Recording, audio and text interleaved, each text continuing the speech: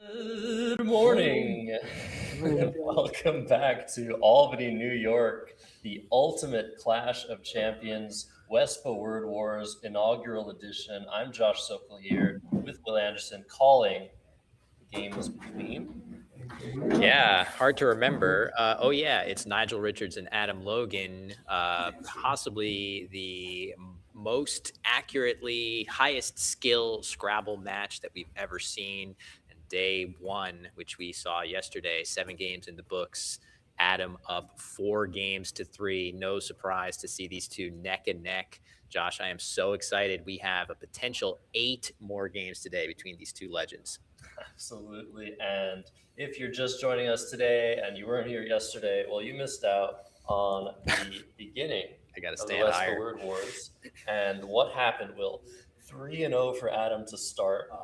Nigel rallied back 4-2 for the final game. Was very important. Is Nigel going to win and go 3-4, or is he going to lose and give Adam another 3-point lead? Adam drew 10 blanks in a row, but Nigel rallied back, and the score is now 3 Nigel, 4 Adam.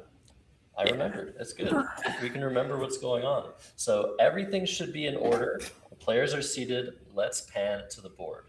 Okay, guys. Yeah, Good can't luck. wait to see is Nigel going to continue his momentum from the last 2 games yesterday. Adam going to bounce back, continue to keep Nigel at bay, and to duplicate his result from the World Championship Finals in 2025, November of last year, where Adam was victorious over Nigel. Two players really played incredibly well yesterday. And there we go, Josh, the first tile today, a tone setter. A tone setter, perhaps. Nigel drawing a blank. 2 E's, 2 T's, an S, and a J. So that is a pretty good opening draw. I think something just like G, J-E-E-D looks pretty good here. That does not take an S. That's already the past tense of the verb G. Yeah, seems like a very reasonable play. Of course, ideally, you would love to get rid of the J, one of the 2 Ds, and be able to hold on to one of those 2 Es. Ideally, not going to be able to do that. Jed is not a word, so a small price to pay for Nigel to use that extra E and set himself up very well with that DS blank combination to get the first bingo of the game down. So yeah, could we be seeing a sea change in Nigel's sort of tile drawing from day 2 compared to day 1? We'll see. Certainly very promising here to start.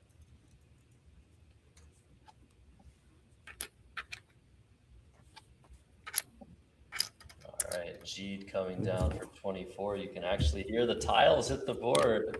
We will not be hearing that all day, but just giving you guys a little bit of an idea of what it sounds like in the playing room right now. So 24 points for Nigel Richards and Adam already having basically these letters lined up, W-I-L-L-Y.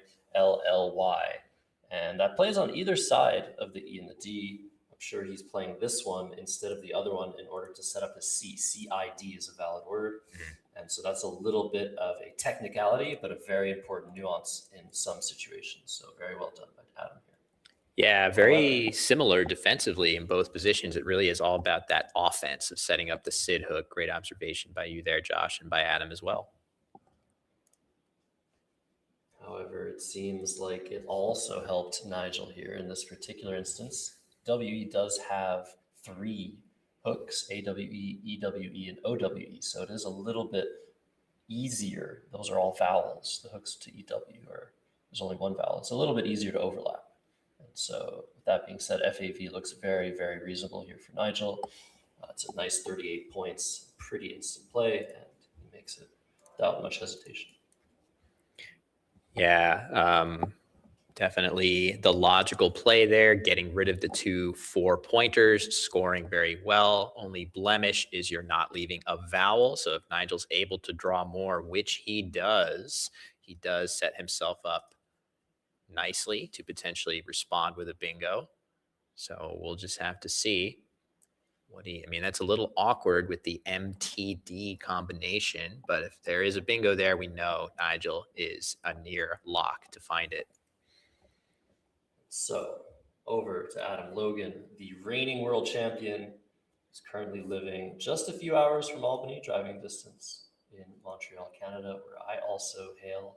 Such an honor to be able to play him pretty much every week at Scrabble Club. And he's been in fantastic form, as you can already imagine by seeing the result of the first day. He made almost no inaccurate plays yesterday. Same with Nigel. He's just been really, really killing it. So CGIORST, a little bit awkward for him. Maybe something like corgi makes sense, making IF to the F in fave that's on the board. By the way, fave is a new word, a very, very useful 3-letter word. Love to see that sort of word added to the dictionary. Yeah, for sure. Those short words that contain the high scoring letters, particularly non-synergistic ones, the F and V, really are not friendly together. So getting short words that contain both of them is really, really helpful. And this word fave is going to get a lot of play in the years to come in Scrabble. So Adam, thinking hard on this one. There is no obvious play available here. There are multiple triple word scores that look like they could, in theory, be accessible. And the down from the Y of Willie and potentially the F of fave, though that is going to be exceedingly difficult to hit that F with a 6-letter word ending there. But there is no standout play, and those are the positions that are sometimes kind of a brain teaser of what to do. Adam has, as you mentioned, corgi. Then, of course, if he wants to play it a little tighter and keep a better bingo leave together, he can play org off of the Y of Willie.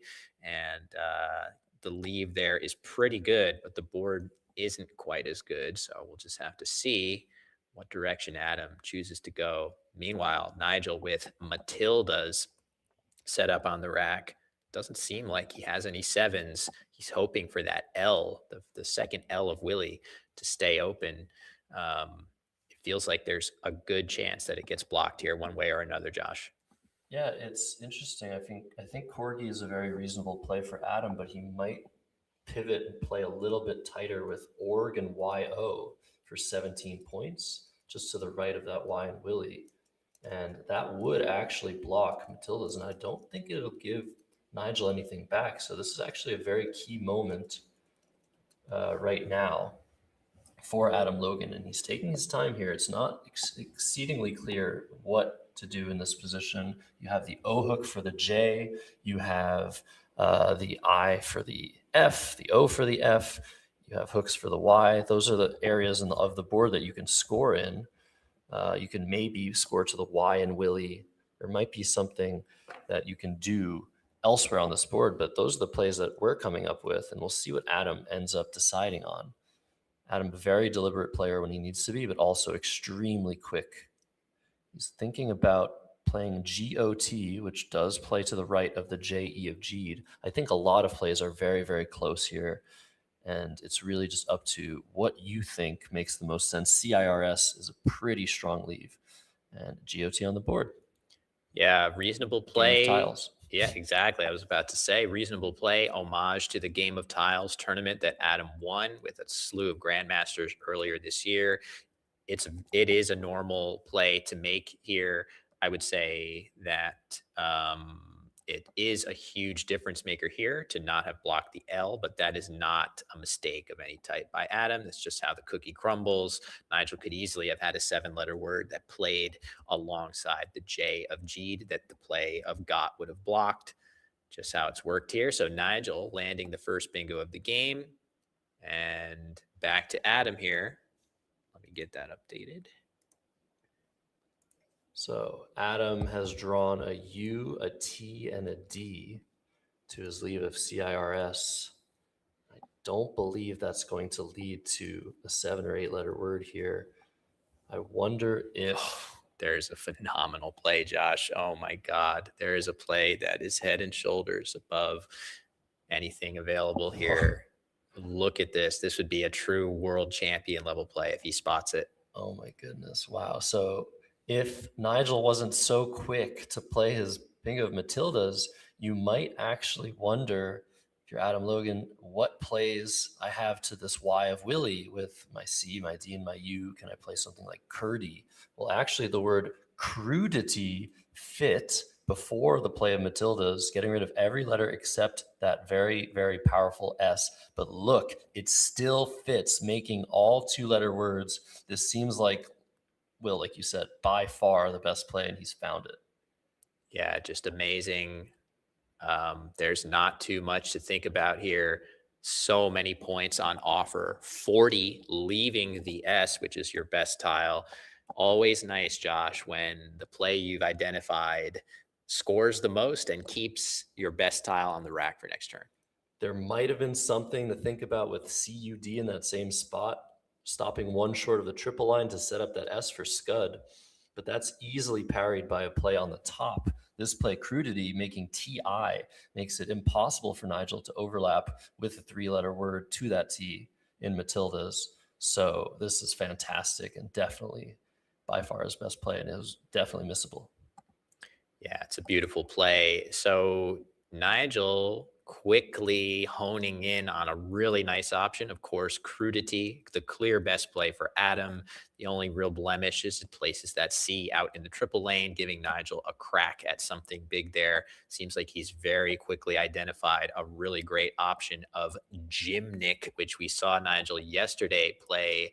Bakgat, I believe, is the obscure 6. We know he knows all the words, but now he is considering an alternative option of gynecia, which I feel like, as obscure as that is, a lot of experts would find that one, but fewer would see Gymnic, which was his initial choice. Yeah, keeping just an M on your rack with this play of Gynecia is pretty strong. The M is such a useful tile to score with. You can even bingo with it. And so instead of keeping the 2 vowels and potentially drawing too many vowels early in the game, Nigel is scoring pretty much just as well as Gymnic, but he's keeping a tile he can use no matter what to score some points next turn with his lead, which makes perfect sense. That's how you pivot. When you're ahead, you keep things you can score with. When you're behind, maybe you keep the AE instead to try and bingo. But Nigel drawing that second blank immediately after the 6-tile play. This is looking fantastic for him in this early game, blocking Adam's best play through the C, probably of Beck's or something like that. So now Adam has to pivot himself, maybe play Beck on top of the A and the S of Matilda's. Yeah, that C would have been a lifeline to Adam to be able to dump some of those high scoring consonants, but he had to realize that the odds of that letter staying open, of that lane staying open, were not particularly good. So he is going to have to pivot at this point. That being said, he still has a little spot on top of Matilda's where if he wants to play Beck, he can do so. Look for Nigel to use the E hook on that word, though. BECK, taking an obscure E hook. If Nigel wants to use that, he can do so. And you can see itemized, lined up on the rack. He is going to be able to bingo off of that play if that is what Adam chooses. To be clear, I think that is the clear best play for Adam, dumping those high scorers, keeping your SR combination with the L as well, but certainly RS, a great start to the next turn. So we'll see. Could be looking at more fireworks for Nigel Richards starting off day 2 on the right foot. Yeah, I guess there's something to be said about playing Kerb, Kerb, in the same spot. But I feel like that's a little bit more dangerous for overlaps. You could also consider playing back, making a huge point sacrifice. Just play BACK through the A of Matilda's to set up your S on a very dangerous lane. Given that right now the S doesn't have much value on this board, that's the sort of play you would consider being down 90 points this early in the game. But I think just taking the points, taking 30, keeping things relatively open, leaving that A open of Gynecia, which could potentially turn into an 8-letter word if Adam gets lucky. I think this is still the play. If the E gets hooked onto BECK, you will have hooks of your own to use afterwards. So Nigel's going to play itemize. We know that. Adam does not. Is Nigel going to play itemize and open a triple, though? That is a very big question. I think if I were Nigel at this current score, I would just go ahead and play itemize where he was already looking to play it with EF next to the F of fave. Yeah, it makes a lot of sense. So playing itemized gets you so many points, 99 points by playing it there with the Beck hook. That's incredible that it scores that well. Actually, a bit surprising to me somehow, but you can still get really good scores by playing it elsewhere. Clearly, Nigel was already hoping to play that on the left side of the board, making EF, and that could be a sacrifice worth making, as you say, Josh, at this score where triple triples really start to become one of the few things that would threaten Nigel's lead post bingo here. You can see Adam's draw not what he wanted with that SLR combination, drawing not enough vowels and the duplicated R. Things looking very, very good for Nigel, not so good for Adam.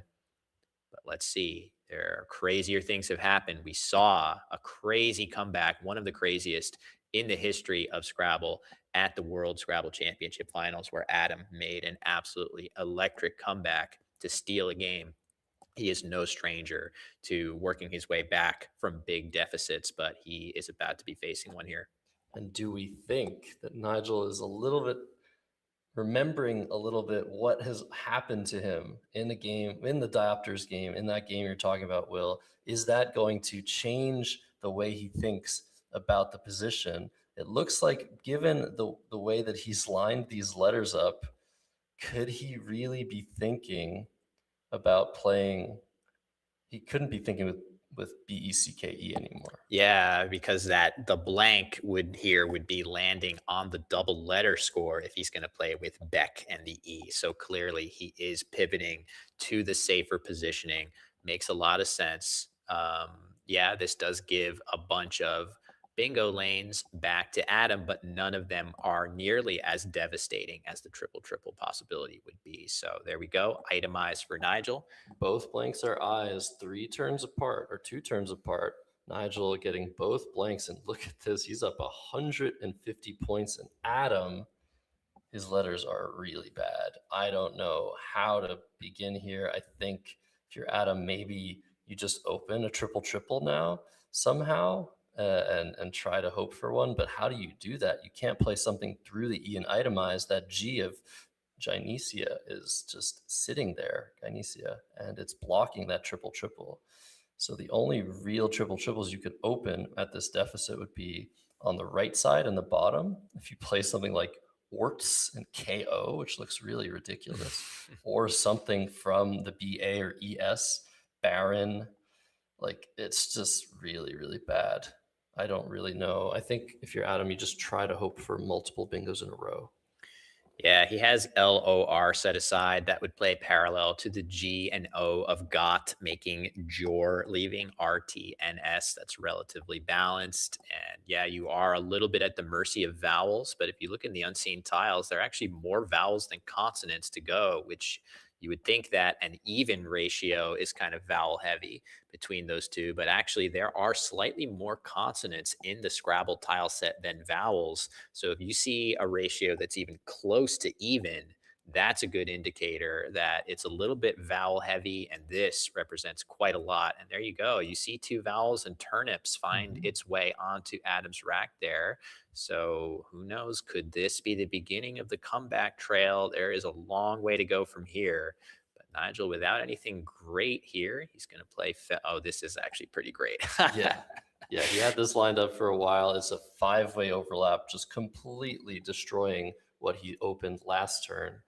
And yeah, one of the benefits of this placement of itemize is you can then just shut the board down in a variety of ways and score points the turn after. So we really like Nigel's last decision to sacrifice 10 points.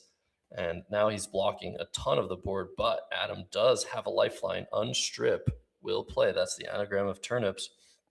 And that actually opens a triple triple through a P, which is really not that dangerous of a tile in general. So you might see Nigel only up by around 88 points, leave that triple triple open depending on what he draws. And Adam could actually get one next turn, but that X is going to be pretty good for Yeah, Nigel. the X just allows Nigel to block off that P at the base of the board and still get a very respectable score. He can play any of several three-letter words of the pattern P blank X, pox, pix, or pax, whichever he prefers. I'm sure that in a vacuum, pox would be the way to go this late in the game. You are going to be looking to see what are the unseen tiles left, and there are actually a lot of O's there, so playing the normal pox would make some sense. Looks like Nigel is considering playing Utopia, which would set up the X. Josh, here Oh we my go. gosh. This is Nigel being Nigel. Oh my goodness me. Yeah, so there's two things at play here. First thing, there's a lot of vowels left, so just playing one of your four is not super ideal. So you'd be starting to look for plays that use more vowels, and Utopia is a fantastic vowel dump using all four of your vowels at once. But it sets up the X. You're going to see where that U lands. XU, a super valid word in Scrabble, and this is just patented Nigel Richards. He could also just play NIX and XI if he doesn't draw a vowel next turn. And so, yeah, Beautiful. I mean, this has to be right. Yeah, Amazing. it's that vowel heaviness in the unseen pool that makes this especially strong. To keep NX together with so many vowels unseen, that's what makes this such a brilliant play. That being said, Adam, with another bingo after unstrip on his previous turn, he sees the seven-letter word, which does play alongside the U of unstrip of rodeos. Could be too little too late, but if Nigel were to have a sort of underwhelming rack here, of course, the problem for Adam is that he should be thinking about Utopia as well. That could be a dump of vowels, but it could easily also be an X setup as well. Knowing Nigel, Rodeo's putting the another several good X Yeah. spots on the board. But frankly, if he's got it, he's going to do something good with it either way. And you just have to play your bingo if you're Adam.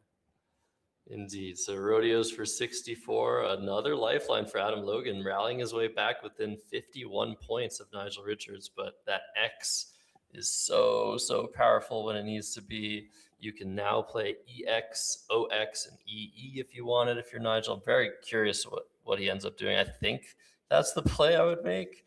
And I mean, it wouldn't be available without rodeos, but I think the play he was looking at, NOX and XU, is no longer the correct one.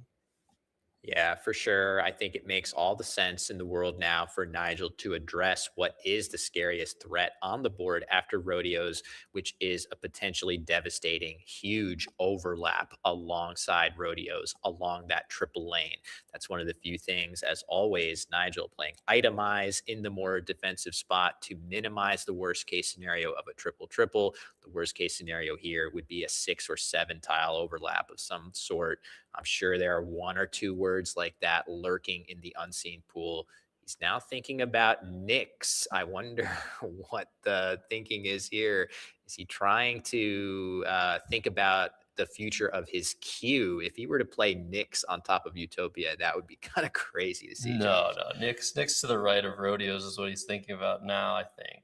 Making ANDI and EX and OE. Oh, sure. However, what happens when you play Nix is you no longer have your I for QI, QADI at the bottom of the board.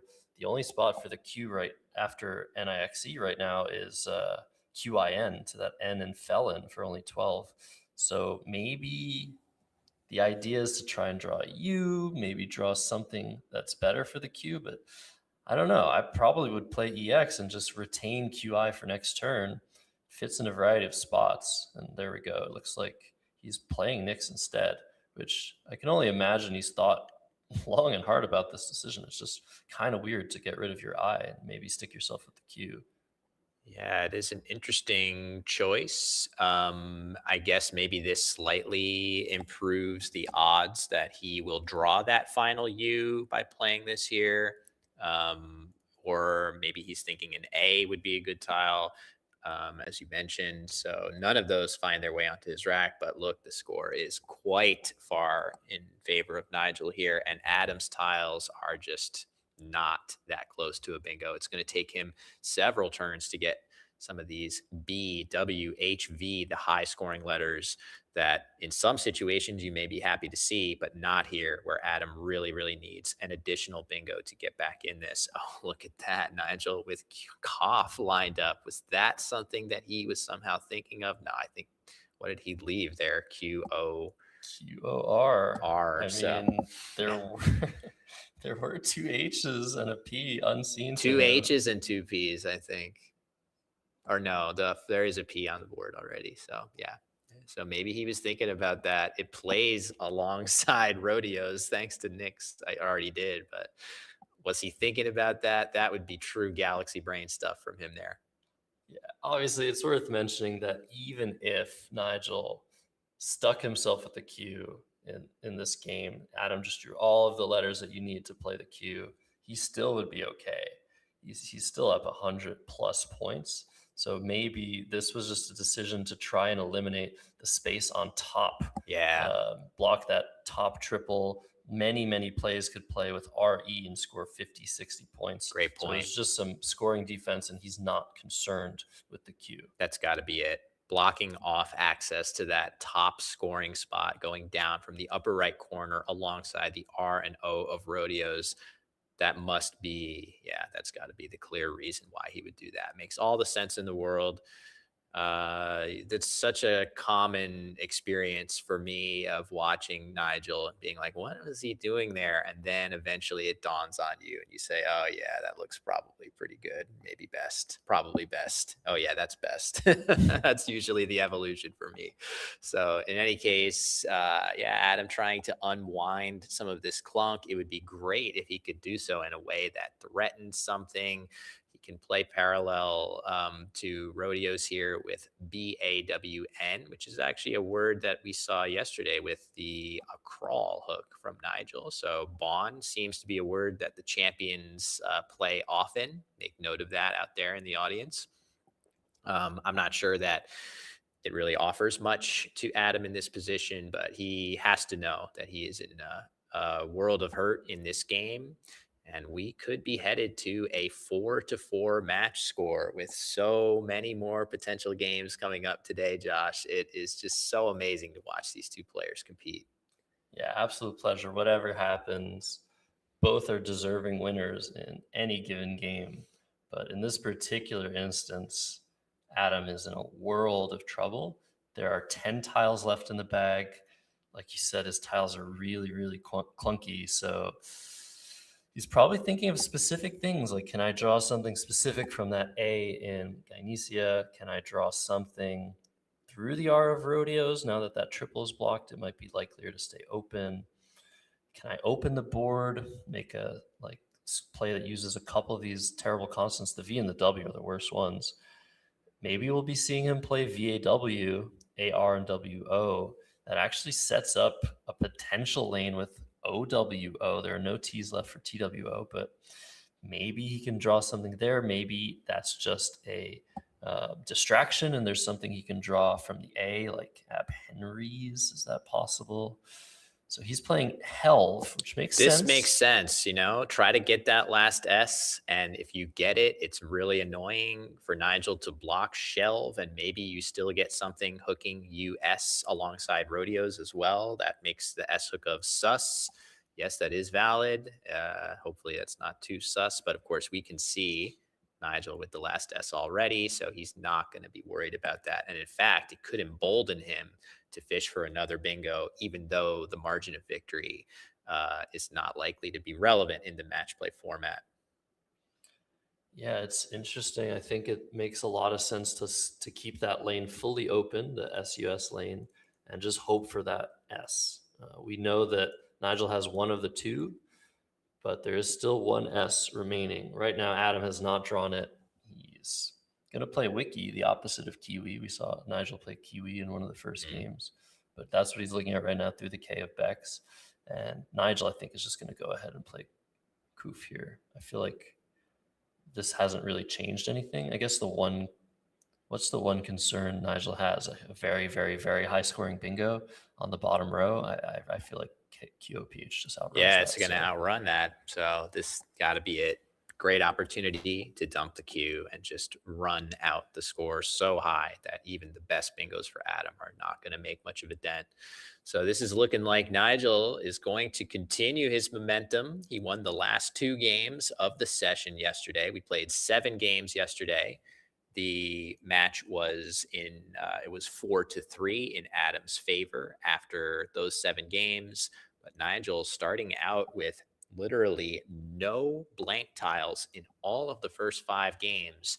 He's gotten both here today. If you play enough Scrabble, a lot of that stuff will start to even out. And that's why we're playing a best of 15 here, Josh. That's plenty of time for some of the vagaries of luck to start to smooth themselves out.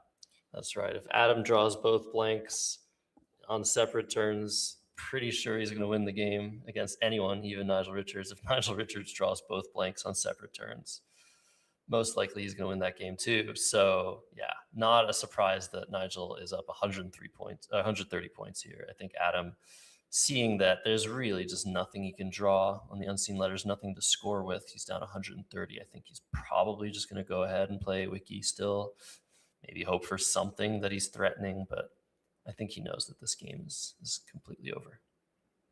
Yeah, he's thinking Wiki is probably the way to go, even though it offers very little in the way of winning chances. As you say, Josh, there's just nothing that is going to offer that here. Best to just move on with this one. Don't use up too much energy. We're looking at game 1 of what could be an 8-game day. Playing Nigel Richards once is pretty exhausting. Playing him 8 times in a day.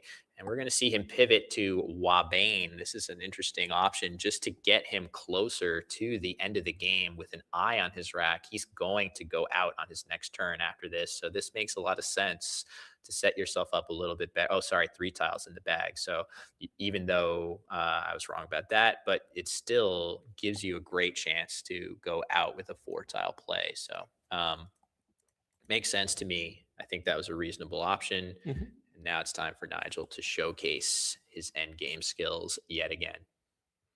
Absolutely. So let's see how long it takes him to line up the best play. OAS will.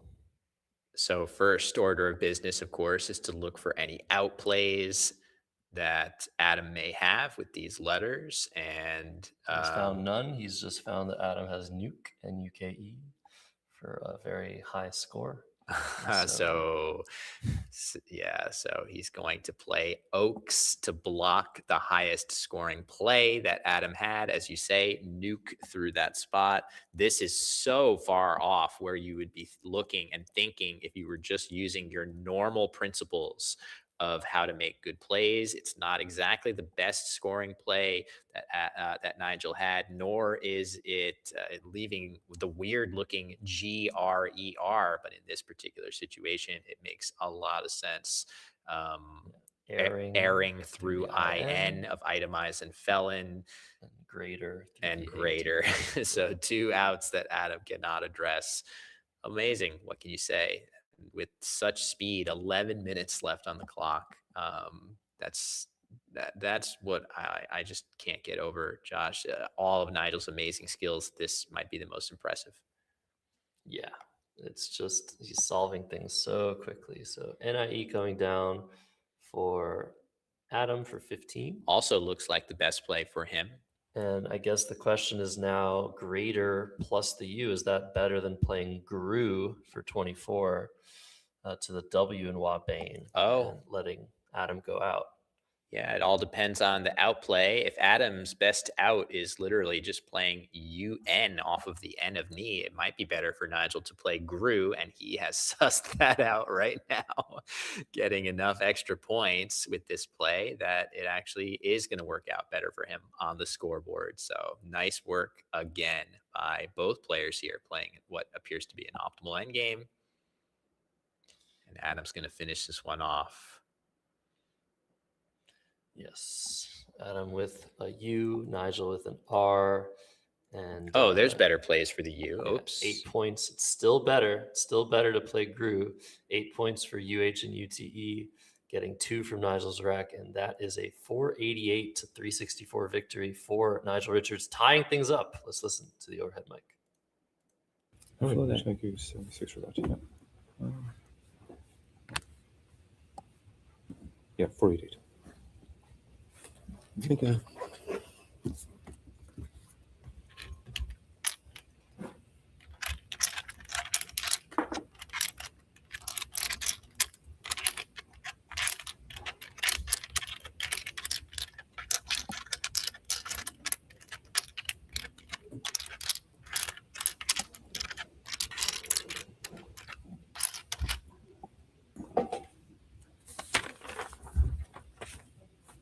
Okay. So that was round 8 of a possible 15. We're getting closer and closer to the possibility of a complete best of 15, Will. But while we're waiting for the players to get set up for the next game, why don't we talk a little bit about an upcoming tournament? We know that right after this, the Boblin Superstars is the biggest tournament in North America, with $20,000 for first and a total of $75,000 first prize. But there's another tournament that's seeing the light of day for the first time this year. It's the Summit Cup alongside the Wespa Open. So the whole ordeal, there's the MISO, the Malta International Scrabble Open, and then alongside the Wespa Summit Cup is the Wespa Open. So the whole thing is being called the Scrabble Festa. That's a nice Scrabble word. But the most important tournament here for sure is the Wespa Summit Cup. It is the top 24 players based on a all brand new point system that is being developed by Wespa. And those top 24 players will have their slots reserved for this mega tournament. What's going to happen? Well, $10,000 in prizes, $10,000 US for the top prize, and a bunch of the best players in the world will be attending in beautiful Malta in December alongside the Wespa Open. So let's look at the Wespa Open. It is open to everybody. That's why it's called an open. All of these tournaments will be at the Corinthia Hotel in Malta, and December 2 to 5. So anyone can participate. Feel free to join this tournament. I think registration is open at wespa.org/tournament/wespa-open.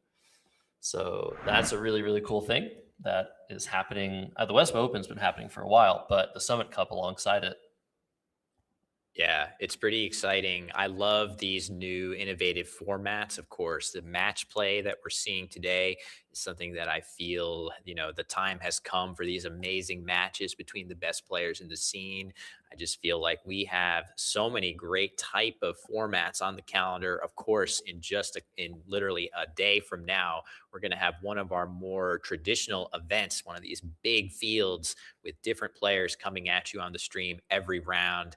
Now we've got a match play between two of the best players, if not the two best players in the world. The Summit Cup is a little bit in between there, where it's an invitational event, highly competitive, not that many players competing, very difficult spots. And that shot, I know we're on screen now and not the beautiful picture of Malta, but the sights to be seen there are pretty amazing. I wonder if that was the room from the playing area in Malta, that shot of the coastline there. It'd be pretty epic. Maybe. Hopefully it is a real picture. We never know these days. But it is absolutely picturesque in Malta. I didn't even know where Malta was, but I signed up, Will. I'm hoping to be there. Yeah, I think it's going to be a can't miss event. And I think my big issue is that I need to get more points in the point system. It is a qualification system that rewards activity. I've played a little bit this year, and I will be playing in the main event, tomorrow and onward. So hopefully I can accumulate some points toward the Summit Cup. I think you'll make it. If I'm in second place, and weird flex, but okay. If I'm in second place in the point system, you're right. It's just activity. No one good is in second place. Wow, self-effacing as always. Josh is right up there at the top of the world rankings right now. So yeah, So it's gonna be tough, but it's gonna be such an exciting event to see come together. So yeah, Summit Cup, very excited. That's gonna be one of the big events coming on. I think the Wespa channel as well in terms of the programming that we can look forward to here. So this is a relatively new YouTube channel. Definitely appreciate everybody watching along and supporting. And if you haven't already, every subscription, every like on these videos helps this channel to grow. So thank you very much. Yeah, it's really important that all of these new endeavors are happening. Maybe we'll see a Scrabble World Tour. Really, is all thanks to the leadership of Lukman Owolabi, the new WESPA chair. He's put this event together. It's a little bit, last minute. A lot of things were happening very, very last minute. So we apologize for any technical difficulties you might have seen. But this is all new. The WESPA YouTube channel is new. The Wespa Word Wars is new. The Summit Cup is new. So we're really trying stuff, and we can use all the support that you can all muster up for us. That's why we have the GoFundMe link pinned in the YouTube chat for Wespa Word Wars. Whatever money is picked up in that GoFundMe will be going towards Wespa Word Wars. Future and present. So we really would like to offer, I guess, better prizes, participation prizes for people coming to these events, to these match plays. Also, the staff. The staff is important. We got to shower this guy with money. I mean, come on. You do so much for the game, Will, and it's ridiculous, and you should be a millionaire by now. I'm good. I'm just, to me, the number that I love to see is that concurrent viewership on these videos, on these live streams. I'm really hoping today, as the match gets closer and closer to that 15th game, which again, we are on track. We've got a 4-4 match right here. So with Adam going first in this one. So yeah, we're just going to have to see. Yeah, that's what I want to see. Thousands of people getting excited for a match like this between the two best Scrabble players in the world. Again, we keep saying no apologies to David Eldar because he's in that discussion with, Nigel's number one. Adam and David are kind of that number two as we see Chi come down for Adam to start this one. Yeah, pretty clear choice. I think, is this the second time we've seen QI this tournament? I can't quite remember. It just happens so often. The most played opening play in Scrabble. The only word you should have opening theory for in this game, keeping TELLY, and Nigel now with AEEGJOY. We're gonna get those scores. Yeah, I'll get it. Fix for you guys. Sorry, we've been pivoting from a couple of different systems here. A lot of new stuff is being offered for these games. Yeah, let's see. What is Nigel going to do? JG. There's no room for that word. That would be very, very nice. I was looking at IE. There we go. AIYEE through the I for a second there. Now he's looking at AJEE, AJEE, making AI. That seems a lot more reasonable than whatever. Maybe he's looking at AYE. I have no idea what he's looking at there, but this is a play I'd probably make. Yeah, it's just tough because how do you make a play if you're Nigel that doesn't open something nice back? That's kind of the hidden benefit to the opening of Chi, which is the most frequently seen opening play in the game by far. When you get that early QI combination without the U to support it, not only is it a great opportunity to just dump that Q and not have to worry about it, but it's very defensive. If your opponent doesn't also have an I to underlap, as Nigel does not, it's really hard. I guess also we should throw in the S and N as hooks to Chi. Nigel has none of those key letters, so it's really tough to play on the post Chi board, Josh. Look at this play. Geo for 8 points. Oh my God. Most obvious setup I've ever seen. So now, obviously, if you're Adam Logan, you know Nigel's tendency to make setup plays, but yeah, this O out in space is probably raising alarm bells. Adam's probably, okay, Nigel has a J or a Z, one or the other, I have to block. But see, the thing about this is that Adam would probably, from this rack, want to play yield under the O of Geo, and you can't necessarily just autopilot that now because the J still plays with joy on top of that. So, also a play that would be normally really good for Adam, like idle under the Q and I of Chi, that would just let Nigel get a free crack at the J. So Adam has to, his alarm bells are ringing, but he's going to have to go way down on his list of candidate plays to find, Yill or something in a different spot. That he's got to be careful how he proceeds here. So, yeah, for sure. With Nigel sitting across from you, you're always on guard for those setups. And this really looks like one, but you're going to have to make a bit of a sacrifice. Nice job by Adam to do just that there. Yeah, I think yield looks really good. You could maybe consider playing a bit longer with yield or dilly, but I feel like keeping the D for YOD, keeping the E and the T with it, which is a really nice addition, makes perfect sense. And that's the calculus. Nigel knows that if Adam has to block his setup a lot of the time, it's going to be at a sacrifice. But look at that fantastic draw for Adam Logan. He is absolutely going to bingo next turn. And Nigel now, still with the J, what is he going to do? How is he going to get rid of this J and score some points with it? He's looking at Fuji and QI, which is really a not very good second place choice for him to have to do that and open yet another triple and keep a Y on his rack. Yeah, this is kind of a forced, I don't want to say forced, you always have options, but this is really from a standpoint of scoring a decent number of points and leaving him with at least the semblance of a balanced rack going into next turn. This is definitely the way to go for him. The board has plenty of opportunities to play bingos, and that is, as you say, Josh, a great time for Adam to have drawn this rack. He has bingos in a number of different spots. It's just up to him to figure out, does he want to take his highest scoring option, which would be bristled through the first L of Yill, or is he going to opt for something more defensive?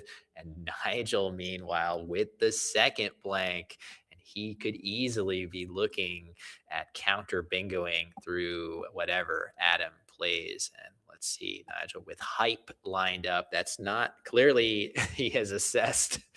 He doesn't think there are any bingos, or potentially that the points of hype on top of the F of Fuji. That's what he's looking at right now. Could Adam give him something better? We'll see what Adam ends up doing. There's a lot of options for him to sort through, especially with this blank now. The benefit of having the blank is that your opponent doesn't get it and you get to bingo a lot.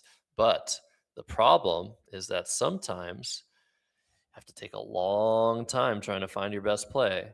And Adam is very, very good at finding words. Yeah, he's really, short of Nigel himself, is one of the very, very best out there. It is extremely rare to see Adam miss anything, and we've already seen him make some incredibly high level finds very quickly as well. So he is nearly unparalleled. It looks like, look at that, he has debits lined up. Is he considering playing a non-bingo with Yod, leaving just the blank, putting the S in the triple lane? That's a really interesting idea for Adam. It's definitely worth considering, just because you're scoring well, taking away one of the two open triples and putting a great letter in the triple lane with a blank in hand. It's worth considering. I think I'd probably still play bristled here, but debits is still well worth consideration, and maybe even best. Yeah, so the first order of operations for Adam, of course, is to look for a double-double. So that's a play through two of those light pink squares. You can do that hooking onto Geo or playing through the U of Fuji. Once you don't find anything there, then it's a question of, do my other bingos score enough to be worth it over such a high-scoring move of debits? Debits scores 43 points, making YOD, and it extends that S. And we talked about that yesterday a couple times. Putting that S out in space, if you're trying to bingo, it is a fantastic idea.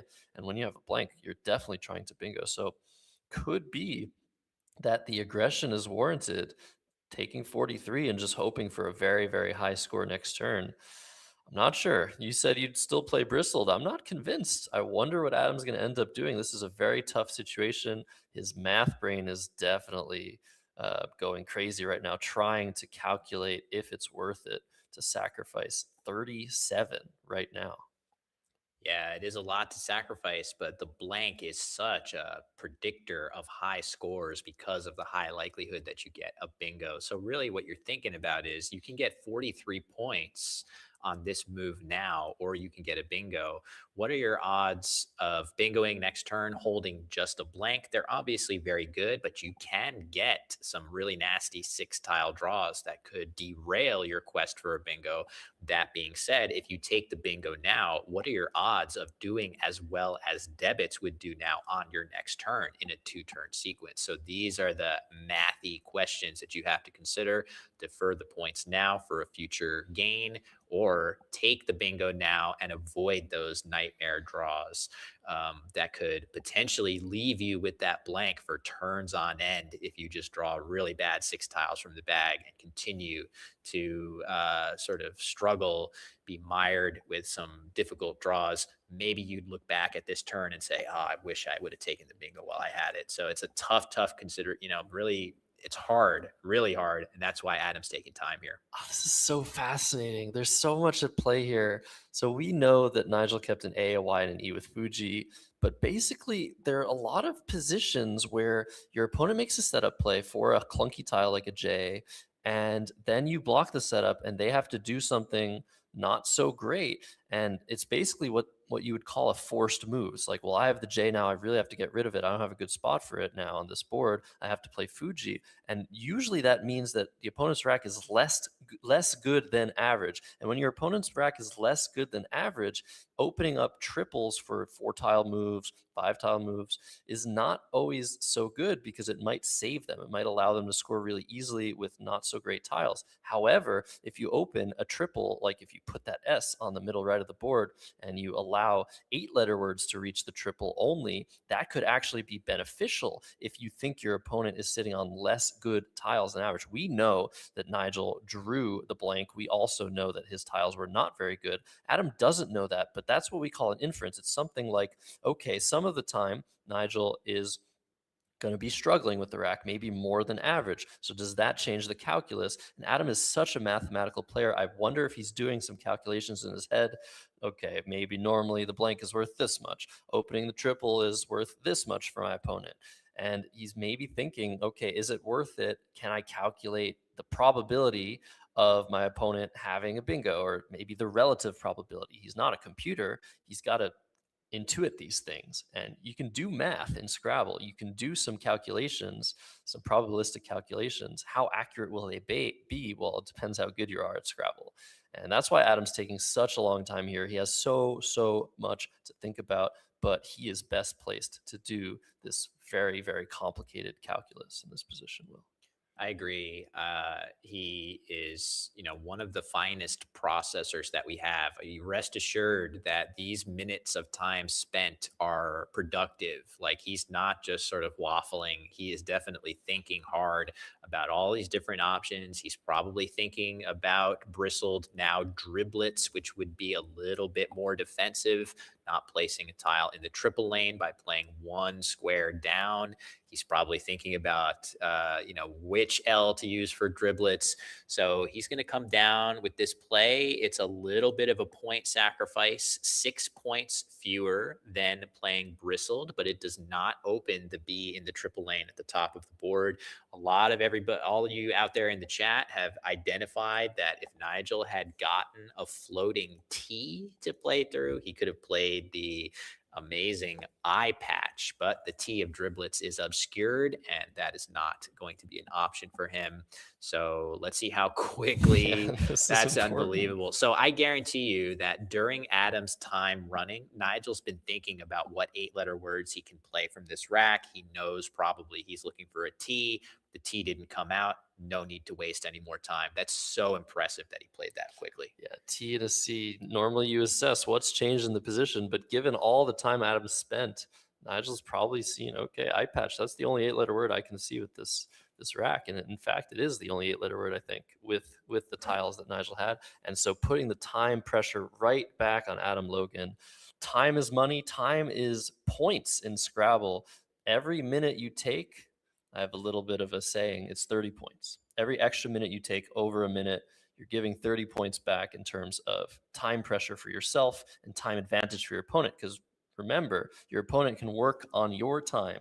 Think about, okay, well, I don't know what my opponent's going to do, but if they do something like this, I'll do something like this. In Nigel's particular instance, if hype doesn't get blocked, I'm probably playing hype. So now time pressure is back on Adam Logan. And we'll see if he can work through this rack. A, D, F, G, O, P, S. So a little bit of clunk. He's looking at playing Goad to the left of Driblets, it looks like. Yeah, goad is certainly an option. Another one could be to simply play golf through the L of Yield. That leaves a little bit better of a leave in terms of the synergy there. Goad would leave the FP combination, which isn't ideal. You could break that up by playing golf here. So yeah, a couple options that would be solid for Adam here. I'm looking at the time as well. I feel like there could be a sense of I have to take a play that feels decent here in order to move along with the game. And this feels like it's a solid play, but I'm kind of liking golf here just to increase your bingo chances a little bit over this, Josh. Yeah, I think golf was definitely the right choice here. Very tough find, a weird overlap.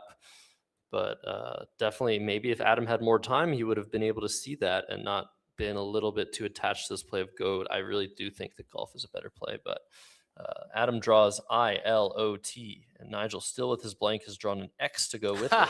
Look at that. The John. Oh my and goodness. Ode John Chu, are you out there? Wow. Because Adam is giving you quite the homage. Of course, John Chu, president of NASPA, with the, I guess, I'm not sure if this is his like alter ego moniker of Postle Fit. So nice job by Adam to spot that. This is definitely purposeful shout out here. But in any case, Nigel, with the X on his rack, the X doesn't look like it plays that well here. Is he really going to just play Ain underneath? Wow. That is the top equity play here, Josh, which is amazing.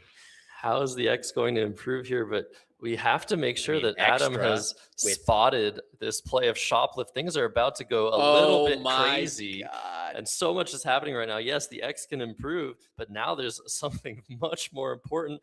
Now Nigel has SEAX immediately. The new word, 16, 18, 28.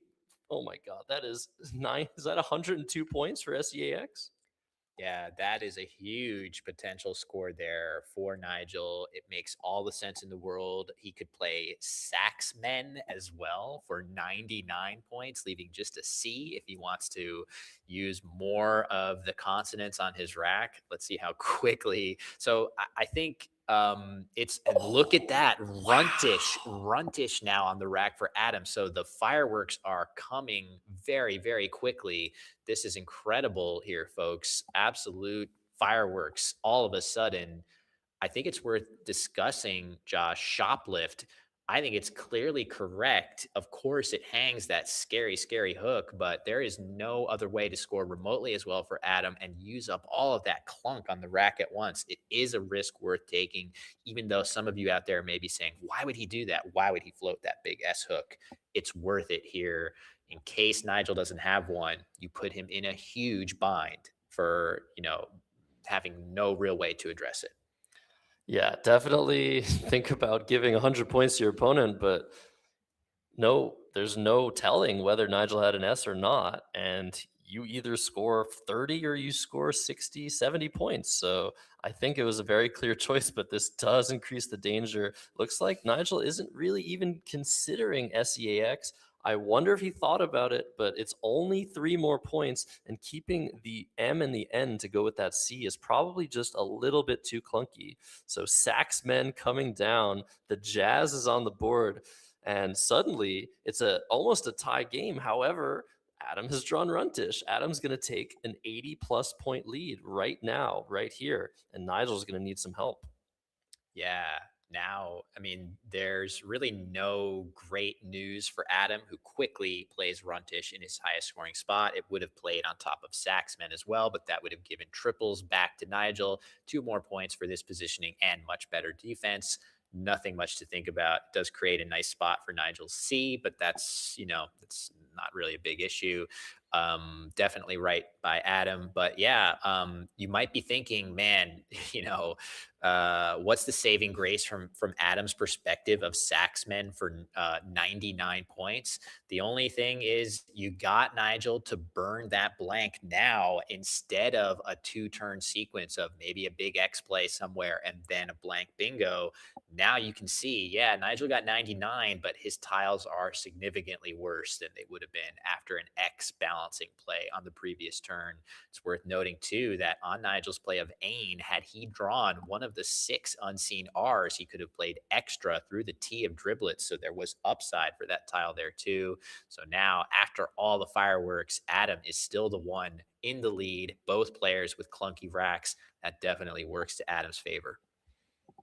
Yeah, now this really bad draw for Nigel Richards, A, B, G, I, T, U to go with that C. He was trying to avoid stuff like this by not keeping the M and C together last turn, probably. We don't know if he was considering the 102 pointer, but yeah, now it's just, I don't even know where to start here, Will. It's just really awful stuff. It looks like he's just going to go with the casual gub and jab, which makes a lot of sense. ATIC, those are the 4 best tiles on the rack, and you get to part with these for 24. But it's not looking super, super great, especially on this board. We'll see what Nigel can draw out of the bag. Over to Adam now with A, K, M, O, R, U, W. He's got the work combination, but I don't think he has one of the very, very common work words. Work is a fantastic suffix in Scrabble. There's a lot of 8-letter words, especially with that. He's looking at WAUK that played with JAK before Nigel blocked that spot, but now he's got to pivot and find something else to work with. Yeah, and he's got the tiles to do it. Of course, the WU combination, always one of those tiles that we do not like to have on our racks. But look at that. Kratom through the T of driblets, scoring really, really well. 49 points. He might be getting close to playing this. The only fly in the ointment on this is that WU leave. If he wanted to avoid that, an interesting alternative option could have been Coombe through the H of Runtish, leaving instead of WU, ARW. That is a long shot better. It would have some positional disadvantages as well. Josh, what do you think about this? Is this a mistake or is this positionally superior to Coombe? I like this positionally for Adam. Coombe would allow very high scoring plays to the right of it or bingos hooking an S onto it. Yes, the leave is a lot better. I think with this big advantage on the scoreboard, you just want to eliminate Nigel's ability to get high scoring bingos and maybe very high scoring plays as well. So you take out a triple instead of opening one more, and you just deal with the WU. WU is horrible, but it's especially horrible when you're trying to build towards a bingo, which Adam is not. He doesn't need a bingo. He just needs to keep scoring. And I really think I like this play more. Yeah, just that S hook on Coombe at the base of the board would just allow Nigel to come back with 100-point bingos a lot if he has that 4th and final S. He plays chair here for 32. Potentially, this is in the exact same spot that we were debating Coombe being playable. Nigel may be hoping himself to set up a spot for that S and draw it. Adam does not have it, and he now has a major threat at the base of the board that he has to think about blocking if he can. Chair with that R out in space as the final letter also makes it difficult to block without an E. There's a ton of E's still yet to be played, but it just so happens Adam doesn't have one, which makes that spot a little bit tougher to block with a parallel along the right side. Yeah, Nigel definitely on the back foot. ITE usually a good leave, but with all of those E's to come out of the bag, you don't want Adam to have an E so he can't block the chair's hook. that you might be setting up for yourself by playing RE. But then again, you don't want to redraw E's. We see Nigel has drawn 2 more of them. So it is a good play for sure. It's exactly what Nigel wants to do and exactly what Adam didn't want to do last turn. So there's a nice mirror image going on there. But yeah, unarrow. it's not a word, but we'll see if Adam's considering just playing narrow underneath. Wow, this is a really cool idea, actually. Huh. Just blocking that S hook, Yeah. making it really, really difficult to use those triples, scoring some points. I love it, Will. It makes a ton of sense. Maybe This you is a keep the really A, clever or idea. keep the N. Oh, wait. Oh, you're thinking maybe arrow keeping the N to help the U a little bit going into the next turn. That's interesting. Yeah, as that's the well. only consideration. The N giving 3 more points to this play, and points are great. Points are king. However, with the unseen pool being so heavy on the vowels, maybe keeping that N could have been the other thing to consider. But I love this play by Adam Logan. Narrow, just blocking the threat, keeping the scoring pressure, and not taking a lot of time. Adam has taken maybe 5 minutes in the last 6 moves. Yeah, it's a great play. It's just so, the way the board is shaping up, the chairs hook is so far the most dangerous spot, not even just for bingos, but for stuff like zest and chairs, which would put Nigel right back into this game. Narrow doesn't block that, but it does block those bingos. Nigel with Z, this is a nice score. It's getting him in range where a potential bingo is going to be worrisome for Adam, but Nigel is still down by a solid amount plus whatever Adam manages to score here. Not very good tiles on Adam's rack, but he should be able to come up with something that keeps him far enough ahead that he can withstand a lot of the bingos Nigel may have here. And so those vowels did come for Adam Logan. He did redraw an N and an L, so he's not totally in trouble here. He's going to be looking for an underlap of the ROW. He has ELE set up. It would be very nice if it were started that way, because REZOL and EWE are all words. But it looks like instead Aeon does fit with Zoa and EWE, and that's a way to score with non-scoring tiles. Yeah, it makes a lot of sense. Aeon under there really conclusively neutralizes both of the triple word scores. I guess it's still technically possible to play something to the right of chair going down with parallels, but that's not really going to be that easy. Given the tiles unseen, there aren't really any combinations that look super threatening in that spot. I guess something like woes would score well, but that's not going to be enough for Nigel. So you can live with plays like that. If you're Adam, this looks like a very, very solid play. He's playing great defense here. Quite the game. It's really shifted back and forth between aggression and defense for Adam, with Shoplift, the incredibly volatile but clearly correct option.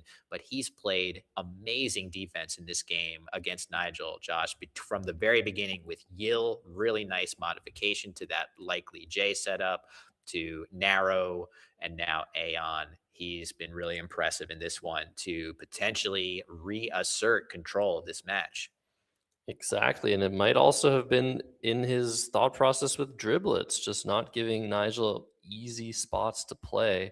And that can be so important if your opponent has a really good play and you block it. Suddenly, maybe their next best play isn't so good. So Scrabble isn't all about scoring as much as you can. It's also about limiting what your opponent can do. And Adam has been doing that phenomenally. Really a big masterclass here on scoring defense for him, and bingo defense with the play of narrow, just blocking chairs. Those are the 2 types of defense, and both of these guys have mastered. Yeah, it's so impressive too. You really do think of Scrabble as a game where if you could just master that dictionary, you're going to be fine. But obviously, these 2 players know the dictionary better than almost anybody out there. But it really is that sense of defense, timing, making those timely plays that completely change the game's trajectory early on. Maybe a player has a bingo that could be open, that gets blocked by a canny defensive play. These 2 players do that more than almost anyone. Over to Nigel now, who is 75 points behind Time is running out. 10 tiles left in the bag for him. And look at that draw for Adam. 4 constants, exactly what the bingo doctor ordered. Maybe not the bingo doctor, but the tile doctor. Yes. If you're Nigel Richards here, how do you complete your comeback, or at least attempt to? The board is really difficult to work with. That G and goat is swinging out there, but without an N, you can't do anything about that other than maybe play a 5-letter word. Maybe you're looking for 9-letter words. Maybe you're looking for words through the M. How do you do anything here? You also have to keep scoring, and that's what Nigel's doing. He's playing Vex. What is he looking for here? Iodating or some ioticism, some kind of crazy draw into the G or M is probably what he's thinking here. And I'm sure that he's figured out that the V is just never a part of those bingos that actually can win him the game here. So getting rid of it is paramount. So a play like Iota, which would have been an interesting option parallel to Shoplift, that would have kept the V on the rack, and that's just not going to get the job done for him. So he's probably looking for some crazy 2-tile draw of that type. Seems as good as anything to me. Yeah, well, funnily enough, the play of Vex actually set up Iota, and Iota set up the play of Vex. So if Nigel were instead ahead, I think Iota would be a fantastic play to give him potentially more points for a short play and basically set up a scoring spot that Adam would be really hard for him to ignore. But that's not the case. Nigel is trailing. He needs to keep those 1-point tiles to try and get a bingo on this board. Very keen observation by you, Will. IO dating potentially, ioticism, maybe a couple of other things were available for Nigel with certain 2-tile pools, and he was definitely thinking about that. Now over to Adam, who's down to 7 minutes. And this is a little bit of a complicated position. He just played off his N, so he no longer has access to that G of goad with a scoring play. Most likely. So what is he going to do? Is he worried about ING bingos? He probably is with a play like Vex. Yeah, for sure. So with the number of tiles in the bag, I feel like 15 looks like 8 in the bag, or sorry, looks like That's right. 8 in the bag from Adam's POV. So why I'm sort of trying to figure this out is that the highest scoring play for Adam right now is Cruelty into the Y of Hype that scores 30, leaving a relatively small number of tiles left in the bag. You have to be, assessing that play. You need to think, what happens if Nigel gets a big bingo here? Am I going to be up by enough points to withstand it? I feel like Adam is up by 49. He would be up by 79 after Cruelty. That feels like just enough that probably you can withstand the biggest stuff that Nigel has to offer. But I don't know. It's still a little risky. If you take fewer points to try to block something and Nigel does wind up bingoing through to the G or to the M, or maybe with a TY word. I wasn't even thinking about that actually, but words into the Y of Hype ending in like ITY could also have been on his radar there. Very good point. Yeah. So seeing the play of Cruelty actually enables you to realize that that's actually a threat. Neither of us were thinking about that. But Cruelty is a very nice score. 30 points, leaving 2 tiles in the bag. Is that enough? You're going ahead just under 80 points. I feel like most of the time that'll do it on this particular board. That might just be the best play here, Will. Or could we see something extremely defensive? And here it is, Nice. coded, just blocking as much as possible. This is really cool. Blocking that G, blocking that M, almost as if Adam read Nigel Richards' mind here and what he was going for. So now Nigel has only a couple of things left on this board to work with. This is looking really bad for him. Yeah, he's certainly looking at using whatever number of tiles he can to try to open some space on the board somewhere and draw into an ITY bingo. That's probably what he's thinking. If he can pull that off, it's not going to be that easy. Is he going to just play WO on top and maybe try to draw ideality into the Y of Hype or something like that? I mean, you can do that. If you draw DL, we could see Adam with the L on his rack, so that's not going to work out for him, but maybe that's what he's going to go for here. Either way, it is definitely a grim situation for Nigel as he consults his tracking there. His tracking slip His little notebook is definitely the smallest of any elite player. He has these little, sheets of paper where his, just the orderliness of his thinking doesn't even require him to use more paper there. But nobody's better at coming up with winning chances in situations like this. It's so scary when he does this. It's really like you're looking like, oh no, he's calculating. I can actually see him calculating. Yeah, so he's going to be looking at what can happen if he gets certain draws that he needs, but he's not just looking at the draws that he needs. He's looking at what happens on Adam's racks when he gets the draws he needs. He's going to try and figure out if there's anything that he can do to win this position. He's down by almost 70, so he can't really afford to score nothing here and let Adam just power through with a lot of racks. I really wonder what he's going to come up with, if he's going to give up. And if his play is a giving up play, we won't know. He's just going to make the best play he can find. Now he's looking at Owie. Where does that play? Oh, he's looking at Dowie. Just Dowie. Dowie to block the scoring spot and leave one tile in the bag. What can he draw with that? I mean, he's trying for something. Is it going to ever fit? Whatever it is he can draw, I think he's probably just decided that this is his best chance at just narrowing the gap. I feel like this is a giving up play, Will. Yeah, it's tough. He might not be feeling like there's any play that gives him a great chance. He could still have some bingos to the Y in mind.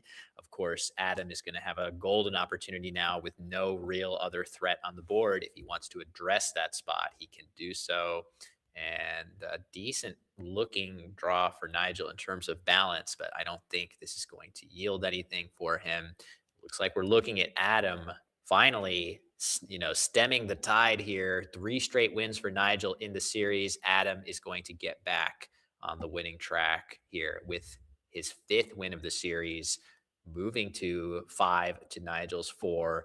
Again, these two players are racing as fast as possible to get to 8 wins in this best of 15. Still so much Scrabble to go, Josh. I cannot wait to see how this wraps up. Yeah, this looks like Adam's game. He might not know it. He's looking at the unseen letters, and there's one tile in the bag. It is an E. He doesn't know that, so the unseen letters to him. On top of Nigel, we can see the letters for satiated or astatide. Those are 2 8-letter words that Nigel can't have because he only has 7 letters. And he's just double checking, is there something that I have to block? To the Y of hype, to the P of hype? Is there a crazy 9-letter word to the DI at the top right of the board, to the EF, maybe a 10-letter word through EFG? It's Nigel Richards. He's capable of anything. He's pulling out these crazy words out of his hat that no one else has ever seen before. And so we might see Adam Logan take a little bit of a sacrifice here to try and block some of those ghost threats, Will. You mentioned that could Nigel have a crazy word that ends in the DI of goad and driblets? And that sounds like a complete pipe dream, except although Nigel didn't play this into a DI on the board, he once played latifondi as a 9-letter word, which is completely absurd. How many players would find that in the world? Got to be less than 5. Nigel, of course, one of those. But so he's done it before. So if you're Adam and you know your history of Nigel, you have to be worried about those crazy 9, 10, 11-letter words that probably only the player sitting across from you knows. Am I going to get hit with some kind of an epic, play of Scrabble history? Not in this case, but you have to be thinking about that if you're Adam Logan here. He's got VRL lined up. Maybe he's just thinking about playing a V and an R somewhere. I wonder what he's thinking here. He's maybe looking at Rev through the E of coded, making Arvo. Not really sure what he's thinking, but he's got 2 minutes left. As long as he doesn't go over by a ton of time, he's going to win this game. He just doesn't know that, like we said.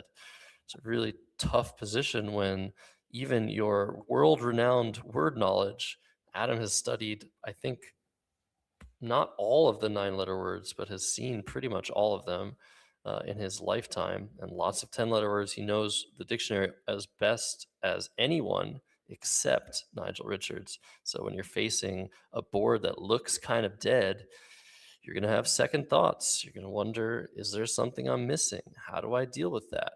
But I don't know if he really can deal with that. Can you play something like earn, UP, and REF? No, that sets up an S hook. So it's kind of weird. Or maybe there's nothing there. No, Atatis would win the game for Nigel, so you can't do that. Yeah, he might be thinking less about VRL that he set aside, but maybe he's thinking about playing Un2 on top of the P and EF of hype, which would, if there's any crazy thing that I'm missing ending in the Y with ITY or somehow the P, that play would block that and give nothing that I can see back. That might be what he's thinking about here. You have to be a little concerned about the V on the rack just to make absolutely sure that I'm going to have some options for it. I think he should after a play like that. But just between the eyes of Runtish and Chair and Van on top of Narrow, I'm sure there's other stuff. So if he wanted to do that, he would be okay with the V in the end game. But now down to 25 seconds on the clock.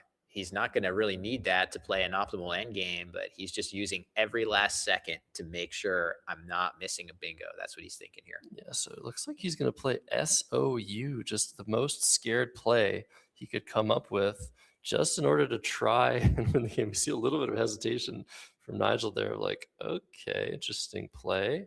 And this is definitely going to make things a little bit closer than was necessary, but I think Adam calculated that he will have enough. He's up 68 points, even if he goes overtime by 1 minute. For those joining, overtime is not the end. Adam Logan will lose 10 points for every minute he goes under, but he will not lose the game on the spot like chess or other sports. So now Nigel Richards to play a 7-on-6 endgame and find his best option here. It's very complicated. Adam does have a few spots for the V, and Nigel's going to have to calculate which ones are the most lucrative for him and whether it's worth it for Nigel to take them out. We'll see what he ends up doing, Will. I wonder how long this endgame is going to take. Yeah, this is, I feel like through random chance, we have had a lot of end games in this series where Nigel is the one who's had to calculate the 2-turn sequence and Adam is the one to respond with a single play. And it turns out that this is just another one of those. And you can see Nigel has set up Aidas here. Not even sure where he's wanting to play that just yet. I'm sure maybe just leaving STT, he can play that alongside Shoplift. That looks like a pretty good scoring play. Leaving, he can pluralize Z's as well as a potential extra play. So that's might be what he's thinking about. What would his backup plan be for STT if that area gets blocked? That's what I'm looking at right now.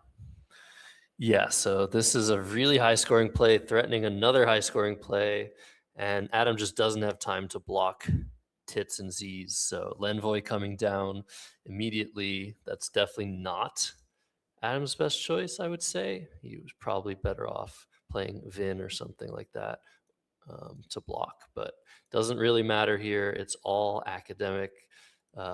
It's 21 points for Nigel, and he's going to lose this game by 15, I think, after all is said and done. Oh, I already committed his play. I think we know that that's likely what he's going to do, but hold on. Let me go back and just force him to actually do that here. So not quite 15, 40 yeah, points, 40 points. That makes a little bit more sense. So yeah, I guess I don't. This is funny because I would be more worried about correcting this if I didn't know that he is actually going to play the play that I just put into to our system here. There it goes. So that is going to yield final here. Let me just finish this one off. Yeah. So 402 to 438 is the final score. Yep. Adam Logan taking the lead in the series 5-4. Let's listen if they have anything to say in the overhead mic. Yeah. 231. Yeah. 263. Yeah. 311. Yeah. 337. Yeah. Oh, yeah. 350. Yeah. Yeah. So 398 and 402. Yeah. 438. That's right. Okay. Okay.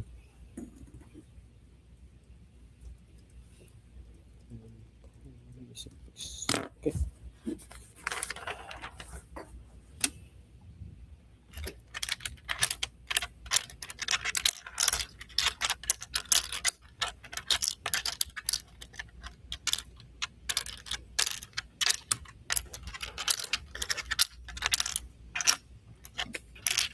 All right. 5-4 now for the reigning world champion Adam Logan, hailing out of Montreal. 4 games for Nigel Richards, the greatest of all time, hailing from Kuala Lumpur, Malaysia, here in Albany, New York. We might have 6 more games, Will.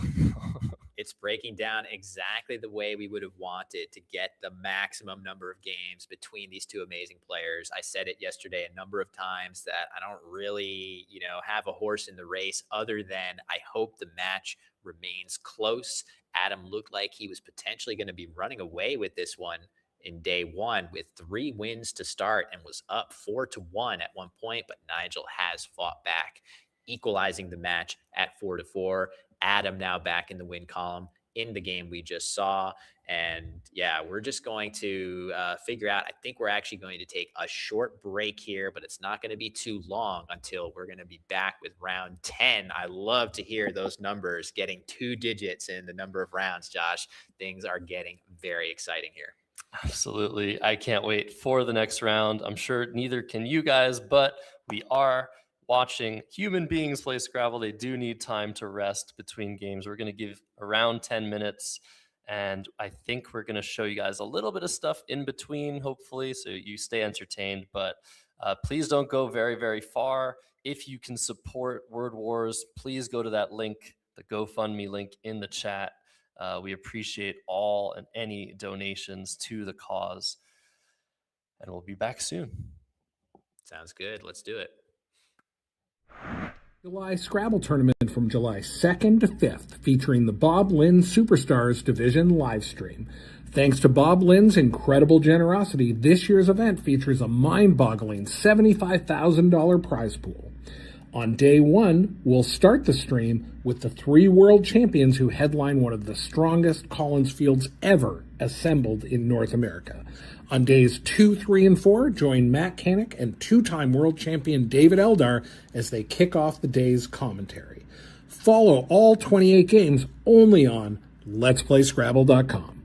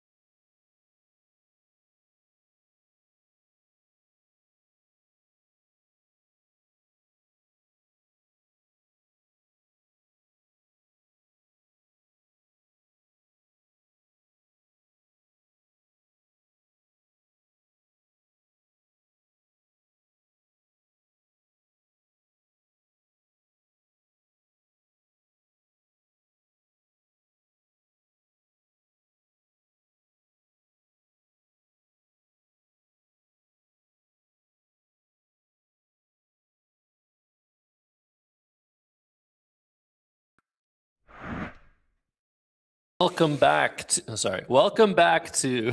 Wespa Word Wars, the first edition. Nigel Richards versus Adam Logan. I'm too close to the camera, and I'm Josh Sokol, and this is Will Anderson, the one and only here to call the games as best we can.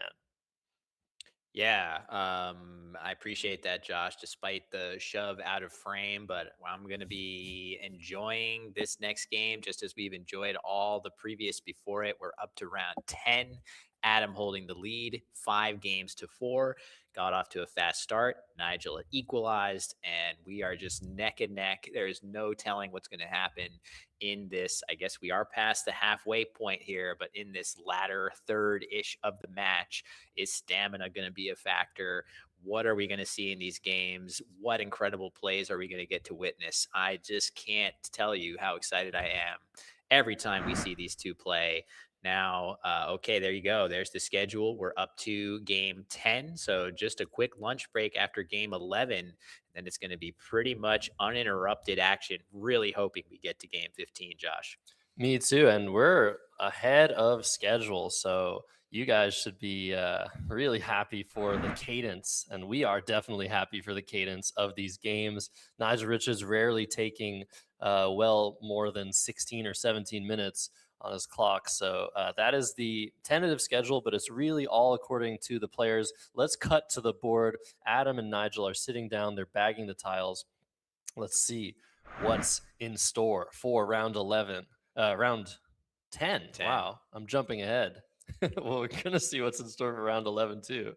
Nigel Richards going first this round. He is on the left. Adam Logan on the right. Everything set up for you guys so you can have the best watch party ever. Guys aren't moving. There's no complications. There's going to be a little bit of a handshake. Yeah, as there always is, Nigel, the consummate sportsmanship always on his end. The pre-game and post-game handshake with good cheer, no matter what happens in the game, no matter how many good tiles his opponent draws. And here we go, Nigel off to the races here in game 10. And you'd certainly love to see a consonant or two come his way. Wow, not the best rack to start for him here. Opening exchange here looks like definitely we're going to either see AT or AIT being kept on the rack. What is your guess, Will?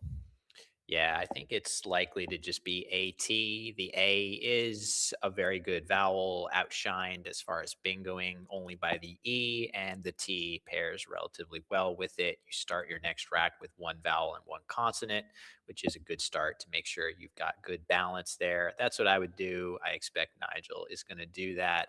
The I, of course, also a good bingo tile, but scary to keep one on your rack in the early going with so many more yet to be drawn, and duplicating those I's can be so toxic to the rack.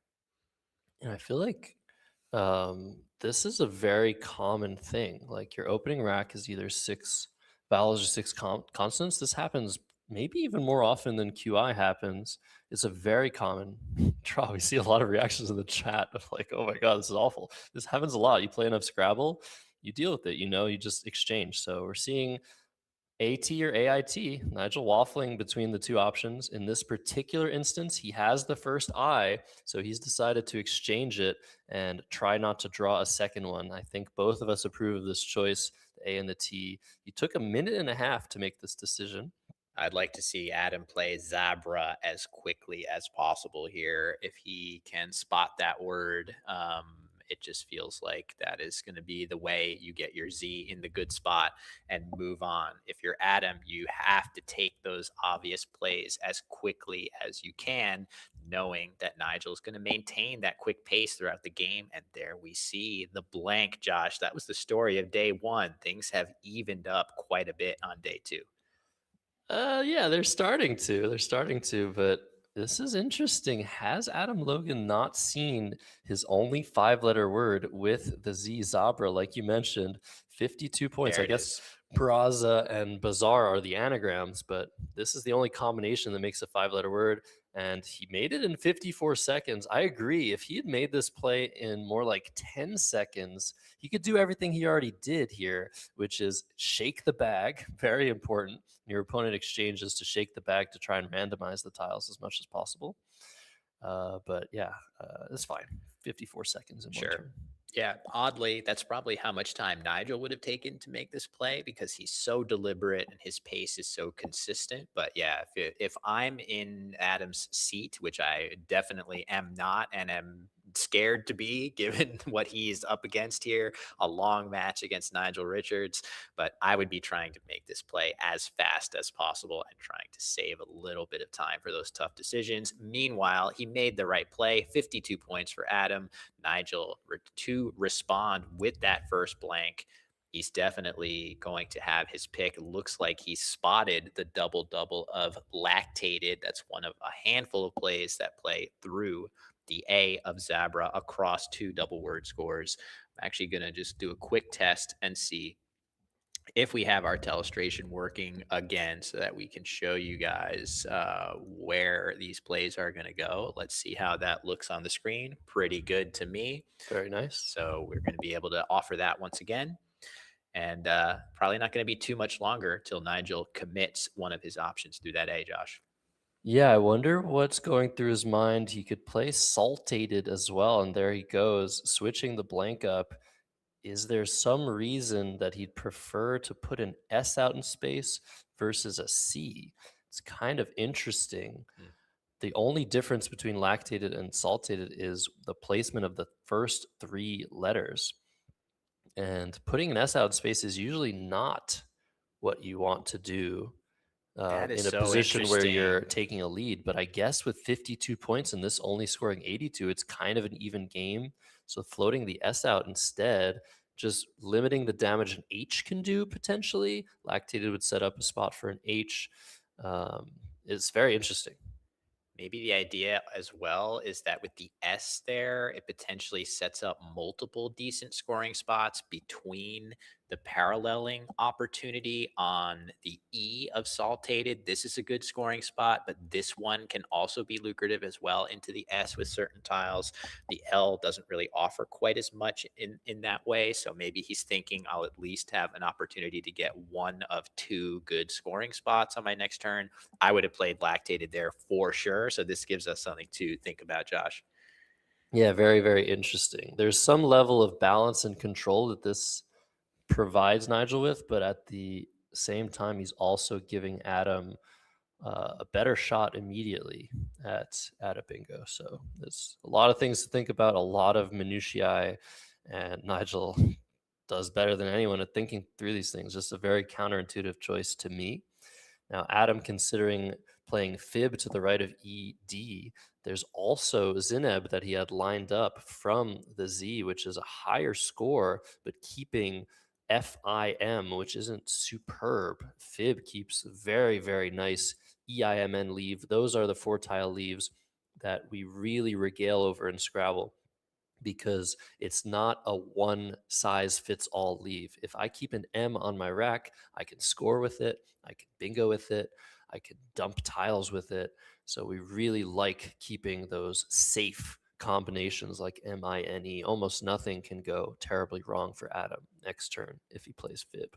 So I think that's why he's considering this over the higher score of Zineb, which also has some not so great overlapping potential that it creates on the board.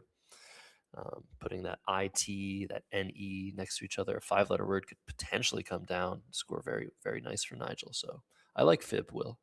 Yeah, it's a really interesting decision. You have to be thinking a little bit about the point differential between the plays here. So Fib scoring 32, Zineb scoring 39. That is a significant increase, but also your expected chance of getting a bingo down for all the reasons you just described are significantly higher after Fib. So deferring points now for the promise of a bingo in the future. This is the decision that Adam is pondering. I think either one of the plays is justifiable. I feel like the board is open enough after fib. I mean, you've just got, if you draw a 7-letter word, you've got these free lanes that they're almost always going to play. difficult to imagine those getting blocked. So Adam does go with fib. I like it. I think we both like it, Josh. Yeah, Nigel looking a little bit off into the distance right before Adam laid this play down. Maybe a little bit of body language again. Adam seeing Nigel losing his focus, being like, no, we're playing.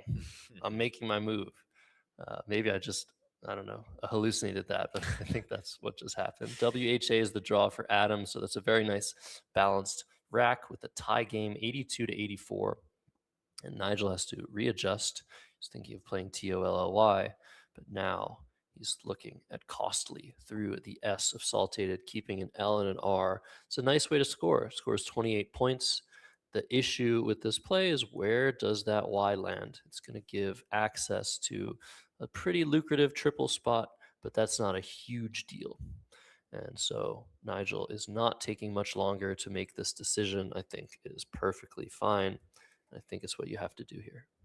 Yeah, it's with so many consonants on his rack, it's definitely, something that he's looking to do is to use as many of them as he can. He's done a good job doing that with Costly, a 6-letter play using 5 tiles on his rack. Let's see if he can replenish with some vowels. Oh man, not only has he gotten at least 1 vowel, the second blank as well. So man, what comes around goes around sometimes. Adam with a key win in the previous game, but he is going to have to find a way to overcome both blanks on Nigel's side this time if he's going to get a 6 win in this match.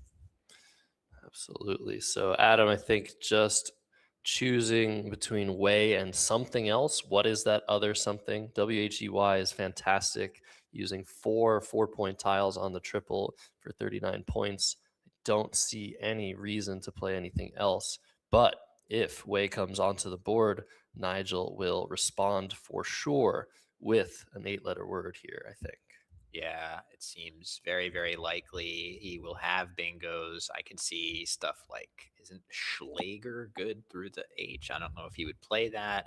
I'm sure there's going to be stuff that Nigel's going to play here. Just want to point out that this play of way for 39 points, the highest scoring play available for Adam, but the leave of AMIN is actually deceptively good. And that's something that I learned some years ago. And you're right. He's drawn into Alumine. There you go. Alumine is going to play as a counter bingo, a huge one for Adam as he is about to get hit with are we going to see that bingo through the H? I thought there would for sure be something better, but maybe that's what Nigel's getting ready to play up there at the top of the board through that H.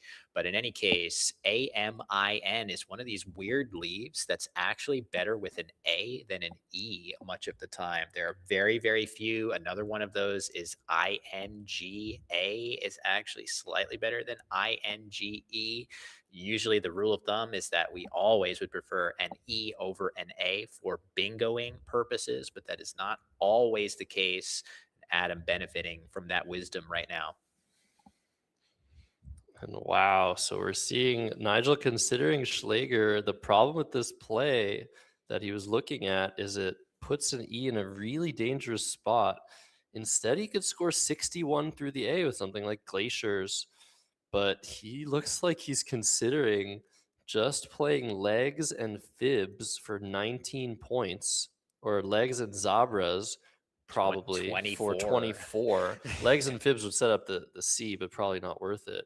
This is a very bizarre looking move, but it has a lot of merit. The C and the R together, super strong, especially on this board where you can maybe start a word with an A or play through the H of way for a higher score. I wonder if Nigel's going to decide on this. It's just only 24 points. That is such a stunning sacrifice. And there are other bingos playable too, if you would prefer not to bingo with Schlager, which, as we've pointed out here, has several deficiencies. Josh mentioned the E is in a terrifying spot to get hit super hard, but also an S. If Adam has an S, that's going to hit really hard too as a counterplay. But if you don't want to do that, you can just play Glaciers through this A. You don't have to play legs here. You can opt for a different bingo, but this is a fascinating play here by Nigel to sacrifice so many points.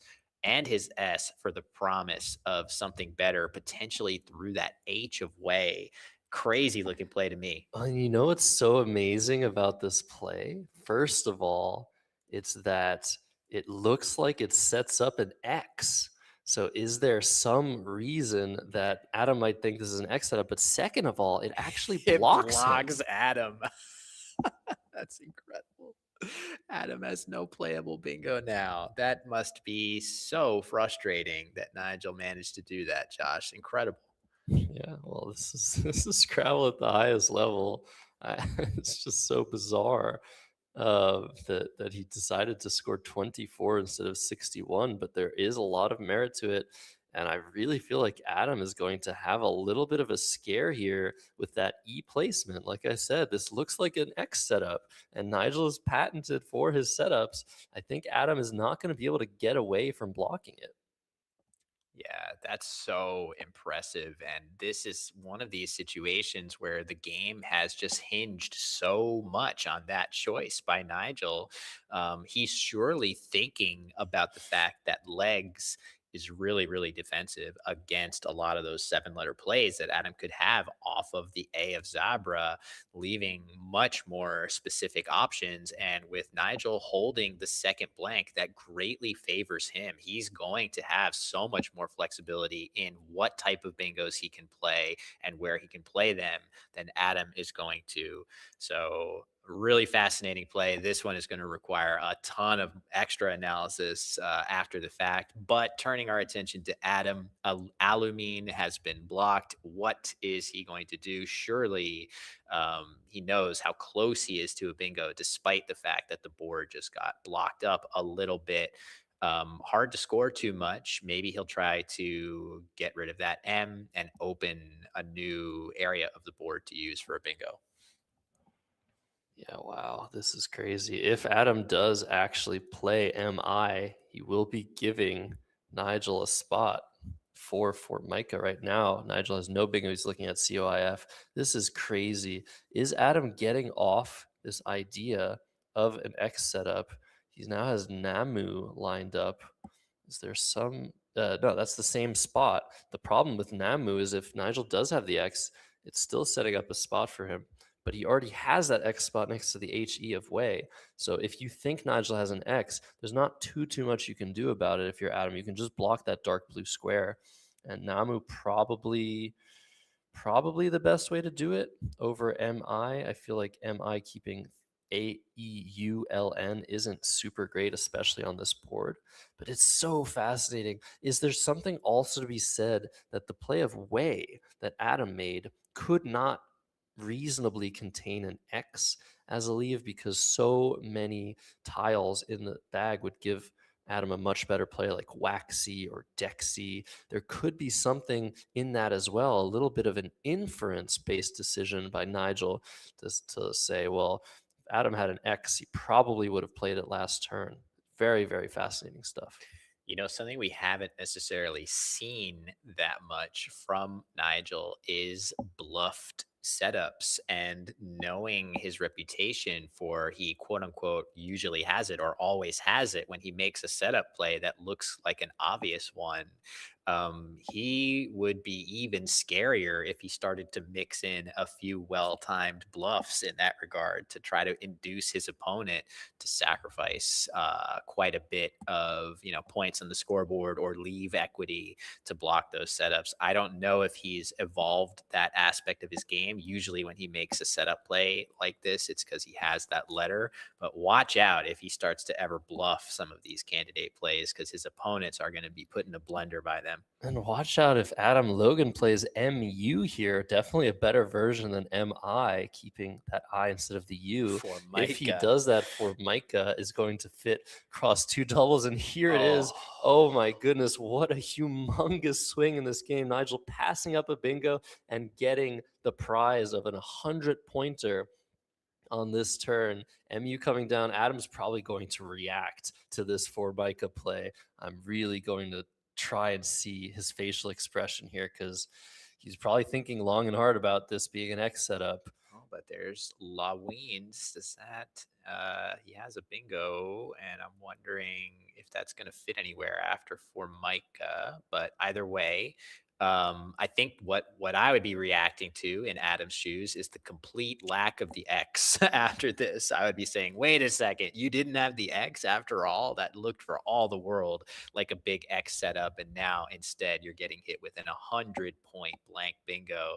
This is going to be a tough pill to swallow for Adam, but he has to keep fighting. He's still in the game.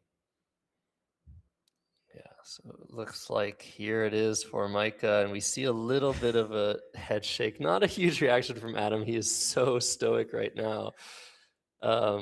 And oh, did he misdesignate the blank? Really? Oh my What's God. being challenged here? Oh my God. Is that really what's happened here? Oh my God. Wow. Did we see the blank cam? We didn't see the blank cam at all. We'll get word on what's just happened here, but this is an incredible, incredible swing as Adam is now going to be able to play his bingo in that spot that Nigel just had. This is a shocking event, folks. I can't believe what we just saw. We will get that word ASAP on what just happened, but clearly Nigel did not circle the correct letter on his blank slip. Incredible. Oh boy. Yeah, unfortunately, we don't currently have access to that camera view, but that's what we have to assume happened. I guess we can hedge bets on what letter I'm was just circled gonna, instead, but yeah, it's for such a common now, error that people make in tournaments, but not for Nigel Richards. And Laween's coming down. Oh my goodness. Oh boy. That's 79. And I thought that for Micah was the swing, but for Micah was the swing in the other direction. Nigel just doing a classic blunder of misdesignating a blank. That has to hurt. Wow. See how he recovers from this. He's still in okay position. yeah, that is an absolute shock. Folks, I put in the R. I don't know what it was. I just put that in so that we can keep track of the score changes and things of that nature. Don't take that as gospel of what happened. We're going to fix that at some point when we figure out what happened. Hopefully, that's going to overwrite. So that's just temporary to get the challenge in. So we'll figure it out and move forward from there. Actually, probably I should just go pass the turn instead of that so that we don't get confusion. So Nigel was considering playing FACIA in that same spot, but he's pivoted to FA, which is a little bit more of a contained version. FACIA, pretty dangerous. That takes a number of hooks, including the E, if I'm not mistaken. So Vito would have played with Facii, but now it plays with Fave, AWE, IT, and NO, which is a very nice choice for Adam Logan here. But Lovey probably even better, Will.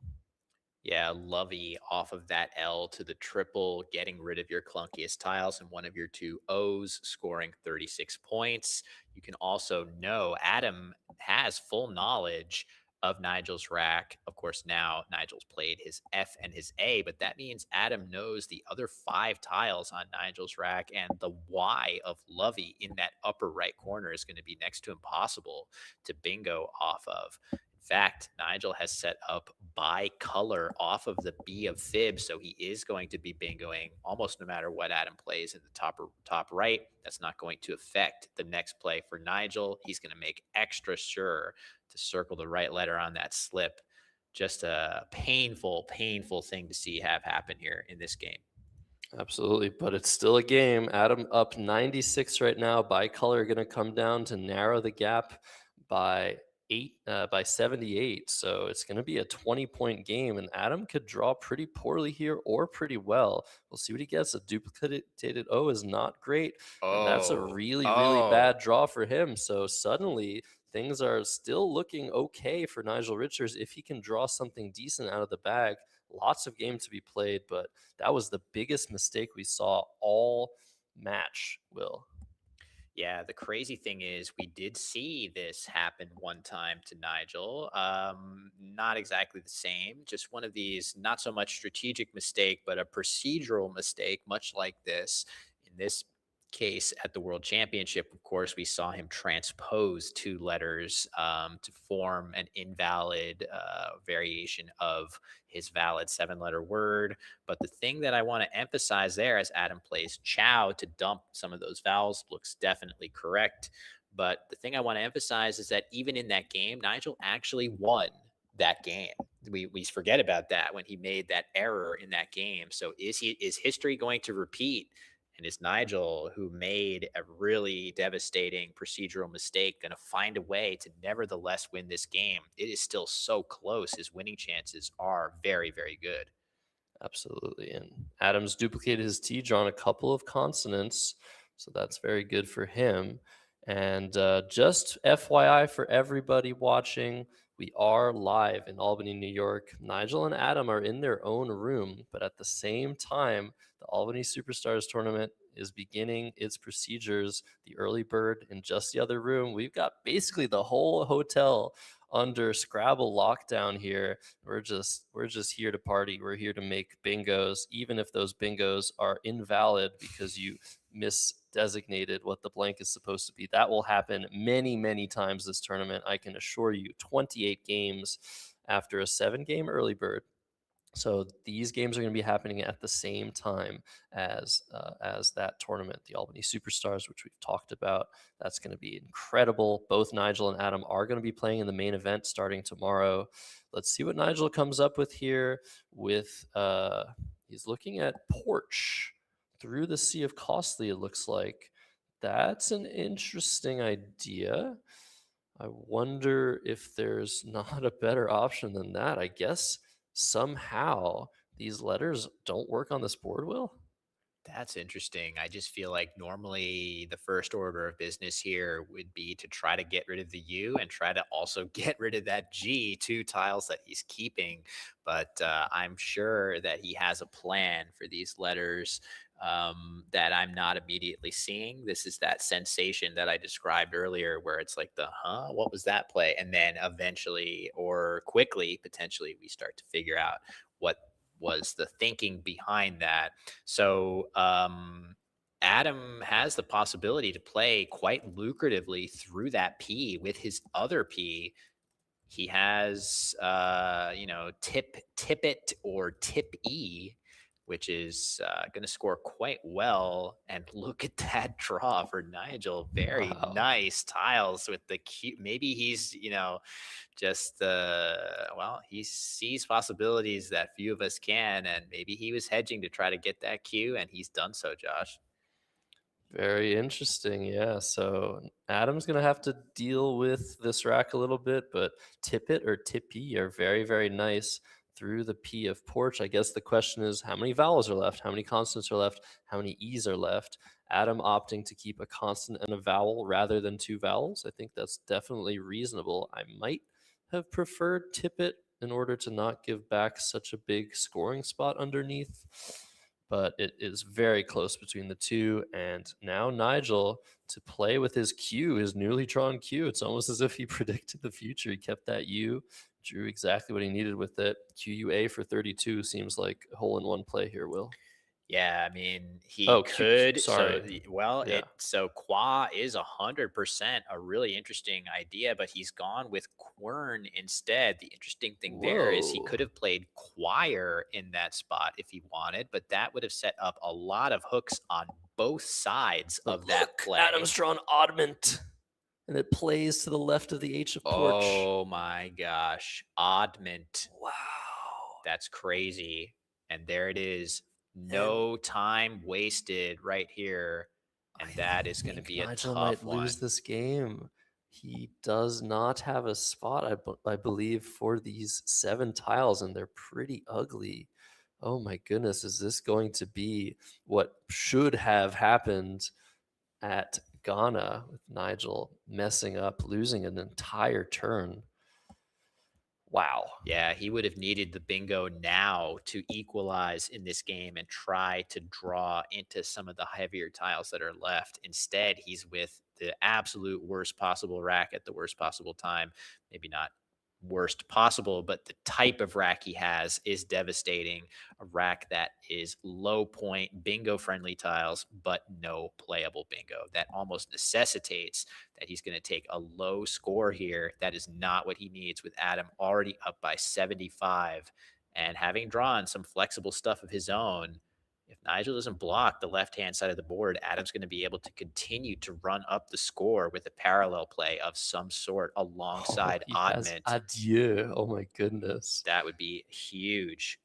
Wow. So if Nigel takes score here and plays something like renege, making QI and UG. No, I'm not looking there, Will. Go up the board. Oh my God, even better. ADIEU Even better. is a ridiculous 46 points for those tiles. However, the only problem with adieu is that it only keeps consonants. So I wonder if that's going to be something that Adam's thinking about. And I wonder if Nigel's just going to go ahead and block the left side of the board because it is definitely quite dangerous. He could also fight fire with fire and just play chi, Josh. If he just plays chi here for only 11, he's keeping perhaps the best possible leave that you can make this play with an N and an ING combination together. He's going to put Adam in a huge bind if he just drops off a single I here. Of course, Adam could have the S's or one of the two N's that are unseen from Nigel's POV, but if he doesn't, what a bind.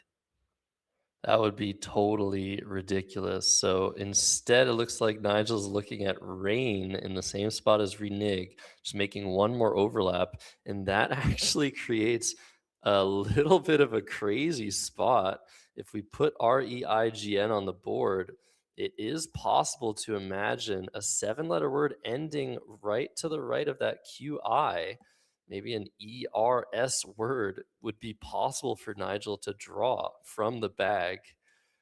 So he's going ahead. I love this play, Will. This is the best possible way to recover from what we just witnessed this game. And if you're just joining us, Nigel has lost a turn in this game. He was crushing. He was going to be around 90% to win the game. And suddenly he lost his turn, and now Adam is in command. But look at this draw. This looks pretty good. Oh, the X. Vixen. Oh my goodness. Vixens is probably 85 points or something like that. Adam Logan now. Do you play adieu for 46 or do you play to the right? Is that now the more dangerous spot? Yeah, this is a real pick your poison because the problem is both of these two spots are worth worrying about, right? Like if you sacrifice too many points here. Vitex. Wait, that's even crazier. Oh, Vitex, of course. That is going to hit like and just a Mack truck on the right. We saw the play of legs earlier that looked like a setup of the X tile. Now we see the play of rain that also looks like a setup of the X tile. In neither case did Nigel have the X, but he has drawn it. Vtex is 86 points. Oh my and if Adam scores 46, he'll still be ahead 5 points after Vtex, so he'll still have an advantage in the end game. But oh my goodness, are we going to see Adam play argued instead? Argued is 38. And that deals with that right side super well, keeping the lone eye. Or has he spotted and is too happy with the 46 points that Adieu scores? I wonder what Adam Logan is going to do here. This is an incredibly important spot. Yeah, great breakdown. I do feel like Adam is up by enough points that the points of adieu, which are much higher than argued, I think he can afford to sacrifice those if he feels that the right hand spot is just a more dangerous threat than the left, which I think objectively speaking it is. Nigel is going to be able to hammer his X for a good score on the left, But a play like exits or exist right here is going to leave him with VN going into his next turn. That is significantly worse than Vitex leaving SN, which gives him very real chances of bingoing. If Yeah, there are enough Nigel. tiles, there might not be There's enough. not enough tiles. Nigel would lose if he chooses to play exits or exist after argued. There are now 9 tiles in the bag, which means after a 5 or 6 tile play, you can only play 4 or 3 tiles if you're Nigel Richards and stay with a full rack. So I wonder if Adam plays argued, what Nigel will do. He does still have great spots for the X. He can play something like EX on the top underneath the EE of Tippy, or he can play Tix or Nix through the eye of Bicolor on the bottom of the board. Both of those plays leaving 1 tile, a little bit of fog of war on Adam's side, excuse me. And it looks like argued is what Adam's thinking to do, and this is such Phenomenal. a key move. What a brilliant idea by him. 38 points, extending his lead to 83. Nigel's got to be a little bit devastated at that.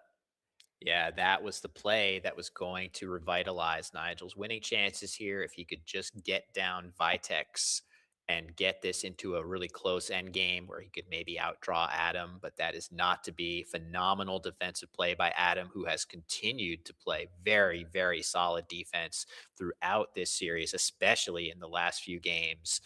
Impressive job by him to hold his nerve and make the right play. And look at that. The time is closer than usual, too. Adam at 8 minutes to Nigel's also 8 minutes. That's uncommonly close on the clock.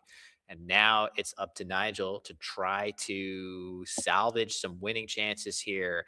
I agree with you, Josh. There are some really nice ways to hit the X very hard that preserve the possibilities. Look, he's just playing the X. This is a really quick decision. I was about to say, does this work? If he draws the A, he gets naivist to the left of oddment.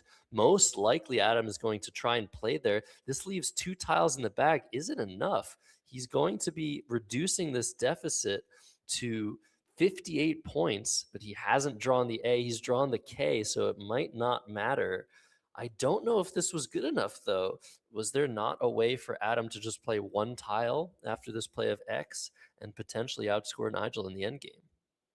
That is fascinating. It's crazy to think Nigel gave up 25 plus points. He could have played his E in that spot, but he did so, as you say, Josh, to really maximize his chance of a huge bingo on the left side of the board. Maybe there were other options.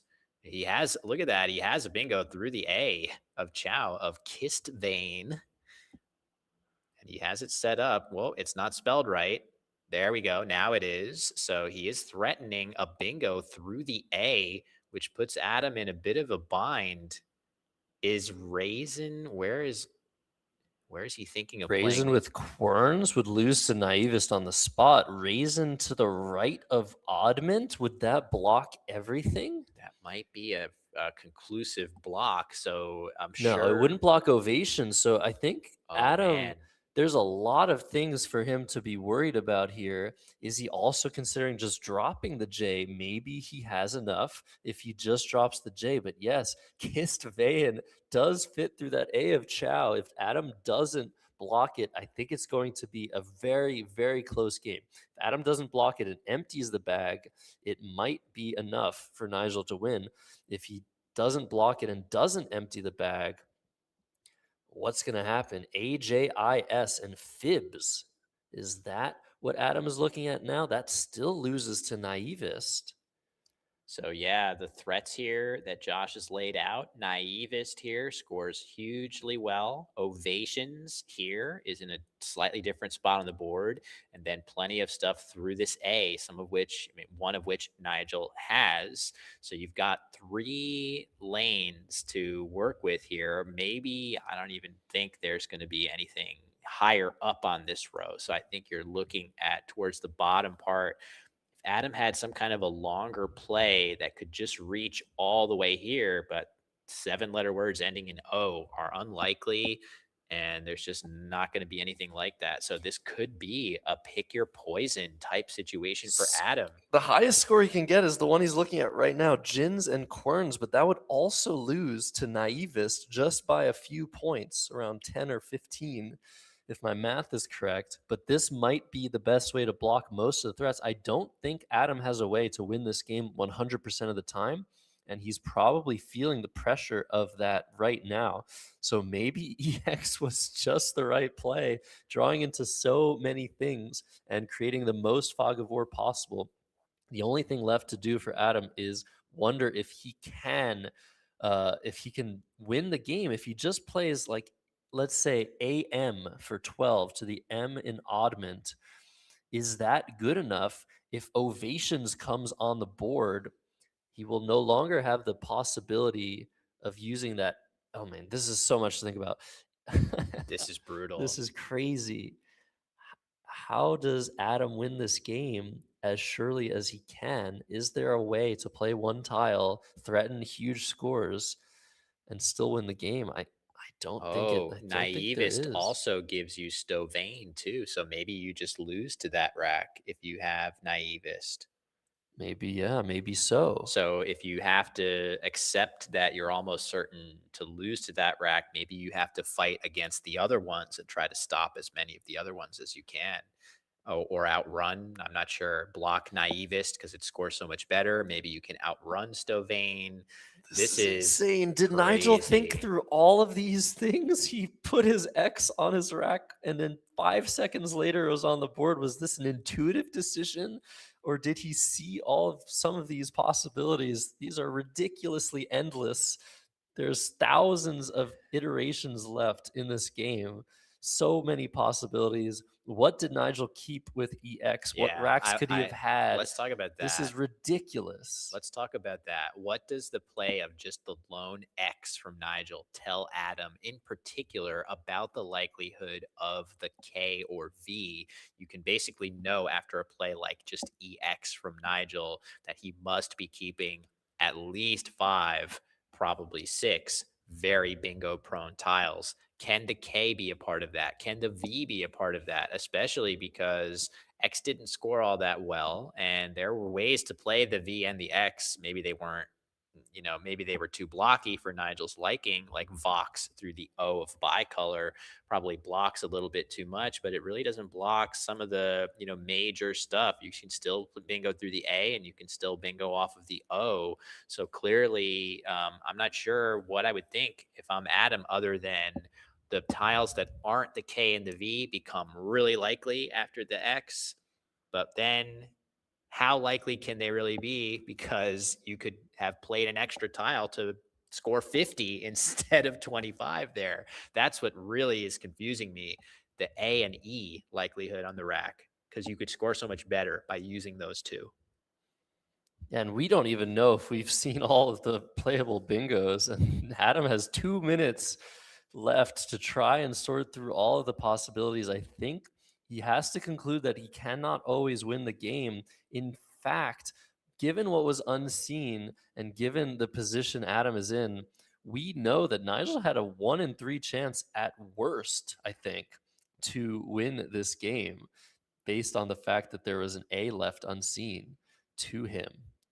This is insanity. And yeah, maybe a video for you, Will. This is a crazy game. Yeah. 1.5 minutes left for Adam. He needs to not panic. If he plays Jins, he wins. If he plays AJIS, he wins in this particular case. But what about all the other things? Jins and Querns is what I'm looking at. That's such a high score. Yeah, that too. So yeah, it's tough to figure out what is the key to block. At least, in Adam's, this is really challenging because of the 2 tiles in the bag. Wow, he just plays the A. Is this going to be good enough? He has Jin's back. But Kiss Vane is going to come down. Blocked. Nigel has to block this he has to block this so fast. He has to play fast. He has to put the pressure on. Who is going to win this game, Will? The O is out of the bag. What's the last tile? It is an I. Nigel's going to draw an I. out of this. No, he's going to draw an A out of this bag, and the A is going to fit for Join. 13 points. He'll play Join under Kissed Vein and outrun. I'm pretty sure it's going to be Adam's win here. Join is going to be playable underneath Kissed Vein, and that should be enough, even though Nigel's going to get close with this play. Is it possible that Nigel has any option that's not bingoing right now? Maybe he's realizing that it's almost impossible for Adam to either not have JAI. Can he still play the underneath. K? Can he play the K and get Stovane and Naivist? Can Well- Adam block both? Naivist fits still to the right of Oddment. The A is the final tile in the bag. If Nigel plays the K, he's going to put Adam in a huge bind. Adam would need, well, I guess He Rioja. can play Rioja. Rioja would win. Under pressure, Adam would need to find Rioja. So let's just try to go through this. If Nigel plays off his K pretty much anywhere that doesn't block, he will draw the A that's in the bag and threaten 2 bingos in these 2 spots, which would require Adam to play something long enough through this A that doesn't also allow overlaps here to block Stovane as an out bingo.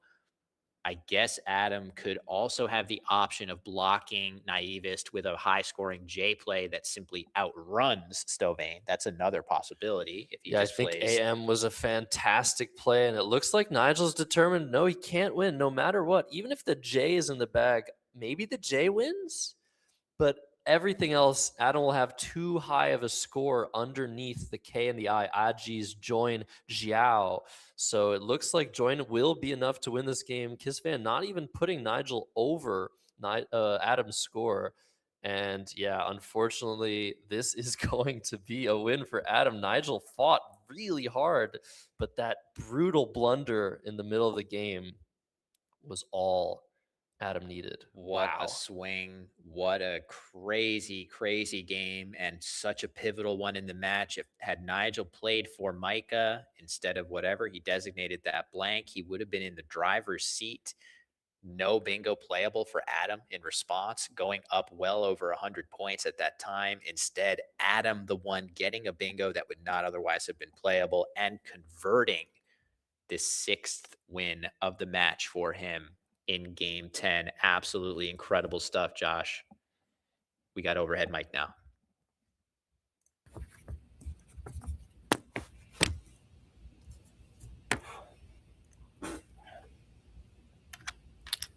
Did you pick the K when you did this?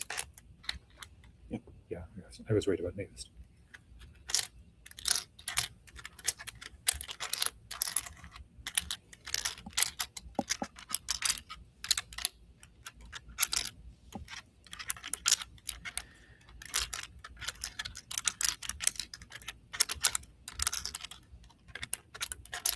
So, was this the determinant loss for Nigel Richards? The series now sitting at 6 wins, Adam, 4 Nigel. Adam needs 2 more victories to clinch this best of 15, Will. That was ridiculous and crazy, and so many thesaurus words that I don't have in front of me. Yeah, it was all of those things. Just a gutting loss for Nigel. I feel like if ever there was anybody who could shake that off and just continue to, continue forward and keep a positive attitude and keep good focus, it would be Nigel. Most of us would be pretty devastated after a loss like that. We'll see. Is this going to affect him? Are we going to notice any difference in his play at all in round 11, which is going to be coming in not too long from now? I don't think the players need much of a break. Will you detect something, Josh? I guess we'll just have to find out. I mean, I detected something. I mean, this idea that there are no emotions is just really, I think, overblown. Nigel definitely experiences the same emotions we do. He is a human being, and this has to hurt. This can hurt anybody extremely hard. He has just built up the best, I guess, ways to deal with making mistakes. But the problem is he doesn't make that many. he doesn't make that many. So when it does happen, maybe it could feel even more devastating. I don't know. Yeah, it is easy to have great emotional control in a game where you are an incredible, phenomenal player that does not make too many blunders of this type. So yeah, chicken and egg type situation there. Maybe this will affect him. We'll find out. So yeah, we'll just have to see. Meanwhile, as we continue to let the players get a breath and let us catch our breath, let all of you catch your breath as well. We can just make sure that everybody is aware of some of the cool stuff coming up and some of the great supporters of the Scrabble streaming ecosystem. Absolutely. So we have a slide for you guys. Hopefully you can still hear us. These are all of the people that have donated to the Wespa Word Wars cause. So thank you to all of these people. Let's, I guess, read them out. Read to Crystal Rose. Sorry about the first names that we didn't read out, but we really appreciate all of the support. Sudhir Kamath, thank you for donating towards Wespa Word Wars. Samuel Crispin, he's in the chat. Really, really generous. And you can click the link at any point. Oh, look who donated. The birthday boy and the chair of Wespa himself, Lukeman. And Sayaka, excuse me, also working alongside Wespa, doing all the social media. Jason Carney, who I think is going to be at this tournament as well. Who else? Swagat Nukala. Lots of donations from the Indian Scrabble community. We're very, very grateful for that. Frank Gerlitz from Hungary. He loves to travel and play in these international events. He's a lovely guy. Craig Beavers from England, the former world champion, donating. Gregory Harper. And those donations are coming in. I think we have more people as well that we haven't yet seen. But thank you, Narassus Vestapunt, for your donation. We appreciate all of you. And Will, where were you? Yeah, not on there yet. I was a donor to the Word Wars, I guess. I think my name's going to appear on this list, but I'm not a friend of Wespa yet. No, that was the Word Wars. We missed you. I think. Really? Yeah. Oh, well. Will, you did donate, so I have to thank you. Well, oh, there we go. Okay, there we are. Wait. I think that was the Friends of Wespa first. Yeah, it's looping. No, it's looping. That was you. Oh, I got you. Okay. It was my pleasure. I definitely believe in this type of a match. So yeah, we got some more donors. Yeah, we really appreciate the support for all these people. And if you believe in the vision for Scrabble streaming that we're putting forth to grow the game and get people really excited about this, you have the link available on the pinned comment on YouTube to become one of these members. So yeah, continuing to cycle through these names of generous sponsors of the stream. You should say, oh, the Calabogie Cottage. Yes, we donated some at that previous tournament. That was fun. We donated a little bit. So I guess we also participated. Zev Kaufman, who's in the chat as well. Yeah, Zev, next game's going to be starting shortly. That's the least you're owed as a Word Wars patron. Yeah, and Kevin Fraley, he's also, I think, going to be here. I think everyone's going to be here. Yeah. David Kimani from Kenya, thank you so much. And the more donations we get, the more of these we can pull off. Samuel and Nico might also be coming to this tournament. And Femi, who's some great done Scrabble so luminaries much here. Yeah, he's done so much for the game as well. So it sounds like we're almost ready. The players are sitting back at the table. Oh, Jack Norman from the United States. Yeah, in the UK. Thanks, Jack. Oh no, Jack Norman? Wait, really? Yeah, that's cool to see. Gosh. So players are bagging tiles. I think we're now looped. Yeah. We've seen Maris. Wow. Jack donating. That's so cool. I haven't seen Jack in a long time. Okay, anyways, let's pan to the board. Sorry about that. That was just us trying to thank everybody for sponsoring this and future events. It's the first time we've done this. First time we've done a press conference. So let's cut. Yeah, back to the board here. Nigel has to shake that off. That's the story of this one. Let's see, can Adam start things off on the right foot? 6 games up to Nigel's 4. Adam needs 2 more wins. Nigel needs 4 more wins to wrap this thing up. Here we go. Game 11 underway. All right, Adam Logan going first in this game. That will give him a little bit of an advantage already. If he can go 7-4, it's going to be hard to imagine Nigel coming back from that. AFINORW. This is the last game before the lunch break. Let's see what Adam comes up with here. Frown is a nice 30 points. That seems pretty good to me. Maybe you play Waff for 18 and keep the better leave. Yeah, this is the classic short, long dilemma. Do you play longer with Frown, leaving just the A and the I? Or do you play the shorter Waff, leaving good bingo tiles? This is a very, very common type of decision in the early going. It's close between these two. In general, playing the short option is a little more defensive. You put fewer letters on the board that your opponent can bingo through, and you open up fewer scoring opportunities if you can avoid placing any vowels next to the double letter score. Especially Waff will do both of those.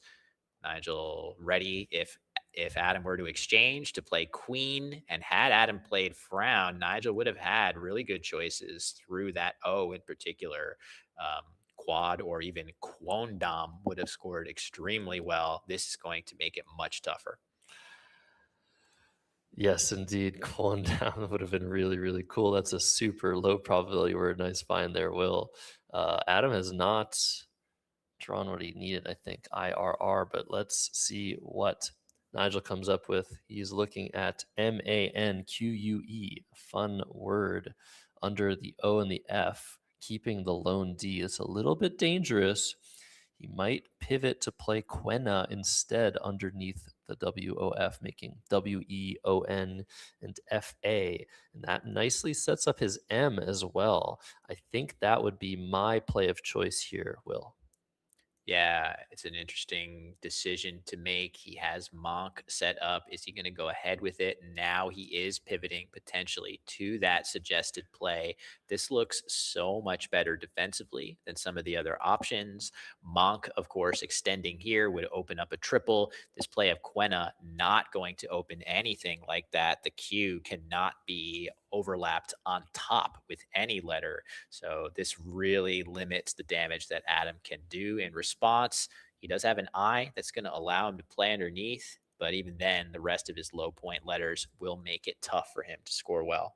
Yeah, and it's worth mentioning Quena did fit on top, making AW and doubling the Q, but that would have been far too dangerous to open up that triple for Adam, especially given that Nigel didn't have an I in reserve. So over to Adam now. He does have a good option here of playing Ert under the Q, but I think maybe slightly better than that even would be to play Kintar. Both of these plays, Quintar, by the way, if you're like, what the heck is that? That is a very, very important Scrabble word. All of the Q without U words are one of the first things we learned in tournament Scrabble. Both of the play of Kintar and Ert have an issue, and that is that you can hook the Q play. Kintar can be hooked with an S. QI can be hooked with an N. My bad. Wrote it in the wrong QI spot can be there. hooked with an N or an S. So both of the plays have some danger behind them. And that's another reason why Quena is such an interesting play, is that a lot of the underlaps create a lot of damage potential, because the only way you can underlap the Q is with an I. Adam clearly saw Ert. He had it lined up. He's now evaluating Kintar. He's thinking about what is the poison to pick. Set up the big S hook or set up the big N hook. You do get 3 more points for Kintar. So if you're debating, maybe that tips the scales. That being said, what's he looking at, Josh? I wonder, sorry if he's sorry to interrupt your thought process. I wonder if he's just thinking about QIN, either because Kintar is a little dangerous or because maybe it's actually quite good here to keep TARRI and not really open anything massive. Yeah, he's gone back to Ert. I mean, the thing that could put Ert over the top is that Adam has an N in reserve. He would be setting it up. This feels like a really nice idea. If you catch Nigel without the N, he could be, or an S, of course, he could be in a bit of a bind for dealing with that hook, whereas Adam would have it in reserve. So I think this even though it is a 3-point sacrifice, the fact that Adam keeps the key letter in reserve that lets him use the spot might tip the scales in favor of this one. Yeah, I think you might be right. The more I look at it, the more I like this play of Airt for 27 points. Kintar, like you said, is 3 more points, but the leave is worse and the danger is not quite as much, but at least you have a hook for QI. So if Nigel doesn't have the hook himself, you're going to be able to use it to your advantage next turn. So very interesting spot. After 2 moves, Adam Logan under 21 minutes to Nigel's 23:41. This is definitely a spot you want to think about. And if you're Nigel, you just have to wait, because in a position like this one, whatever Adam puts on the board is going to be very much changing the dynamic. And so he might be ready to play MM if Adam Logan exchanges. He has MM there under the U and the E of Quena, but that's all. Like, you see that and you just wait. And you see what Adam does. You see what changes in the position. Nigel has to be pretty confident that that spot isn't that likely to stay. But if Adam were to have a bingo playable on this board, it would almost certainly not block MM. If it's an S word, you might see it go down here, here, something like that. So pretty much if Adam has a bingo, it's likely that that spot will stay open, though not a given. The underlaps are still possible to play 7-letter words. But if Adam doesn't have a bingo, I feel like that spot's getting blocked a huge percentage of the time. And as you say, Josh, Nigel will have to pivot to something else, which is very much dependent on what Adam plays here. So interesting. He's going back to thinking about maybe just playing chin here. The only blemish on that leave is the 2 R's, but it could be a deceptively decent bingo leave here. I'm really curious about this one. Yeah, you could draw a lot of 7s if you draw an E or maybe an S. You can also draw into some 9s to the ON in the center of the board. We saw some mention in the chat. Adam is 1 letter off of nitration or narration to that ON right now, but keeping the T for the T and the I for the TION and the A for ATION, that's a pretty strong suffix. And if you're going to play a 9-letter word, a TION word tends to be pretty likely on that list. So now he's seen Kintar for sure. We weren't 100% last time because he had the I and the TAR separated, but now we can be as sure as we possibly can in our commentary booth that he's looking at Kintar for 30. Yeah. In a vacuum, this is great. It scores 30. It cleans up your duplicated letters. It doesn't have too many defensive deficiencies unless Nigel has the S, in which case you regret it a lot. But the S, there's only 4, and he just played Quena, which doesn't tell you very much one way or another. I think maybe the biggest thing I'd like to see now is just for Adam to pick something and move on with the game. This is a long tank, maybe the longest we've seen. Without a blank. Yeah, with no blank in There's hand. 2 plays on the board, and he's taken, I think, 6 minutes or close to it on this turn. And he's going to maybe need that time later, especially on boards where the cue is played early. There tends to be a lot of a migration of plays towards the bottom left of the board or the bottom right. But when the cue is on the board, things do not tend to play to a cue. They tend to play from a cue. And so the way that that letter works is it's going to be hard to imagine a lot of stuff happening in the top left of the board. And when that occurs, things get very tactical. Lots of positions just like this one might reoccur. You have to think about a variety of different moves all at once and use your time wisely. And Adam Logan, of course, we know him to be an absolute fiend, playing so quickly and so accurately when he needs to. But in positions like these, you can't. You have to think about your options. You have to be deliberate. So I'm a little bit concerned. Exactly 17 minutes left. You really want to average around 1 minute per turn in Scrabble, and Adam is averaging 4. Yeah, he is going to feel serious pressure to speed things up. And the Z and wow, a crazy draw for Adam. VZYD finding its way onto the rack for him. not as flexible as he would like. But of course, Nigel is going to see this play of Ert by Adam and say, man, this is kind of a red alert that I try to get in the way of that hook to chi if possible.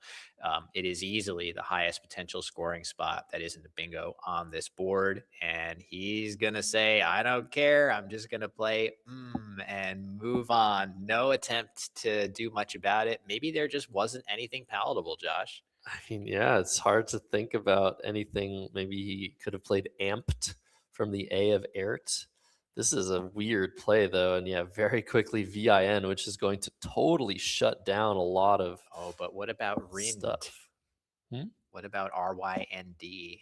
Ooh, yeah, that could have been better. That was a lot more points. But this play, very defensive. MM only taking an M hook. So to hook the MM, you need a blank. FAM, you can play Fame, something like that. It's just not a lot going on in this board after Ert. The top left is totally shut after Vin. The bottom left is pretty much shut. What the heck is going to happen to this board in a few moves, Will? Yeah, it's difficult to say. The S is really important for the Wafts hook. Without that, and I guess chins as well, but without that, scoring is extremely difficult. The nice thing, I guess, about Vin over Rind as well is that Adam has the Y, which he can play under the M's that score decently, something like YEZ. I don't know if you want to do that. It puts the Z in a bit of a scary spot, but at least in theory, it could be good. As Nigel playing Vow here, just so quick, Josh. It's amazing. Really complicated position, but he dispenses with it quite He's quite happy quickly. with this board as it is, even though he's down a little bit. He's down a tempo and a little bit of score.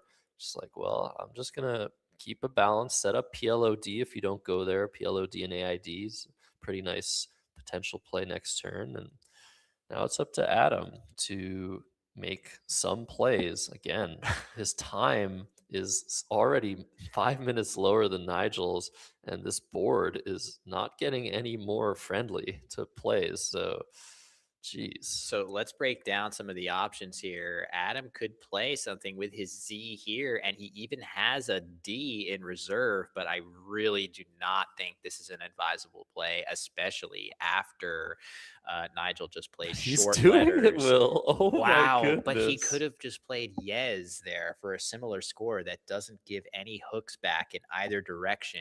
And now Nigel's going to hammer this spot with a parallel with holding both the D and the A. I think that I would probably have wanted Yes there for defensive reasons. Yeah, so Zen is basically the same score as Yes. However, the problem with this play, the A and the D hooks, the defense of this play is almost non-existent. Setting up Zen, setting up Azo, setting up Zo. Was this some time pressure? Adam Logan realizing how long he took on the previous move of Ert and saying, I have to make a decision quickly. I can't double check everything this time. And maybe he just flat out missed the possibility of the word yes. Yeah, I think the last couple of plays were a bit of a reaction to the time expenditure of Ert. I think Adam knows correctly that he needs to have a couple of quick plays in the subsequent turns after that tank in order to ensure that he has enough time to process the pre-end game and end game. And I think he hoped that his instinct would carry him through with those plays, but he's going to pay a steep price. What is Nigel doing after just Yes in that spot? After this, Peddler for 56, and it doesn't even give a spot for Adam to play his 7 of Lyrated, as some of the plays could have done moving further up the board. Yeah, I mean, if Nigel couldn't use the bottom left spot, Lyrated was going to score over 100 points there. But I think Adam had to assume there's such a high likelihood, but you can always hope. So right now, what's going on? There's a big spot for just an S, Zo setting up that. If Yes came on the board, maybe we would have just seen Nigel play Yod and Aid and kept Planer on his rack, but that did not happen. Adam Logan now, he is behind by 1 point, so he's still doing pretty well. It's just the clock and the momentum has shifted. Nigel's drawn weirdly. Yald coming down. This looks very good, keeping ERT, very nice leave. And now there's actually some access to the right of the P of Pedlar for a word ending in a vowel. So a 7-letter word is pretty likely to go down there at some point. But what do you do if you're Nigel here, Will? Do you play something like flag through the L of Yald, set up your S with flags, keep really nicely? Do you drop the S now because there are so many S's left? 14, 17, 34 points for just the S. I don't know. This is Yeah. weird. So But it look at that is. draw for Adam. Oh my goodness. Yeah, huge draw for Adam. So what I was going to say for Nigel is with that first S of the game in hand, he can afford to be really patient on this very closed board because Nigel would be the one with S in hand threatening a 7-letter bingo in this spot. If Adam did not have an S of his own, he would be hard pressed to do that much on the resulting board. But Adam has drawn the blank and has Serites and other things of that nature. I'm sure he has some better stuff than that. Yeah, he had Techier lined up just for a second, which fits underneath Oh, Yald. But yeah, crazy. Flag is going to block that. And I think if you're Adam Logan, you have a lot of nice options here. Tierces fits with Wafts, it fits with Flags. It's just, what do you want to do with the board? Is there something crazy? Is there a 9? Yes, excretion, There's secretion, excretion. Oh my goodness, rejection. Oh my Wow. God. That's crazy. And he's going to see stuff like that, I think, as Nigel draws into novices. So we are about to have a game here. 2 7-letter words, I think, on Nigel's rack, Covines and novices. This is crazy. I just think Adam has played the last few turns quickly. Even Yald, he could have played dearly underneath making fame and MA had he wanted to for more points as well. So a couple of plays where I think Adams felt a little bit of that pressure.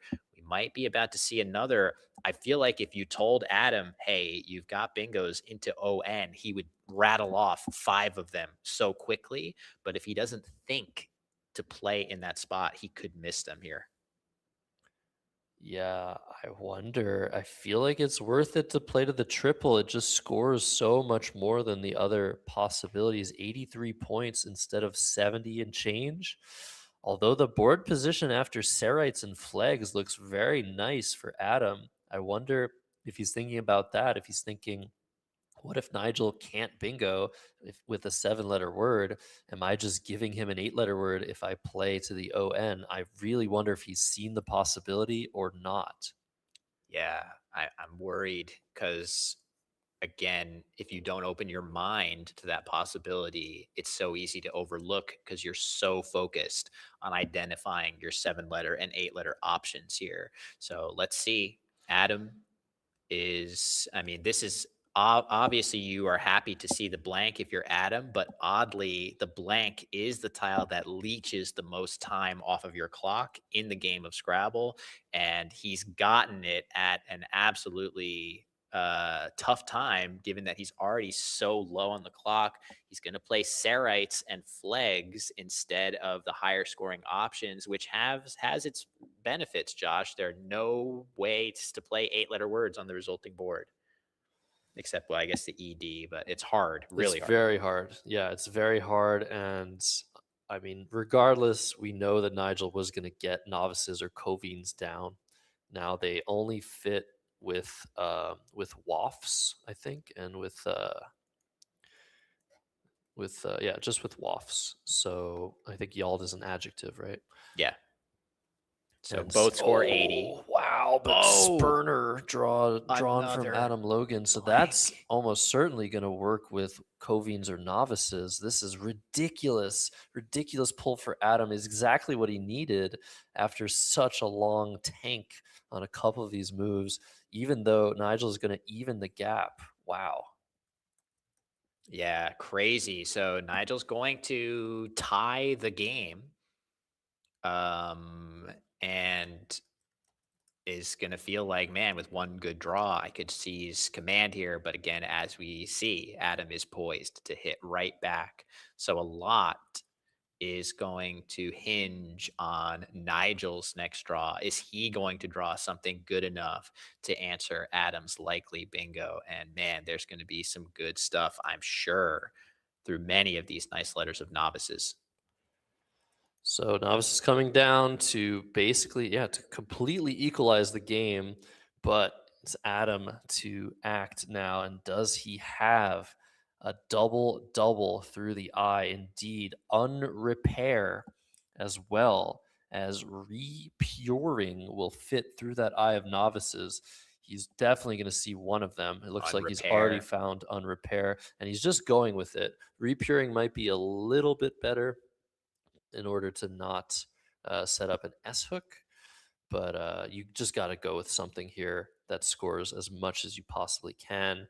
And now Nigel's drawing the X for XU, but there's such an incredibly big spot available at the bottom of the board. The R and Serite's still open for business. I wonder if Nigel's going to play over there, set something else up, and make this a really dynamic game, but he's in big trouble.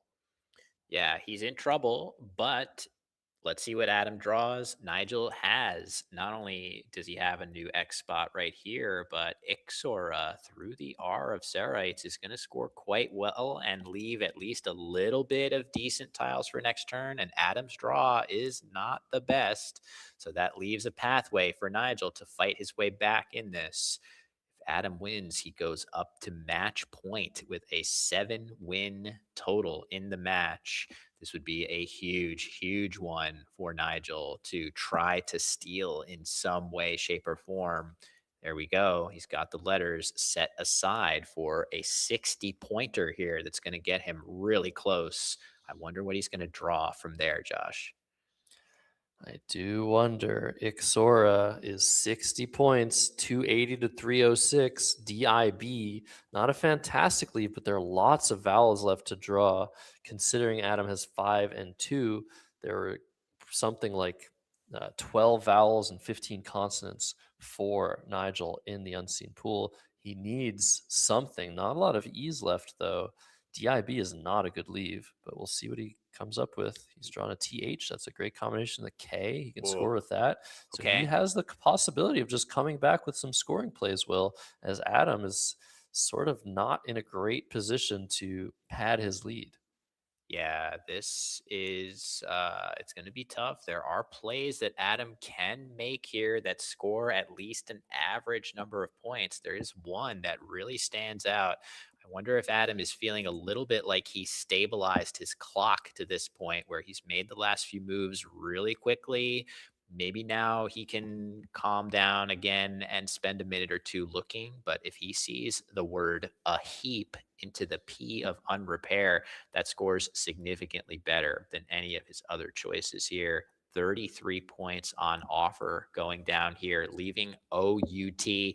Nothing to write home about, but at least you've got some semblance of balance going into next turn. So I think that's the play he would hope to see, unless there's some other option that is really killer for the board state. And again, those S's, only one S has been played, the S in novices. That's still something. If Nigel manages to draw all of the S's, it's going to be really hard for Adam to keep up. Like we said, that little tiny spot at the bottom left of the board, AIS and DZOS, is just an easy 34 points. Now, that's not a big deal right now. The S has some value on this board, but later on, close to the end game, if one of the players is able to score 34 points and do nothing to the board, that might be the difference between winning and losing. So it looks like Adam is considering a really cool play of Tauhu. Yeah. I'm probably not pronouncing that properly, but Tohu, Tauhou Yeah. is available through the U and unrepair. We love our that's probably a Maori word. We really love those words in Scrabble, and they can get us out of so many difficult situations. That's a good play, but like you said, Will, a heap is 33. That's a 13-point delta between the two options.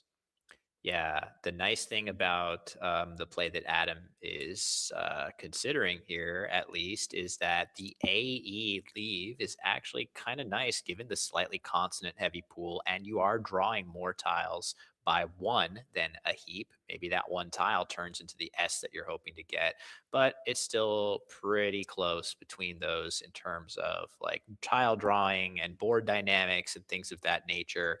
The 13 extra points for a heap are a lot in this relatively close game. If Adam plays Tauhu, it's going to give Nigel much better chances to get his way back into this game with scoring as opposed to grooming towards a bingo. Nigel does have some solid looking plays. I wonder if he's thinking he has BKO lined up. I mean, just Bach yeah. through the O of Ixora is going to be very good. Keeping the H for next turn, which is similarly good for scoring, very flexible scoring tile. So Nigel's got a decent chance to just keep scoring pressure on. Could Adam somehow leaving AE after Tauhu?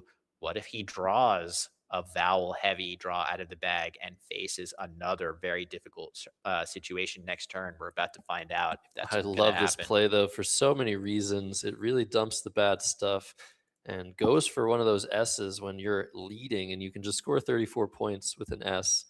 That's really, really useful to continue to try and stay ahead of the fold. And if Nigel ends up continuing down this path and playing BOK like he anticipated, there is an S. There's two S's for Adam Logan. I don't know if he's going to be able to come back from this. Ooh. Sea Boots is playable through the Boots O of is Novices. Oh my playable. goodness. Sea Boots is just barely playable. I can't imagine how Nigel is going to want to block this with so many points on offer towards the bottom of the board. This could be the clincher in this game. Not in the match. Adam would go up to 7 wins if he wins this game. 8 is the magic number to clinch the match. But this would be a huge, huge strike in Adam's favor in this game if Sea Boots remains open. And I just feel like it's going to, because the spot in this area of the board, the O of Ixora, offers such good scoring potential, including Josh, the play that Josh has lined up of that Nigel has lined up of Hokey here for 42. Yeah, Hokey is 42 and almost evens the score, but after Sea Boots, there's not going to be a lot of time or a lot of space for Nigel to come back. I really doubt he'll be able to make something happen, but we'll see. This is it's so funny to see Adam when he sees a word, he doesn't quite line it up. Could this be superstition, Will? I know. I've seen that too. Like he starts and then stops. Like he doesn't go all the way to lining it up the way Nigel would do, which is kind of interesting. Almost as if to say, like, I don't want to get my hopes up too high. Adam wasting no time with the bingo. 100% correct to do so. He sees it, plays it quickly. A huge, huge swing in this game in his favor. Let's see what he gets. Even if he gets a bingo through that S, it's not going to be good enough. There's 11 tiles in the bag right now. And we'll see. Oh, man. That's too many consonants for Nigel Richards. This might be a crazy 7-4 for Adam Logan after this game. And we would need to see Nigel just go full beast mode. And there's the last S for Adam. Such a good draw with that J too. Oh, it's so hard to imagine losing now. Yeah, very, very good situation for Adam. He's drawn some nice stuff to continue to pad that lead. The J will surely play at least decently in a couple different spots. Whether it can be bombed for a huge score, I'm not sure. But yeah, he's going to be in good shape. Looks like maybe he's thinking about Taj parallel to the TNA of Tauhu or something better. We'll see. But yeah, not the draw Nigel needed. He needed to get either. I think maybe it would have been better for Nigel to draw the J and get some kind of a big score with it and threaten bingos. That would scare Adam with a dwindling number of tiles in the bag here. Yeah, I don't know what Nigel's going to come up with. I'm wondering if there's ever some possibility of trying to set something up on the top of Sea Boots, setting up that triple.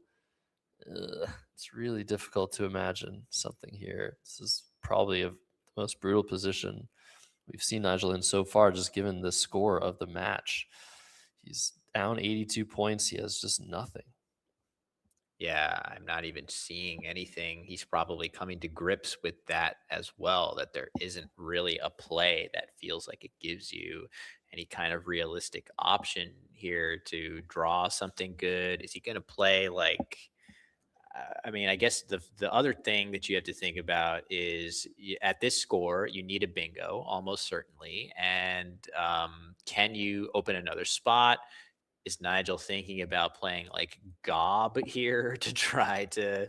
Oh, okay. So he has a similar idea. I guess he's doing this, and this is a multi-turn attempt to try to get the last S and get vowels.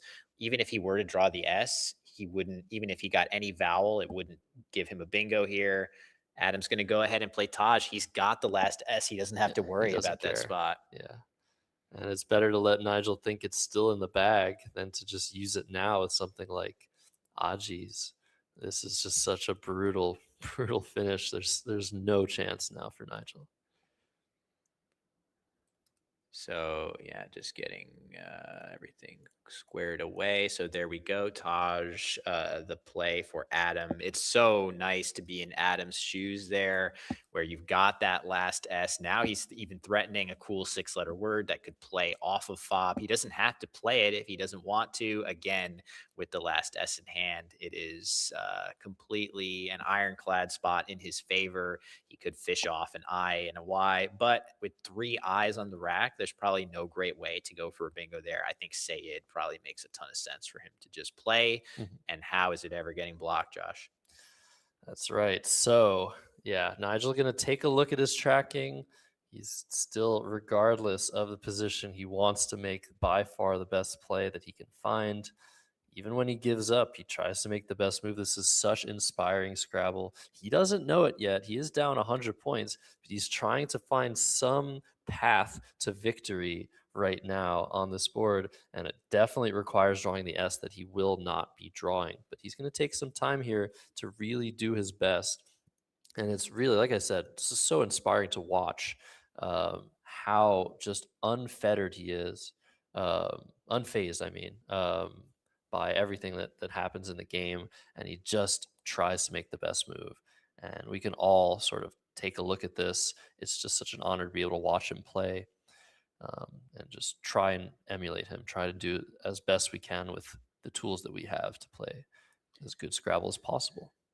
Yeah, it is inspiring. It's, this is it's a weird thing, right? Like it's a chicken and egg thing. We were talking about it before with it. Does Nigel have the best emotional control of any player, or does he just make fewer mistakes and not need to get upset? Oh, look at this. Oh, my Crazy. goodness. Oh, that is so fun. So if he draws, that is brilliant, Josh. Oh my God. That is so crazy and fun. I love it. Yeah, wow. That's crazy. I mean, now I think Adam can't play Saeed. Yeah, he's prevented Adam from making the play that he probably wanted to here. Just imagine how much pressure Adam would be under if he didn't have that S right now, right? Like, what if Nigel just drew the S and now is threatening a triple and a huge fobs bingo that could potentially be an out bingo if Adam plays too many tiles, right? Like, that would just be so fun. And that might have been his win condition here. So kudos to Nigel, as always, for coming up with a plan that gives some chance. But Adam is in great position. He blocks, he keeps his S. He's going to be just fine. Yeah. So for Nigel Richards, DEEGNRT, I think now pretty much has the bad news that he's going to have to win 4 games in a row to take down the reigning world champion who took Nigel down as well last year. And similar circumstance where Nigel was just playing lights out. Adam was playing fantastically as well. But yeah, there was the one situation, Seriat, Sehriat. Nigel just put the letters in the wrong order. He won that game, but ended up losing the series. And there's so much psychology at play. Something like that can happen. It could even make Nigel steam. We don't know what's going on in his mind. But it's great to watch this rematch. And if Adam is able to win this series, it'll just be undisputed. There's no more question that he is the rightful world champion. I don't think there was a question before. He won the title in a best of 7, a best of 15, even better. Yeah. Just incredibly impressive on Adam's part. He's made so many amazing plays that have swung games in his favor here. I'm what can you say? We've talked about it a lot, that if you could nominate a human player, not an engine, to face off against Nigel, who would have a chance of holding strong against him, you'd have to pick one of two people, Adam or David Eldar. And I feel like Adam has shown that he absolutely belongs as that top pick in this case. Nobody else is really capable of doing these things to the greatest Scrabble player of all time, Nigel. Adam's been in so many really tough positions on the clock and on the board, and he's shown incredible ability to think so fast, make the right calls. That play of AM, oh my goodness, in the previous game, that was so incredible. So yeah, hats off to him. But it's still a series. It's still a series. Even if Adam wins this game, which he almost certainly will, unless something insane happens, he still has to win one more game against Nigel Richards. Yeah, I mean, if you, by the same token, if you could nominate any player to pull off a 4-game winning streak against Adam Logan, I'm pretty sure we all know who that player would be, Josh. Yeah. Will Anderson. That's who Will it Anderson, is, folks. exactly. That's what I was going to say. No. But you wouldn't let me. So I let you say it. No, definitely not. Definitely not. Will Anderson, if you guys didn't realize who I'm commentating with, he is the World Blitz champion. Unofficial. Wow. There's never been an actual sanctioned Blitz championship, but during COVID, some of the best players in the world were playing online, and Will beat all of them. So EHED is Nigel's choice of play here for 20. He's down 104. He's still trying to draw that S, but he will not. He's drawn LG instead. Yikes. And this is rough. But if you looked at these two racks, which one would you prefer? It's a good question. 3 I's, a U, and an S, or 2 G's and only one vowel? Of course, you'd prefer to be in Adam Logan's circumstances here, being up 104. Yeah, certainly I would just, which rack would I rather have of these two? That's a tough one. I feel like in a vacuum, probably rack number 1 looks like it's going to allow you to score a little bit better. But certainly the S is the important tile here. That being said, how is Adam even going to go out in 2 with so many eyes on the rack? He's not even going to try. He's just going to take his highest scoring play of plopping the S down for 34 points. Not even the fob spot, Josh. It never got used. Doesn't matter. Yeah, it didn't matter at all. This is really funny. So just like, all right, I don't even want to calculate this. I've won the game. Just going to take my highest score. This is a very complicated end game. Nigel's going to calculate. He doesn't care. He just tries to make the best move, and we'll see how quickly he comes up with it this time. Yeah. I feel like he has some chance of, actually, there's probably, how would he even go out in 2? He would have to play something quite long through maybe the O of Tauhu, or maybe something through the disconnected E's of Sea Boots and Unrepair.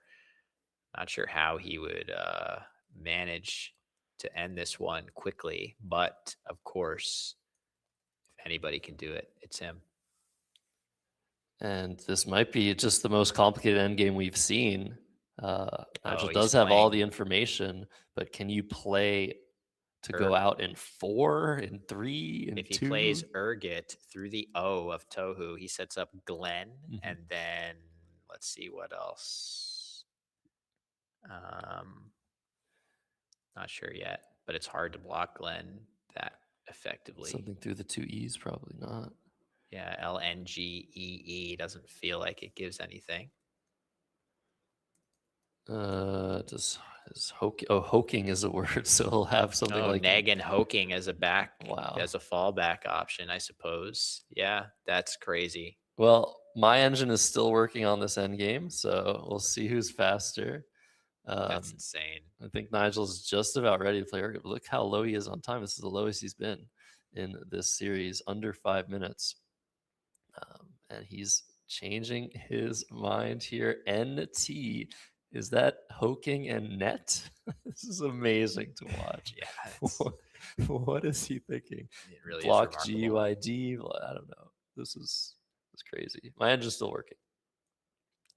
Will Nigel solve this endgame? Will he Because solve this it? is so complicated. It really is, because you have to consider the reason why it's complicated is that with Adam's rack, it's going to, with his rack being so bad, it's going to lengthen the duration of this end game beyond the norm. So it adds more layers, more branching pathways. And Josh, have you? It's no, still working. It's still Nigel's going. still faster and better than the engine.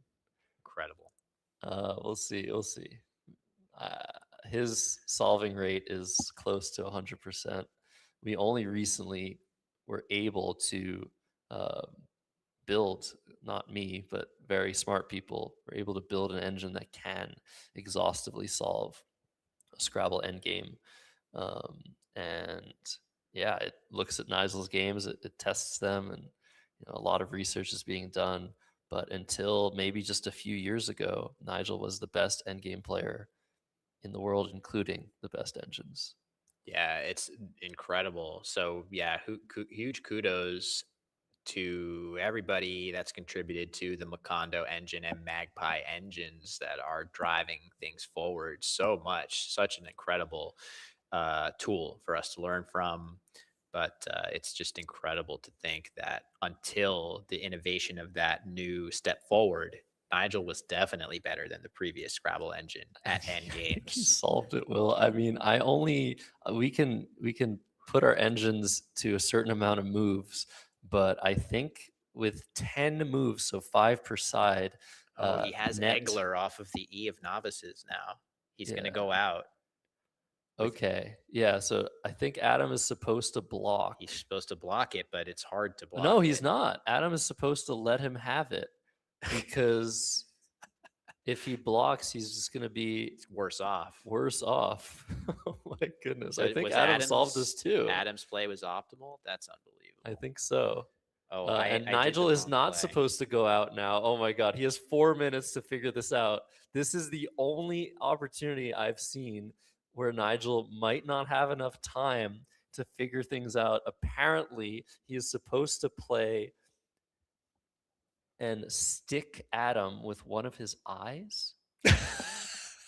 If he does this, come on. How? This is the best play. It blocks 2 of the eye spots. Adam now can play PI from the P and unrepair and ITTI or SI. Okay, no, Adam can't be stuck with the eye. There are too many eye spots, but Nigel's going to still go out first. He's going to play the L somewhere, and then he's going to play Yeg from the YE at the top of the board. So this wasn't to block. This was to block Siri, actually. It was to block the spot for 2 eyes. Oh, Siri. Sorry, we're trying to figure this out. Nigel's got this all figured out. It's ridiculous. He's blocking SIRI, preventing Adam from going out before him. Now Nigel plays Yeg or plays his L off. It doesn't make a big difference because he's going to play Lex next turn, and Adam can't block either. Oh my goodness. Under 3 minutes left for Nigel Richards, but he's solved it, I think. So yeah, wow, that's so incredible. He figured it out. This is the spot where Adam could play 2 eyes at once. So I'm going to block it to guarantee myself another turn, and then I get to use all of my letters in 2 different spots. Crazy. Oh, man. Crazy. If you don't like this, you don't like Scrabble. I mean, it's just the pursuit of that perfection is just incredible. It is inspiring. I really feel like I just feel like few of us have the mental energy reserves to be able to calculate this stuff at all, like with infinite amount of time to process this end game. I would struggle to come up with the correct answers. So in any case, Adam playing just TI for 4, Nigel going out with Lex for 10, which you can see that's a pretty good score on this board. That's why the extra turn is so valuable. But either way, final score looks to be 531 to 413. Crazy. So Adam gets the win, though, despite Nigel's brilliance in the end game, coming up with the best sequence. No surprise. I'm sure he is still sitting at however many games have we played. This is 11, 11 perfect end games. Maybe overhead mic. 4, 5, 4, 6. Yeah. Good job. Yeah, I forgot it. This, of course, is much better. Right. Yes, I was just heading to this and this. I forgot that you could just play here, which is obviously much better. Oh, Adam noticed the ON at some point. I mean, if I looked, it would have some reception in half a second. He did. No, I was lucky. Okay. Okay. Great. Wow, they're still talking. That's great. Finally get some, some talking out of them. So Nigel Richards in huge danger of losing this series to Adam Logan. Adam up 7-4. He's gone on a run this morning. Wow. Yeah, incredible stuff. We had that remarkable, brutal, painful swing in the previous game before this with the missed designated blank by Nigel would have changed quite a lot, but he's not out of it yet. He has to win 4 games in a row. Adam is on match point. 1 more win, and Adam is your winner in the inaugural Wespa Word Wars. He is that close, Josh, but weirdly, I would feel a little bit of pressure needing that 1 extra win. If Nigel's able to chain a couple of wins together, watch out. This thing could become very, very spicy by rounds 14 or 15. Yes, indeed. So those were the first 4 games of a possible 8 today. It is now lunch break in Albany. We will be back in around an hour for the return of these 2 giga mega grandmaster players. I don't know, Giga, yeah, Giga, Sigma. I don't even know what is the bet. You know, Gen Zers in the chat. Let me know what prefix these 2 players should have as Scrabble players. But yeah, whatever it is, we give it to them. And while we are on break, the first thing we want to plug, of course, is what's happening right after this, the Boblin Superstars mega tournament. I'm using a lot of funny adjectives. Will and I are both playing, so you might get to see us on stream if we're doing okay, or even if we're not doing okay. That's the worst, when they just want to put the streamers and the YouTubers on stream when they're having a terrible tournament. But we love it. We love being under the camera. We love promoting our game. And there is going to be Nigel, Adam, Wellington, Dave Weekend, and just a slew of the best players in North America, and some of the best players in the world will be here for the July 4th Superstars. Thanks to Bob Lynn for sponsoring it. $75,000 prize pool, so much money being put into it, but also put into people trying the international lexicon. It's not just the top division, the bottom division. Anybody who's playing their first international tournament gets a free entry, gets a bunch of perks. So it is so important to promote stuff like this if we ever want to see North American Scrabble united under one lexicon. I think both Will and I would love to see that if it's possible. I think the efforts of Bob Lynn should not go unmentioned in that regard. Yeah, thanks, Bob. We really appreciate his support. I would say none of the entire scaffolding of this event would be possible as big and bold as it's become without Bob. So we appreciate Bob. We appreciate the team at Let's Play Scrabble, in particular, Josh Greenway behind the scenes. He's prompting us to thank lots of different people, but we should really also be thanking him for his incredible efforts. What he's been doing is nothing short of amazing. LPS is, a real credit to the community, and it's just something that we should all be glad to support right now. So thanks, Josh. Thanks, LPS. But yeah, what else? Yeah, lots of people. I mean, none of this would be possible without lots of people. So, I mean, you, Will, Lukeman is the one, the visionary that decided that we really just need to get this going, get this match play format going. But it wouldn't be without the fact that this mega tournament is taking place. That's the pull that gets the players to come.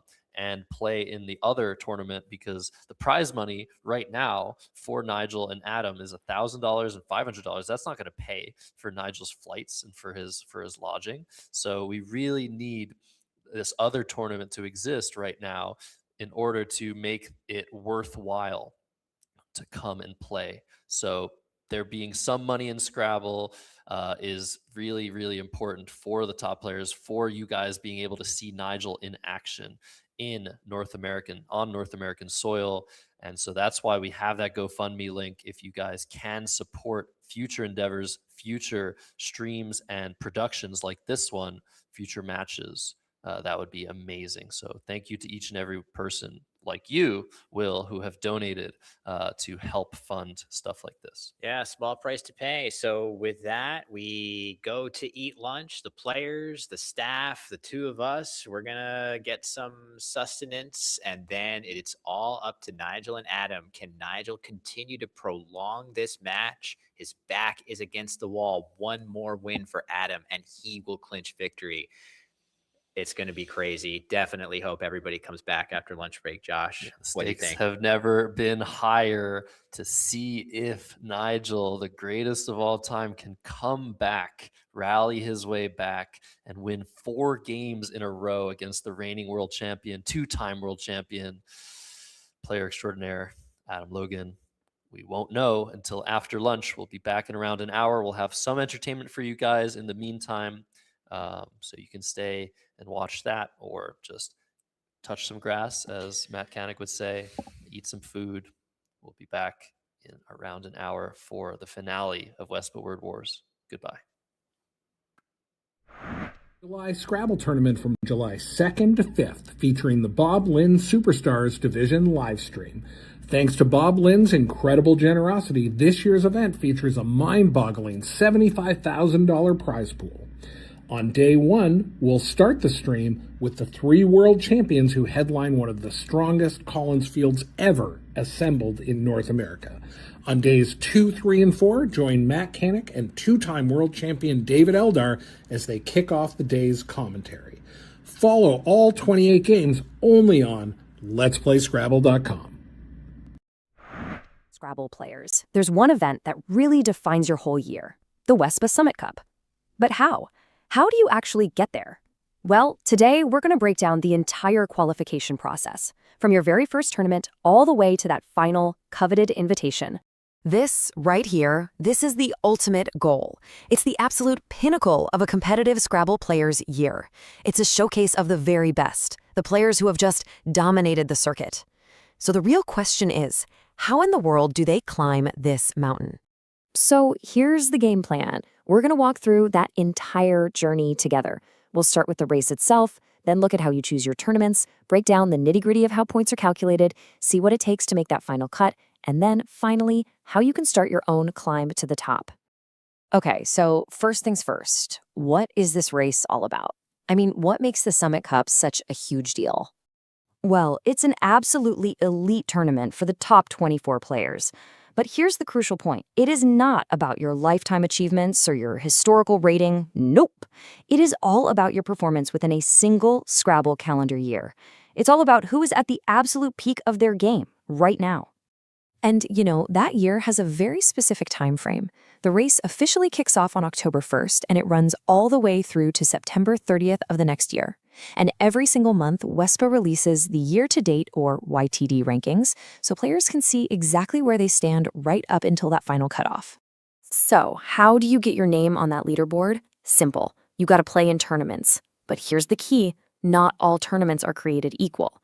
Your path to the summit involves some real strategy in choosing which events you're going to compete in. You see, every single Wespa-rated tournament is given a tier. You can think of it like a label that tells you everything you need to know: the prestige, the size of the prize pool, and the overall difficulty. And that tier, that's what determines the base number of points you can earn. And just look at this breakdown. It lays out the hierarchy so clearly. At the very top, you've got the platinum events. We're talking at least 22 games and a massive $10,000 top prize. Whoa. Then it scales down through gold, silver, and bronze, each with its own set of requirements. This whole structure lets players really target specific events to try and maximize their points. All right, let's get into the slightly more technical part, but don't worry, we're going to make this super simple. How do you actually turn a tournament result into those all-important year-to-date points? It all boils down to a pretty straightforward 3-step process. First, you figure out your finishing percentile. Second, you use that number to find your base points based on the tournament's tier. And third, you get to add a difficulty bonus for playing against really tough titled competition. To make this crystal clear, let's use an official example from Wespa. So, we've got player B who doesn't have a title yet. They had a fantastic tournament, finishing 3rd out of 22 players at a silver tier event. Let's crunch the numbers. Okay, step 1 is the percentile. This is just a way of measuring how you did compared to everyone else. By finishing 3rd out of 22, player B lands in the 86th percentile. And let me tell you, that is a very, very strong finish. So, step 2, what do those base points look like? Well, we take that 86th percentile, and we look at the points table for a silver tier event.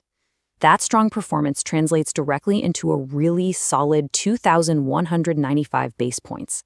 Nice.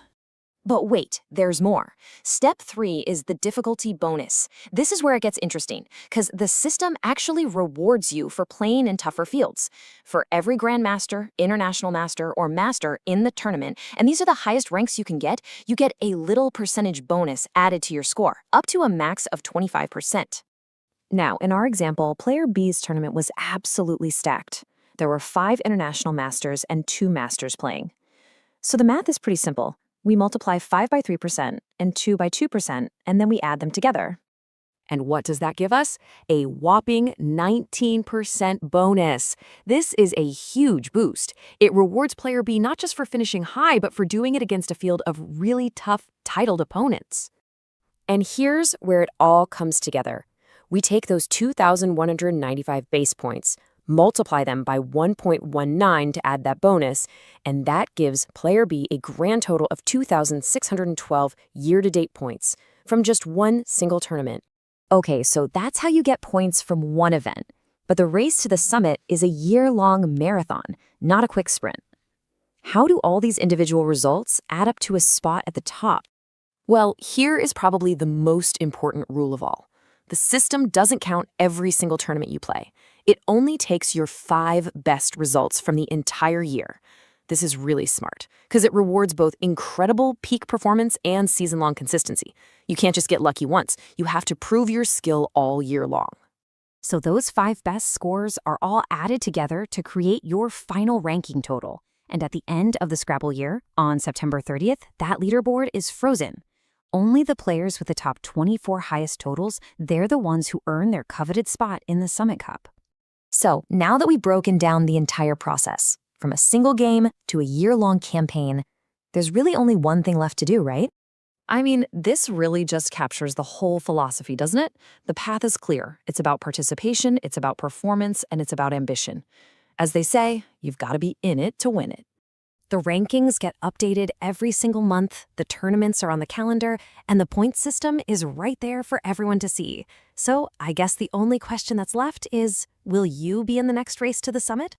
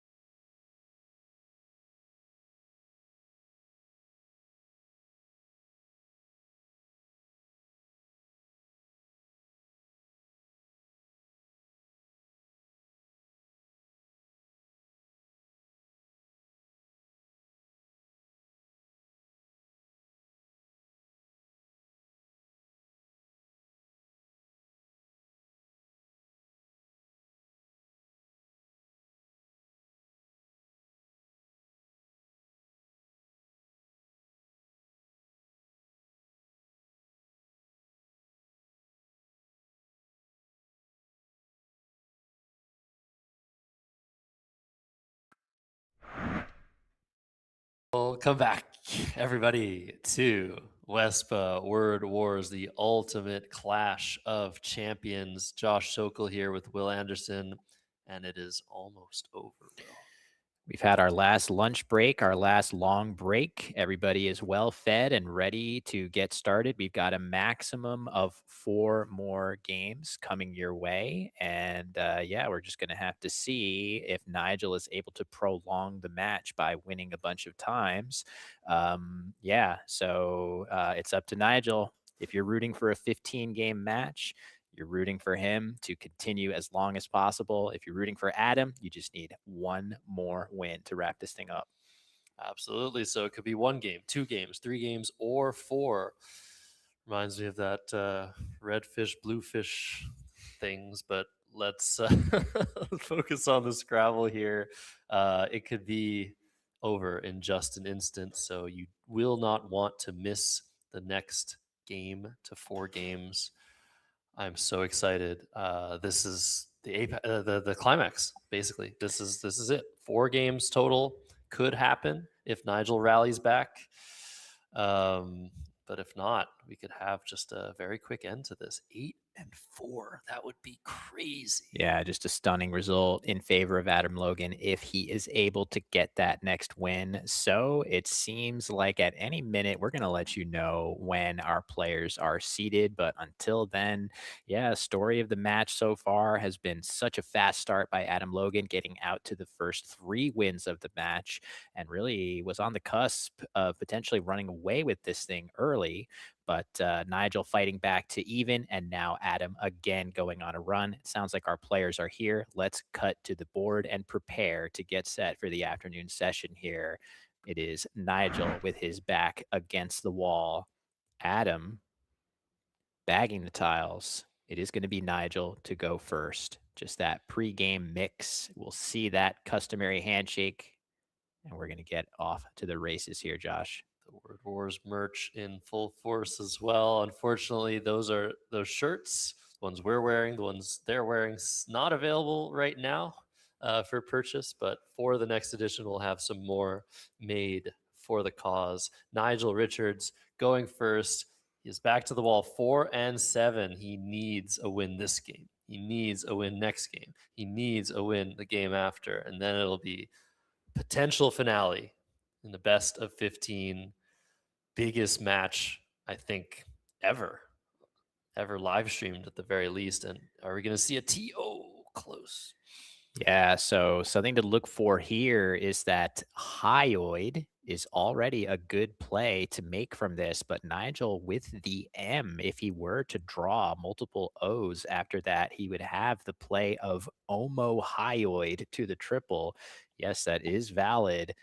Making an already good play even better. Are we going to see Nigel pull the O's from the bag and get a crazy extension play? Meanwhile, Adam looking for a handful of letters that could give him really, really good plays. Certainly the L for involves, but also the C for convives. Neither of those tiles hit the board, Josh. There's a lot going on already from move 1. So, of course, basically the only thing that could change whether a win is absolutely necessary or not is a tie. If the players tie, we could potentially see a finish where the spread differential matters. But really, this is just straight Scrabble for the most part. Adam with 2 V's wanting to play something like Vivo. He's already have that lined up through the Eye of Hyoid. That's a pretty nice play. There's just nothing special that you need to do in Adam's situation other than just win 1 of the next 4 games. And Nigel has drawn super well. 2 S's. He's already has Manishes. Is that right? Yeah, not through just Shamison through the H, but he's probably thinking about playing a full overlap of hyoid with Nye alongside. That's must be what he's thinking with Manises here. So that is going to get blocked by pretty much any play paralleling or going through hyoid. But Nigel is going to be bingoing on this turn after very, very solid play. Of course, Vivo for Adam, getting rid of the Vs, keeping great tiles. We could easily see Adam come right back with a counter bingo after Nigel plays one here. Adam already has 4 of Nigel's 7 tiles, but there's an I, a T, and an F. That's very nice. Nifty's Notifies is going to play through the O of Vivo after Shamazan, if that's Nigel's best play. And Vivo, just FYI, is an adjective. You cannot put an S on that. So I think we're going to see Shamazan come down and some 8-letter word. It might not be Notifies, but we're going to see a bingo exchange here. So Nigel is getting set to potentially play this. At first glance, Shamisen through the H already on the board. This is going to be his highest scoring play. It looks a little scary at first glance, given that we know from our omniscient, state in the booth that Adam has an S that could potentially play, but he's not going to make that S hook. He's going to play Nifties or something, or Notifies, as Josh mentioned. So Nigel may be thinking, well, I'm not sure I want to set up an S hook that Adam could have.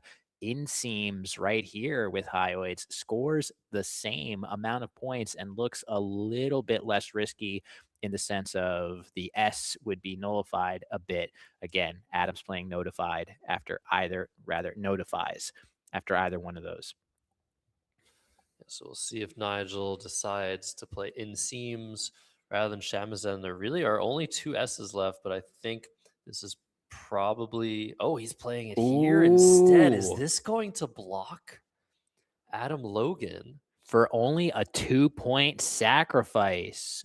Wow, that is a very, very interesting decision. And wow, it blocks Adam's ability to play a bingo. So Nigel, the one this time. Adam's been doing it consistently over the last few games in the match. But Nigel, this time, the one with an incredibly solid defensive play. Look at how much tougher it is to fit a 7-letter word on the board after this. Yeah, you do put an S out in space, but man, this looks so much better defensively against 7s, Josh. Wow, this was just the exact amount of carefulness that Nigel needed in this particular scenario. We did not even think about the sacrifice, but it makes so much sense in hindsight. Man, wow. Adam Logan probably like, wow, does this really not give me anything? Did this really block me? And once he realizes that, he does have a very nice play of just IF and IF for 26 under the eye of Inseams. But that is definitely not what he was hoping for with his current rack. And Nigel drawing XU, that's going to fit for 54 under the AM. So if we see this sequence happen, Nigel's going to be up over 100 points in the next exchange. That is incredible. There's another, factor too, which is after Vivo, you have a pretty good sense that Adam has good bingo tiles and probably doesn't have as often.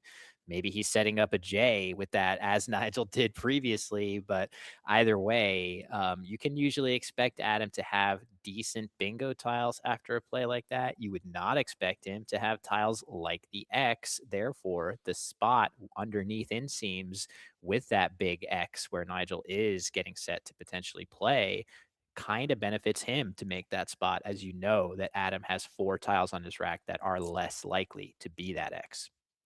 As Adam sets up if on his rack, it's important for people to understand when I try to explain Scrabble to a layperson, I say it's somewhere between chess and poker. There's some reading that can be done, some inferring, but not that much. It's mostly skill, but there's a little bit of randomness, and making a read, quote unquote, like Inseams is really just a calculated decision. And in this particular instance, Nigel's like, all right, this seems slightly better than my 76-point options. And in this particular case, it was fantastic. It did exactly what he was hoping it would do. IF coming down, XU as the response. Adam Logan now as EEINNST. So he is going to be able to come back now with a bingo, something like intense under the X and U. But he's down 116, and Nigel's drawn pretty well. Yeah, if Nigel gets one of these E's of tennies out in space, which could happen depending on how aggressive Adam wants to get. Tennessee, though, does look like it obstructs the E just enough. But is there some other option that Nigel will look to do? I'm not sure yet. But either way, I just want to point out that Nigel would have been playing the X almost regardless here, but he had to have felt much better about playing it after Adam's play, which now makes it much, much tougher to hit double doubles.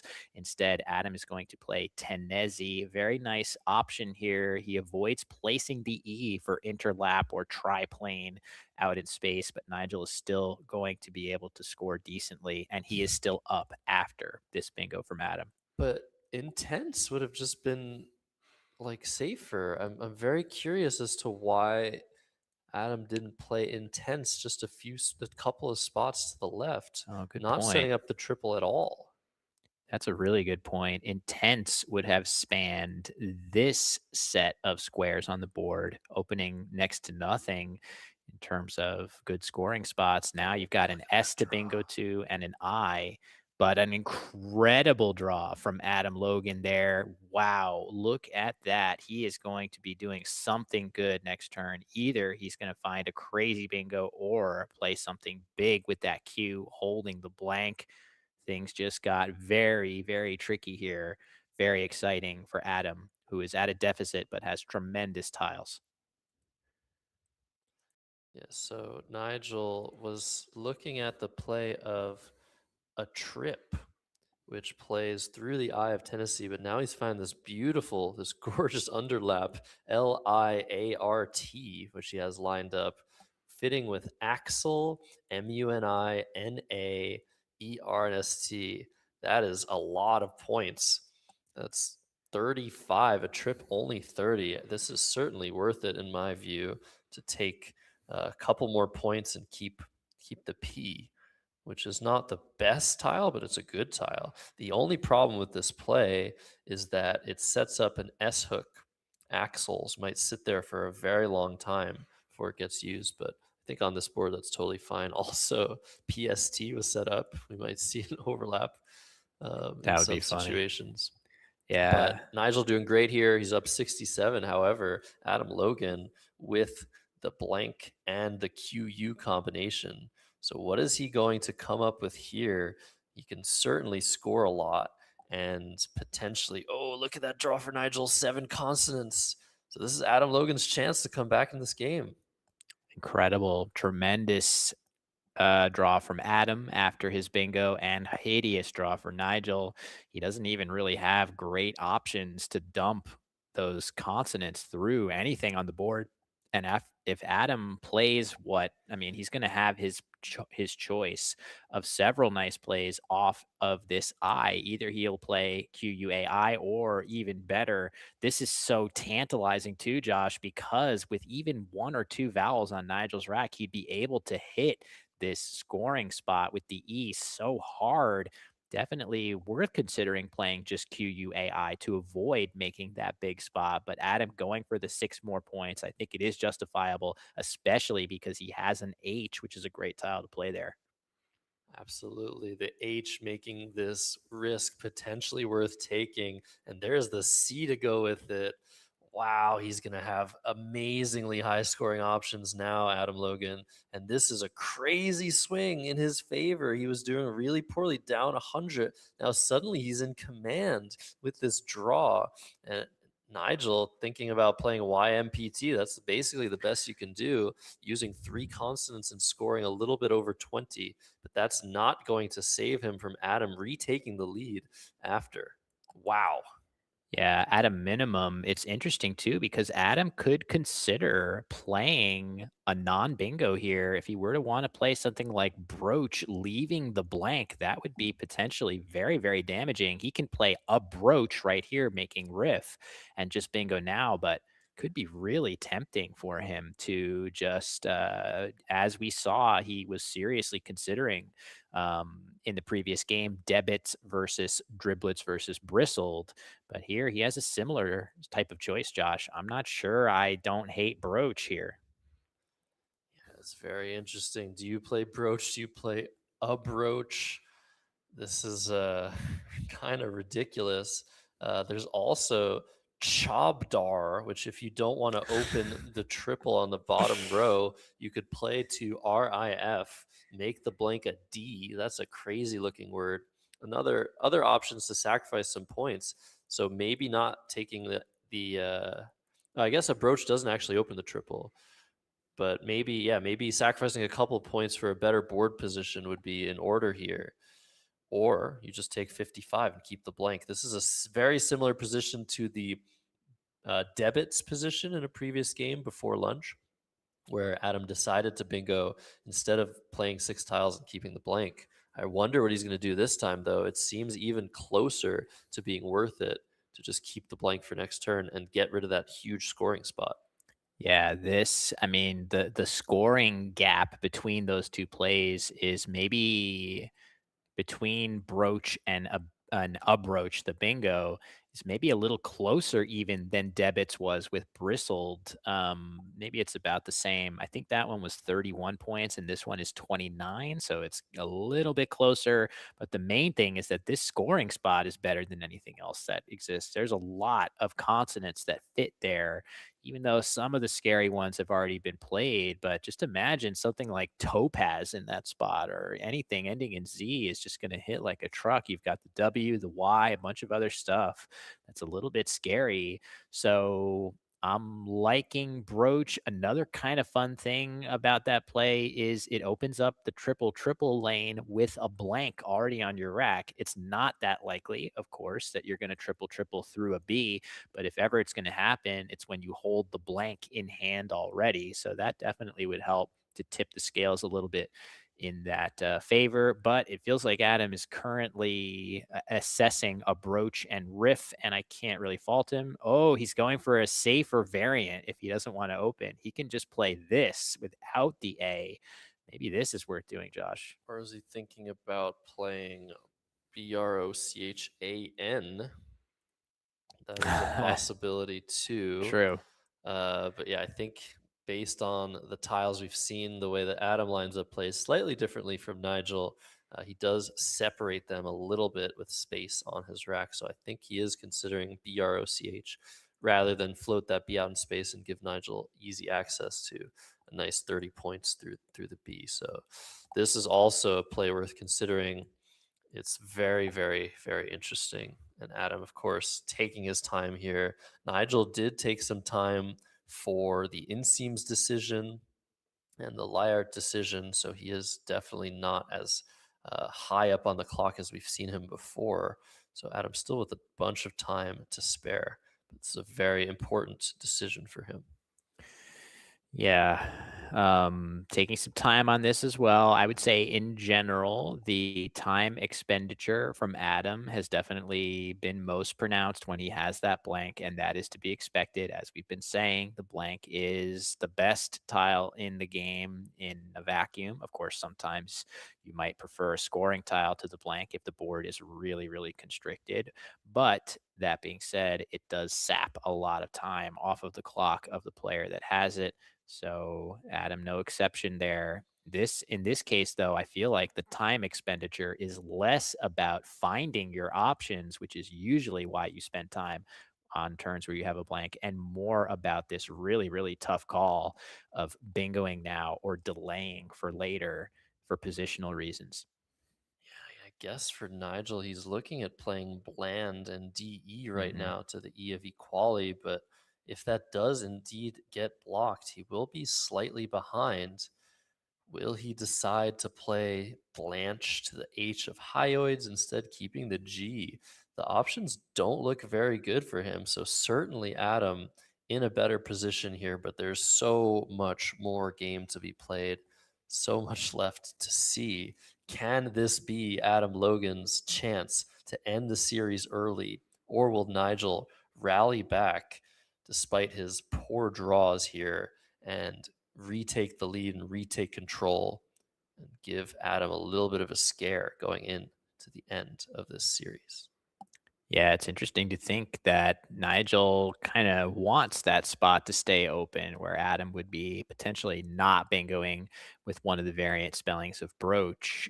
Bland does look a little bit better scoring than some of the other options. But that being said, as you point out, Josh, Blanche is a pretty decent consolation prize, scoring not that much less, keeping the maybe ever so slightly. I don't know if I have a preference between CG and DG. Those are both not the best two tile combos, but I guess DG at least gives you some flexibility, both being hooks to IF. As there we go. We see Adam brave decision. I like it though. Yeah, this is a great play, a great decision. I have no problem with it whatsoever. We'll see how Nigel adjusts, and we'll see what Adam draws out of the bag. He could draw a host of vowels, he could draw a bunch of really good stuff as well. But right now, the unseen letters are extremely vowel heavy. More vowels than consonants at this stage of the game is very rare. We see 2 vowels, a Y, another vowel. Let's see. Oh, that was incredible. The exact tile you needed with that rack. The Z, the all-powerful Z, has come onto Adam's rack, so he's still doing quite well here. Let's see what Nigel responds with. Block, B-L-O-C. That looks very good through the O of Brock. Getting these words mixed up and rhymed all about. You said it right. The DG combination, the NG combination. Yeah, NG. It keeps NG. And as I was saying before, both the D and the G are hooks to IF on the board. So I think Nigel's probably thinking, if I get a bingo, the odds are great that the 7-letter word is going to play in that lane if it's not obstructed by whatever Adam plays right now. But yeah, we were a little bit worried for Adam until the Z came there. We knew with all those vowels on the rack that it was kind of unlikely that he was going to get a bingo, but the Z is going to help him so much to weather the storm and keep that scoring pressure up on this turn, and then try to draw a couple consonants to land that next devastating blow. As we could see, Nigel did not draw that well. Didn't draw an I that he would have needed to complete the ING combo. Instead, he drew duplicates galore. Yeah, and I mean, this isn't the best board for the Z. It's definitely a good thing to have drawn, but I really wonder what Adam's going to come up with here. He's down to 12 and a half minutes. Is he going to just play something like Zoe in the top right, or should he keep the Z for a potential high score, hooking the IF in the center of the board and reaching that left middle triple? If he draws something like an R or a D, he'll be able to play potential ZER, ZED words. But he's just going to go ahead and play Zoe here. So this is a great play. It scores super well, retains a little bit of a lead. But again, he needs consonants from this bag. If he doesn't get them, he's going to be a little bit late to the show of taking a bingo lead against Nigel Richards. Yeah, 2 vowels could be devastating. We get instead, all right, aureity is playable. There is a 7-letter word in this rack. It fits with riff. It does seem like Nigel is going to block that option with Daga. And oh man, do I dare to say the name of the file type? GIF. Yes, DAGGA. I don't think Zoe has changed too much about the position, but Nigel is going to go ahead and commit this play. I think this once again stops Adam Logan from getting a 7-letter word down, but we'll see. Adam's still in a great position. He could just play YAUD if he wants it to the D in Daga, set up an S hook, keep TEI blank, which is very, very nice. But again, he just needs to draw a couple consonants to be confident in his comeback abilities here. He's down 3 points. He's in a great position, but look at that draw for Nigel. Such a clutch draw. All important second blank. Wow. If Yod is the play, Jawbones comes down for a very, very nice score in a way that also kind of blocks the board pretty effectively, but it's going to be IU instead for Adam. A very solid score, different situation. Yeah. Setting up a less volatile spot for 8-letter words. Very interesting that he did this. ERAS is a word, STYE is a word. So that might even be a better hook for a potential S bingo. Wow. Adam also avoiding disaster here, but DOA, that draw, is guaranteeing him a bingo next turn. So Nigel is going to take probably a small lead here. He's thinking about playing OW somewhere. What is he thinking about? Is he trying to set Is up he the thinking about J? playing Aus alongside No. that? I mean, OWSE. I know he doesn't have it all lined up, but something with sty, the E hook, right? Eras and sty would score well, but I can't imagine him playing that when he can just play his J somewhere and continue to get so close to that essential bingo that he's close to getting. I'm not sure. Normally, when he aligns these tiles, there we go. The J finding its way. Oh, look at this. The very dangerous placement here of Zhao. There Wow. is another L unseen as well, but there actually are no S's and only one L unseen to him. So this could greatly favor him holding the S. Crazy play. Great recognition, Josh, by Nigel there.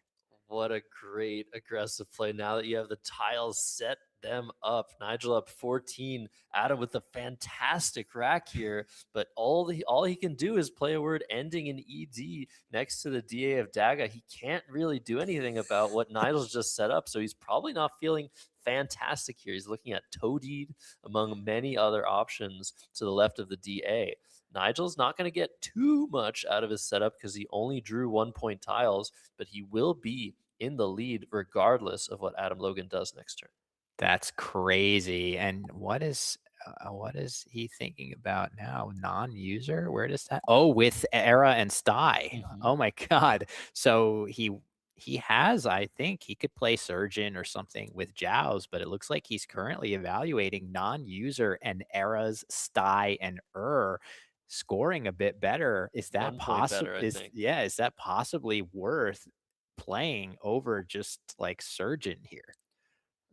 Who knows? I think what Nigel tends to do is he looks for the highest scoring play and then goes from there. So I think non-user 1 more point than the Jows plays, but yeah, I don't know. I would definitely play with Jows regardless. It's a little fascinating, but we'll see what Adam comes up with. He's gone under the 10-minute mark. There are still a bunch of tiles left in the bag, 26 to be exact. He's going to play 7, leave 19 in the bag. It looks like Toadied is his play. Let's make sure he designates the blank properly. Don't want to see that again. Nigel Richards is going to play his bingo, I think, with Jows once he thinks about this for a little bit. Yeah, it's only a 1-point sacrifice. Adam could easily draw the 4th and final L, which would give him great scoring options to play underneath the J, hooking Jowl. Whereas if Nigel just plays non-user, not only could Adam have that, but also plays underlapping this word to the triple. This would be a real crazy play to see be made when he has a much safer play in Surgeon right here. So let's see, does Adam draw the L? There are no more S's to go. Wow. Oh my gosh. Nigel is going to take about a 20-point lead after this, and Adam's draw is clunky, Josh. This is getting really tight down the stretch. Absolutely. So we know that around a 20-point lead, if it's your opponent's turn, that's close to even. If it's your turn, you're pretty nicely ahead. Looks like Nigel's thinking about Sounder. It doesn't really make a huge difference which play you make under with Jows, but he's going to try and find the best one. And he's going to score 85. He's going to go up 386 to 365. He'll be up 21, like you said, Will. But he's drawing into a bag containing 6 E's, and we know Adam didn't draw a single one. We could have a disastrous draw here on our hands for Nigel, or a really good one. The rest of the tiles are pretty nice and balanced. Yeah, it's okay. Another D blank, so that is correct. Sounder coming down, 386 to 365. Let's see how Adam Logan responds to this with 12 tiles in the bag. Huge draw here coming for Nigel with his match life on the line. If he were to draw something good here, This could be an opportunity for him to come away with a huge series preserving win. For everybody out there wanting the 15 game series, we need to see something flexible. The K is a good. big, big tile for him to draw. Not the best draw, but the K really saving him there, Josh. This is as close to a dead heat as I've seen in this match. Wow, Adam considering wind to the right of Toadied, that doesn't seem to have that much of a downside to it. NRT is a really good leave. This board isn't super ripe for bingos or anything like that, but NRT with those unseen E's, you're going to have some balance. But it's up to Adam to draw something that scores points and for Nigel to draw something that scores points. So actually that F and that P might be really important. So we'll see. Adam taking a 4-point lead. Let's see what Nigel comes up with. He's got some sort of a potential timing advantage, but actually with 8 tiles in the bag, it's going to be hard for him to make use of that tempo, leaving as few tiles in the bag as possible. So honestly, it really depends on the next couple draws. R, E, F. That F, super important. And another E. That's a good draw for Adam Logan. Yeah, very good draw. Nicely balanced tiles. If anybody is curious, by the way, about sounder, like is resounder a valid word? It isn't. The only extension there, unsounder, that is not playable anymore. So no worries about that extension. It's all about the existing scoring spots on the board here. Nigel with only a mild time advantage as well. The players have budgeted their time very well heading into this late game. And man, Nigel is only down 4 heading into this, increasingly, tight pre-end game scenario where more and more information about each player's opponent's holdings is going to become clear with each play. And this is probably the most important turn of the series so far for Nigel Richards. Lots is weighing on this decision. Let's see what he's thinking about. KAE. Where does Yeah, that fit? he's Trying to thinking figure out what he's thinking he's here. thinking about it's deceptive, but playing it here is Wow. actually a He doesn't very just cool fit. he's not even thinking for more than a minute on this decision. That's crazy. There's so much going on in the position. 5 tiles left. Adam Logan now with the ability to have a good tempo. If he just plays 2 or 3 tiles, it'll be the best position he could have going into the end game. GIL, decent draw for Nigel Richards, drawing 2 consonants to his 3 vowel, 1 consonant leave. I don't know who's going to win this game, Will. It's going to be really, really close. Yeah, that was a actually deceptively very good draw for Nigel. He has enough balance between his different letters that he should be able to come up with something here. Also, note that keeping the E's is both players have them, and you could easily see the sty hook continue to be important just as a simple way to dump ER, ET, something like that in the lower corner. It's a quick way to get some points if you really need it. That being said, I don't feel like Adam is going to play there now because he's looking to score as well as he can with that F. There should be ways for him to do that. Timing, as you say, Josh, very, very important at this point in the game. Both players know it's going to come down to a very close end game, and both players want to be the one that gets that extra turn in the end game to try to pull this one out. So Adam considering FEED, feed to the ED already on the board, it looks like. That's a nice 24, bringing him within 3 points of Nigel. But what happens after that? Can he draw into a threat? That F's going to extend out into space and potentially draw into stuff like ferritin. And will Nigel have to deal with that based on his knowledge? So anything can still happen here. Nigel might have to sacrifice points to try and block.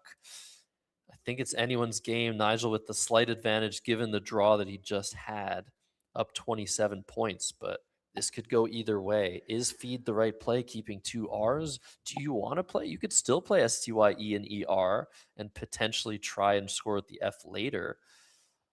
This is really, really tough. Lots to think about for Adam Logan. He has to make sure he knows what's left, how many tiles are in the bag. He needs to use his time wisely. He's down to 6 minutes. This could get really, really tight in the end game. He needs to leave himself enough time for those scenarios. Wow. Do we feel like maybe one of the ideas behind feed is that using 2 tiles here feels like a really good amount? It would force Nigel to have to think about a 3 in the bag pre-end game, which is another order of magnitude of complexity. But moreover, if Nigel also, for any reason, did not want to empty the bag, it would hamstring his options severely. He would not be able to play any more than 2 tiles to avoid that. But if you go longer and try to go out first, you're going to have to. I mean, even if you use 6 tiles, you're still going to be in trouble. I wonder if endgame timing is something that is attracting Adam to the play of feed. I do worry a lot about those duplicated R's, especially with one lurking, where drawing that third one could basically spell instant death in this game. You can't really navigate the 3 R's. So Adam now thinking about fret alongside toadied. This looks like a little bit of a safer way to score a decent number of points. But Josh, I do worry that it gives Nigel a little bit of an opportunity to seize the tempo in the pre-end game after that. Absolutely. So this is theoretical Scrabble here, the pre-end game before the bag is empty, but between when there are 7 tiles and 0, that's where things start to get extremely important in terms of timing. If you leave 1 tile in the bag, that's pretty good. But what if Nigel is able to play 5 tiles and go out next turn, or even 4 tiles and threaten a bunch of ways to go out? It's always better in situations like these to leave more tiles in the bag, but fret does get rid of a tile you don't want, that extra R. Maybe that's what's going to lead Adam to drawing the letters he needs in the end game. But maybe it's just a little bit too bad for timing and a little bit too low scoring. It only scores 24, same as feed. Maybe you need to leave a little bit more fog of war, leave a few tiles left in the bag, but nothing feels fantastic here for Adam Logan, and he's under 4 minutes. He really has to move here. Yeah, it's a brutally complicated position. It would be so nice if there was a play that at least scored 30 or something like that, but the board is just too constricted for that. Adam is choosing between plays that are not going to get him past Nigel on the scoreboard. Nigel is up by 27, and there really aren't any plays that get Adam ahead. If he could score 30, 40, or something like that, then he could feel so much better that even seeding some timing in the pre-end game and end game back to Nigel, he might be able to pull this one out. But timing is everything here. He's going to need that extra turn in the end game, and it's so difficult to find a play that secures that odds, but also that uses tiles you want to use. You can see the agony in his face. He really knows that the pressure is on. I think the longer he takes, the longer he's going to want to play. The more tiles you play, the least amount of work you have to do in the end game. So I think we're probably going to see him play fret. If he doesn't play fret and plays feed instead, or something else that we haven't seen him consider, he's going to have a lot of trouble. 2.5 minutes for Adam Logan. He needs to make a move here. These end games are going to be really, really tight. And he knows that, but he's paralyzed. What's going on? He needs to go. Yeah, he's paralyzed because there's no play that makes him feel good about his choices here. The scary thing, too, about a play like fret is that if Nigel has 2 E's and the odds are decent that he does, there's going to be the opportunity to play a high-scoring overlap. Something going down here could do a lot of damage with 2 E's on Nigel's rack. That's going to likely outscore the fret play. And if Nigel's able to come up with a good sequence, and we know he's very likely to do so, a play in that spot could be difficult to overcome in the end game. And he knows that his opponent is very unlikely to make a mistake in this very sharp position. All of these things marinating in Adam's head, but he knows that he has to go. He knows that he can't leave himself stranded in this endgame with no time, but he hasn't made a move. This is pressure more than I've ever seen. Back to feed. There This he goes. I mean, I kind of like this play better. I like this play for timing reasons. Yes, you could draw that third R. Let's see what Adam draws. if you draw it, it's going to really hamstring your rack going forward. But I just feel like the timing benefits of this are considerable compared to fret. Adam draws an I. That's a good one. And the third R finds its way onto the rack. That is going to severely hamstring his options going into the end game. Nigel already up 3. He is very likely to be able to make a play and then be able to outscore, especially because the P is in the bag waiting for him. The best scoring tile, I should say, Josh, yet to come. That was probably a game-losing draw for Adam Logan, but Nigel doesn't know that. There are 3 tiles still in the bag. He's got to assess what could Adam have from those unseen tiles that you see above Nigel's player camera, EEINOPRRRT. Is there anything that Nigel's worried about through the F of feed or from the F of feed? That's the first order of operations. Second order of operations is, can I block that F if there's something there? And can I afford to block the F for not a very high score? Or do I have to leave it open and open myself up to the possibility of losing to an out bingo? I don't know what Nigel's going to do here. We know that Adam's going to have an extremely hard time dealing with his rack. But what does one do here? Up 3 points with 3 tiles in the bag. You're right. The timing is so much better for Adam in this particular scenario. It's just unfortunate that he drew a third R. So there are definitely a handful of things that Nigel needs to worry about through that F, including Frontier, Ferritin, or Profiter. I guess Notifier as well. Oh, wait, no. Maybe I have this wrong. He's going for the R. He's going for filigree and leaving 2 in the bag? Wow. When in the world was that decision made with exactly 10 minutes? Time pressure is on. Was this a good play? It looks insane to me. That is a wild. I can't believe that choice. That is so crazy to go. Obviously, his odds of drawing the R are very good, but that is a complete curveball as far as I'm concerned, Josh. I did not see that coming whatsoever. Wow, so now 7 points between. This is exactly what Adam needed, but he just has no time. How do you play this? He's going to probably play jar for 10. There's nothing really to do here other than do that and leave 1 tile in the bag, and suddenly Adam Logan is up 3 And points. the O is there for Frontier for him. Did Nigel just throw this game? What is he going to do now? Is he going to play something with a jar to block the F? I think he still probably has enough here. The O is there. Frontier. Oh my goodness. And Adam is threatening an out bingo from that F, but given the play of jar, maybe Adam should have played the R somewhere else, because now a jar play is just AGE or something like ALE is just going to block that F, and I don't think there's another threat on the board. Oh my God, that is incredible. That is so crazy. So Tad did block a couple of the things through the F that could have been lurking from Nigel's perspective, but it seemed like that was more about him getting the game-ending bingo, which feels so crazy because he was the one that had the advantage on the scoreboard there.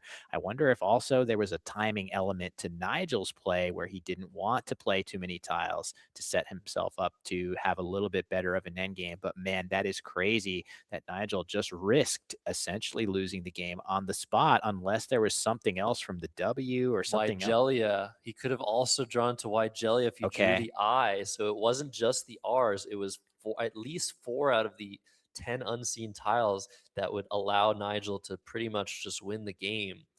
But I say pretty much because leaving 2 tiles in the bag means Adam could have done something like jar, and something like Wigelia would not beat Frontier or something from the F. Of course, Frontier wouldn't be possible. This is so complicated, but EALE looks fantastic, Will. Keeping that G to potentially score a bit with, or just AGE in the same spot for the same score, similar score. But I think playing the extra vowel here is probably right. And I think Nigel's probably fine regardless of what he draws, but he's going to do his diligence. He's going to try and calculate every possibility. 7 separate endgame situations that he has to go through. And it looks like he's determined to play age, and he thinks that that's good enough. Yeah, only barring an absolutely insane turn of events are we not going to see Age or Eel. We do see Age come down for a very good score, 32 points, blocking Frontier, which Adam had to have known was unlikely was going to stay open. But yeah, we head into the end game. Nigel with the P draw, which, by the way, again, is a very useful tile here. The only tile that really scores anything.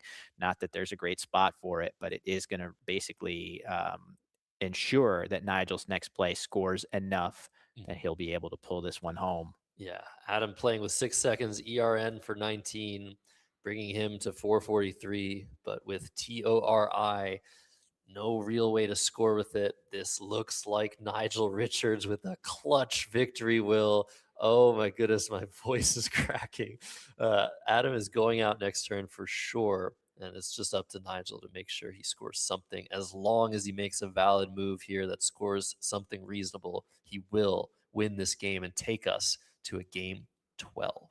13. By the skin of our teeth, are we getting more Scrabble from these two legendary Grandmaster, Super Grandmaster, Mega Grandmaster players?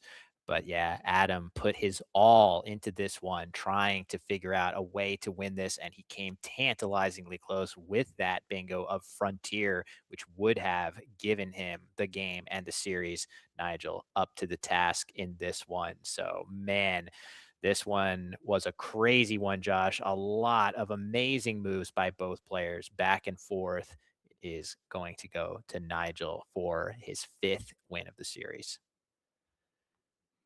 Series will be extended. Nigel playing Pesty, probably his best play. Tyro as an outplay trio for 10. Adam Logan getting a total of 459 to Nigel Richards' 473, a 14-point victory for the greatest of all time. Let's listen to the overhead mic.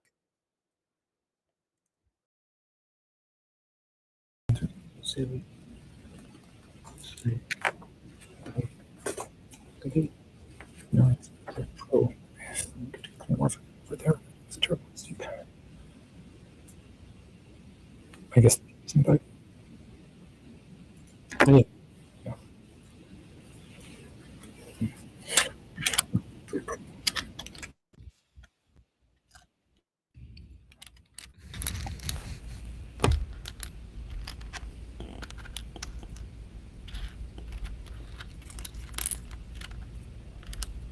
Adam wanting to analyze again. He's regretting not playing pro instead of jar, which allowed Nigel to block and score. A lot to regret in a game like this, but you've got to move on. Still, all you need to do if you're Adam Logan is win one more game. This was a brutal way to go for sure. Wow, Will. That was a crazy one.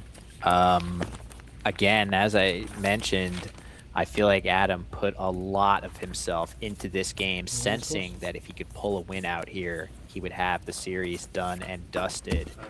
I am curious to see how he will rebound. It's a close loss. I wouldn't say there was any huge mistake that Adam made that he should look at and say, oh yeah, if I had done this differently, I would have won this game and the match. It was just one of those games where you sit back afterwards and you wonder, what could I have changed that might have taken this razor thin outcome and put it in my favor instead of Nigel's? So, if you're just joining, the series between world champion Adam Logan and greatest of all time Nigel Richards has gone 12 games and is going to go at least one more game. Adam with 7 wins on the cusp of an incredible victory against Nigel, but Nigel taking this one by only 14 points. So, we're going to get more Scrabble.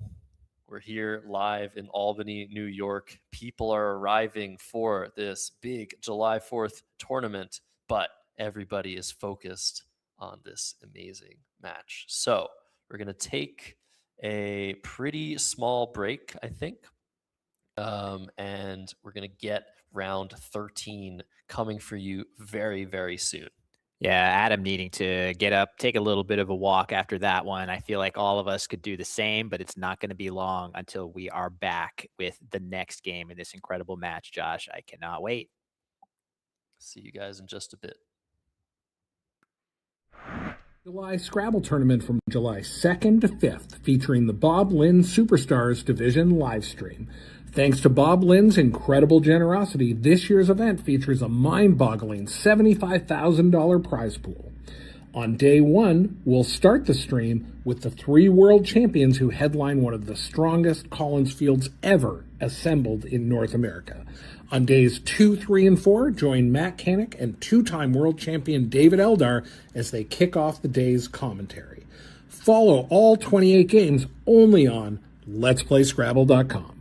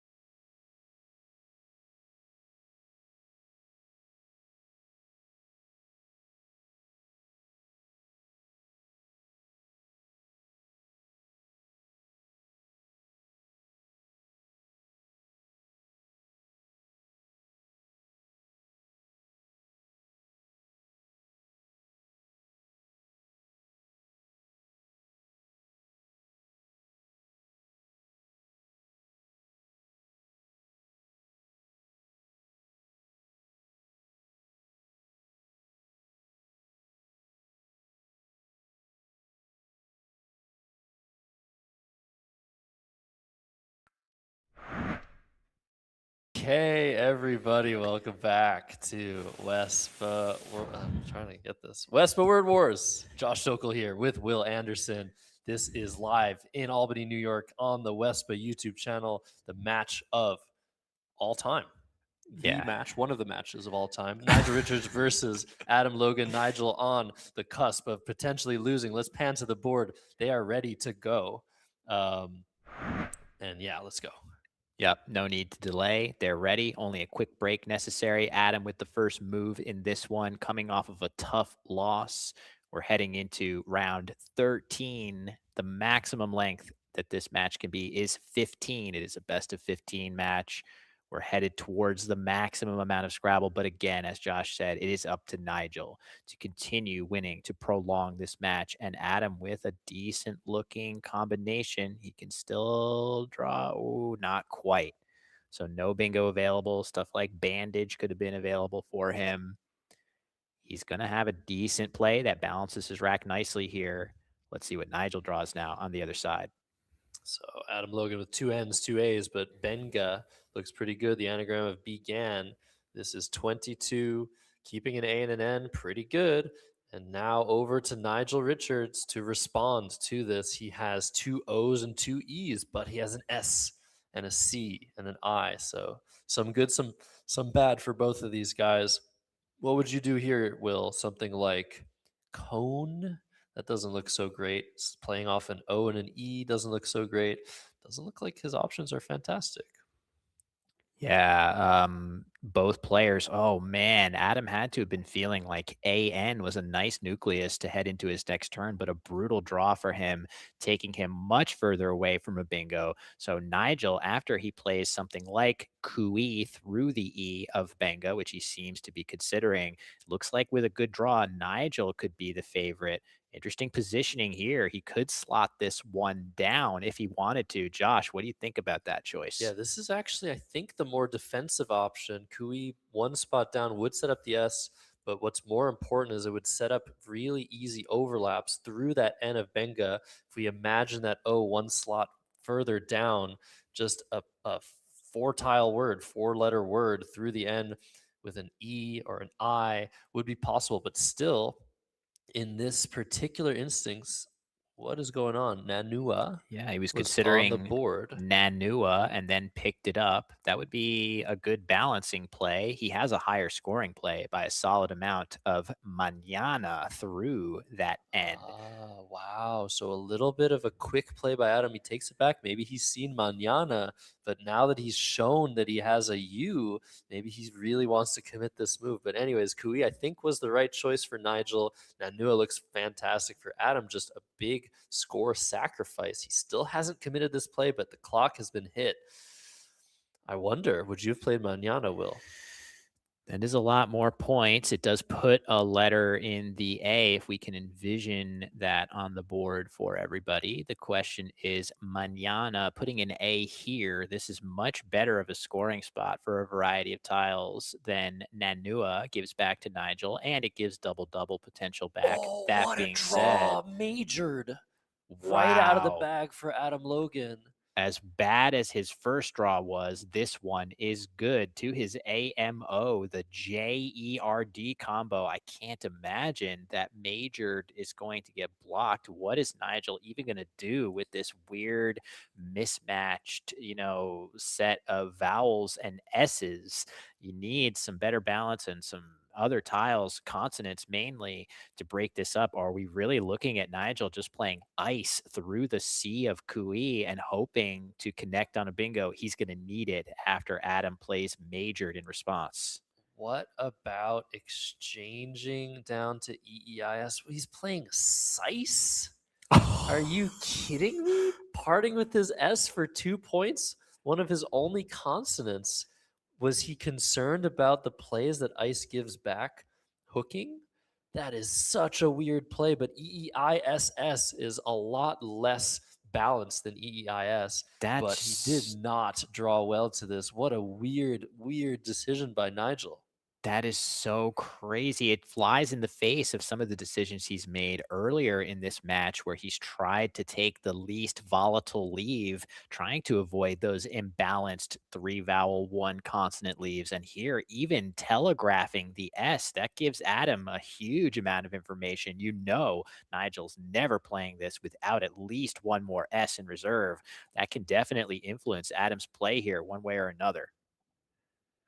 Such a weird move. I think Adam also still kind of processing it. He doesn't know what Nigel kept. I was wondering if you really do want to play ice, if you'd rather exchange and keep EISS, which seems a little bit more balanced. But just parting with one of the S's, Nigel just does not care. He's not materialistic like we are. He doesn't follow all these hundreds of rules of thumb. Don't play an S for a little score. Don't keep 3 vowels, 1 consonant. He just makes the play that he thinks is correct. So over to Adam Logan. Where does one play? Majored.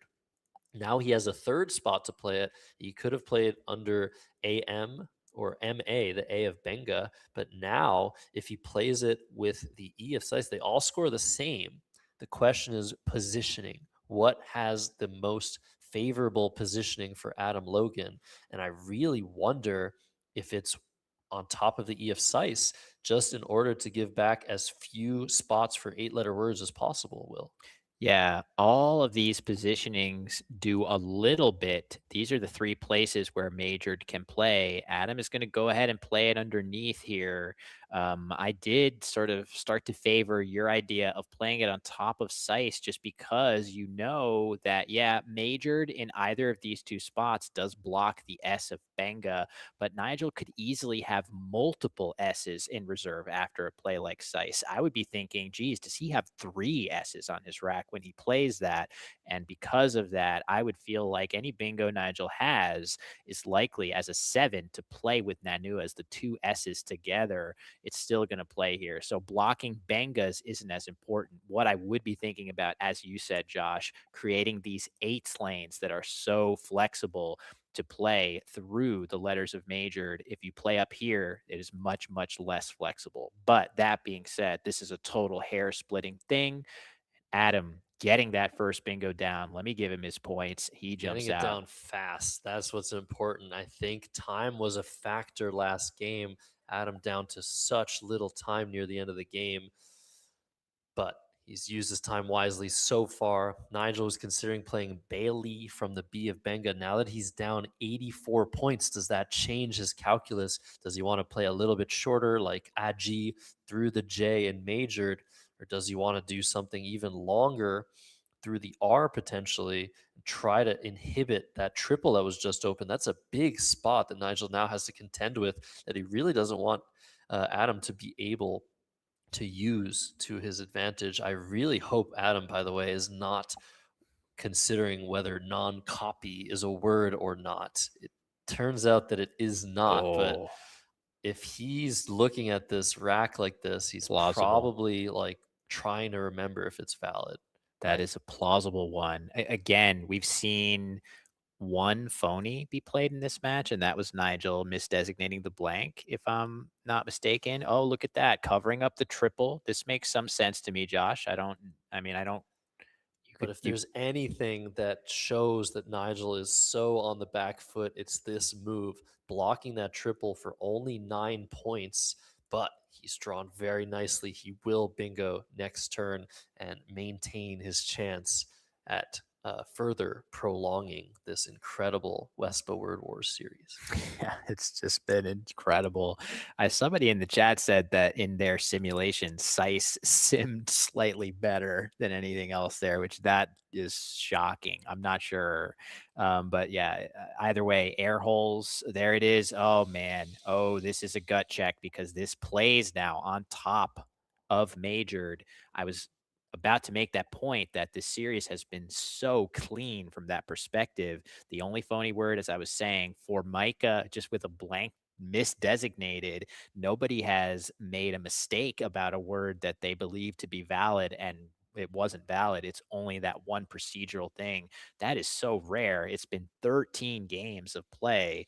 Very few players can get through that many games without a mistake here or there in just misidentifying a word. But Adam getting away from non-copy, he's not going to be the first on this move to make that mistake. Hopefully not. And there goes Crony. If the scores had been reversed, I really wonder if Adam would have chanced it. But because he's ahead, he wants to be risk averse, something he's unsure of. He should not play. Crony is a fantastic option, blocking the board, scoring well, keeping a balanced rack, everything you could hope for and more for this play. And Adam Logan is up 101 in a must-win situation for Nigel Richards, and air holes has just been blocked. But Shirali is the possibility through to the E that Nigel just placed on the board, and is Adam going to be able to respond? Neo-pagan Does fits. Neo-pagan fit? Oh my goodness. That's exactly what I was looking for. An A on the board. Is Adam going to spot this really, really difficult 8-letter word? Probably. Nigel is not going to block it, that's for sure. Shirali just scores too many points. Are we going to see Adam retain close to an 100-point lead? That play of Neo-Pagan, it doesn't even open anything good. It is so, so important that he's drawn something like this. But Shirali, look what that opens. That S out in space.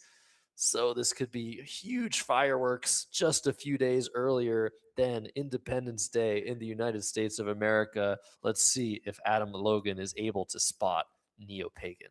Yeah, it's not a given, but I really would be shocked if he didn't. Okay, there we go. Neo-Pagan, do we even no ask? delay. Of course, why do we ask? Here's the thing, though. You mentioned it, Josh. That S in the upper corner, so tantalizing. If Nigel draws something good, he might actually be able to equalize the score here, which is crazy to say based on the first tile we see is the blank. Holy smokes. and the Another second one. That's actually not great. Nigel would have probably preferred to draw them separately, but you can't argue with that. That is going to allow for some insanity potentially.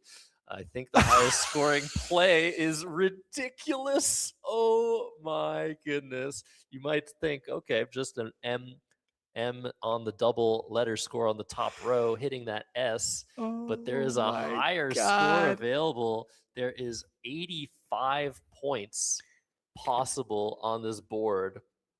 Guys, Is Nigel going to spot it? I mean, we'll see how quickly he does. I don't think there's any question. We might be about to see a absolute verified Nigel moment right here if he makes the highest scoring play. So he sees it. Everybody, I know that this S looks like the obvious place, but look at what Nigel is about to play. For mean through the E of majored with the two blanks, he has spotted this play. It scores 85 points. That's better than anything he can get on the top row. And now, what if Nigel gets these 85 points and then draws something else good to that S? He could be taking command in this game, which is crazy to say. Adam with majored and Neo-Pagan as natural bingos. What in the world is going on, Josh? Oh my goodness. I guess what's going on is we're seeing Nigel Richards in action on his back foot, drawing two blanks, and within a minute, he spots his highest score. And there it is, Adam being like, oh, what is this? He's tilting his head. Like, Jesus. By the way, what a find. The hooks on this are well worth thinking about here. This is just majorly volatile, I would say. S&T.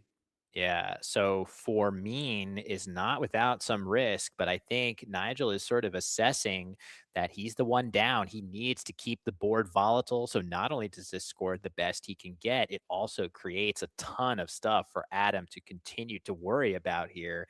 And Adam has not a lot of fantastic options here. He's got low pointers, but no playable bingo with the U and duplicated A's.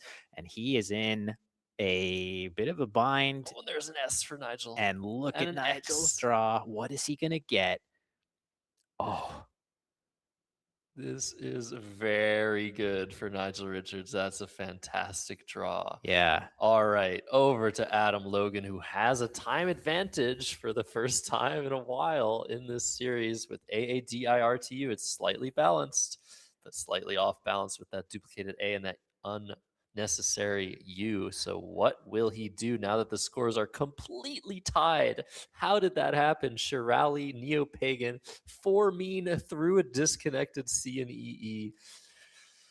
Oh my goodness. Who even looks there? You're looking at the S and Shirali. Yeah, who even looks there? And he got it as quick as any other play. Just incredible stuff. Nobody is able to find the best plays, the best scoring plays available. But this is a fantastic idea potentially coming here for Adam Logan. An amazing overlap of O to Rid. I think he's seen it from the O of majored. This is his highest scoring play. And this in and of itself is an incredible find by him. An obscure 6-letter word. He has the letters lined up on his rack. It is an adjective and does not take an S, so Nigel would not be able to pluralize it. This would be an amazingly resourceful way to get 30 points here, Josh.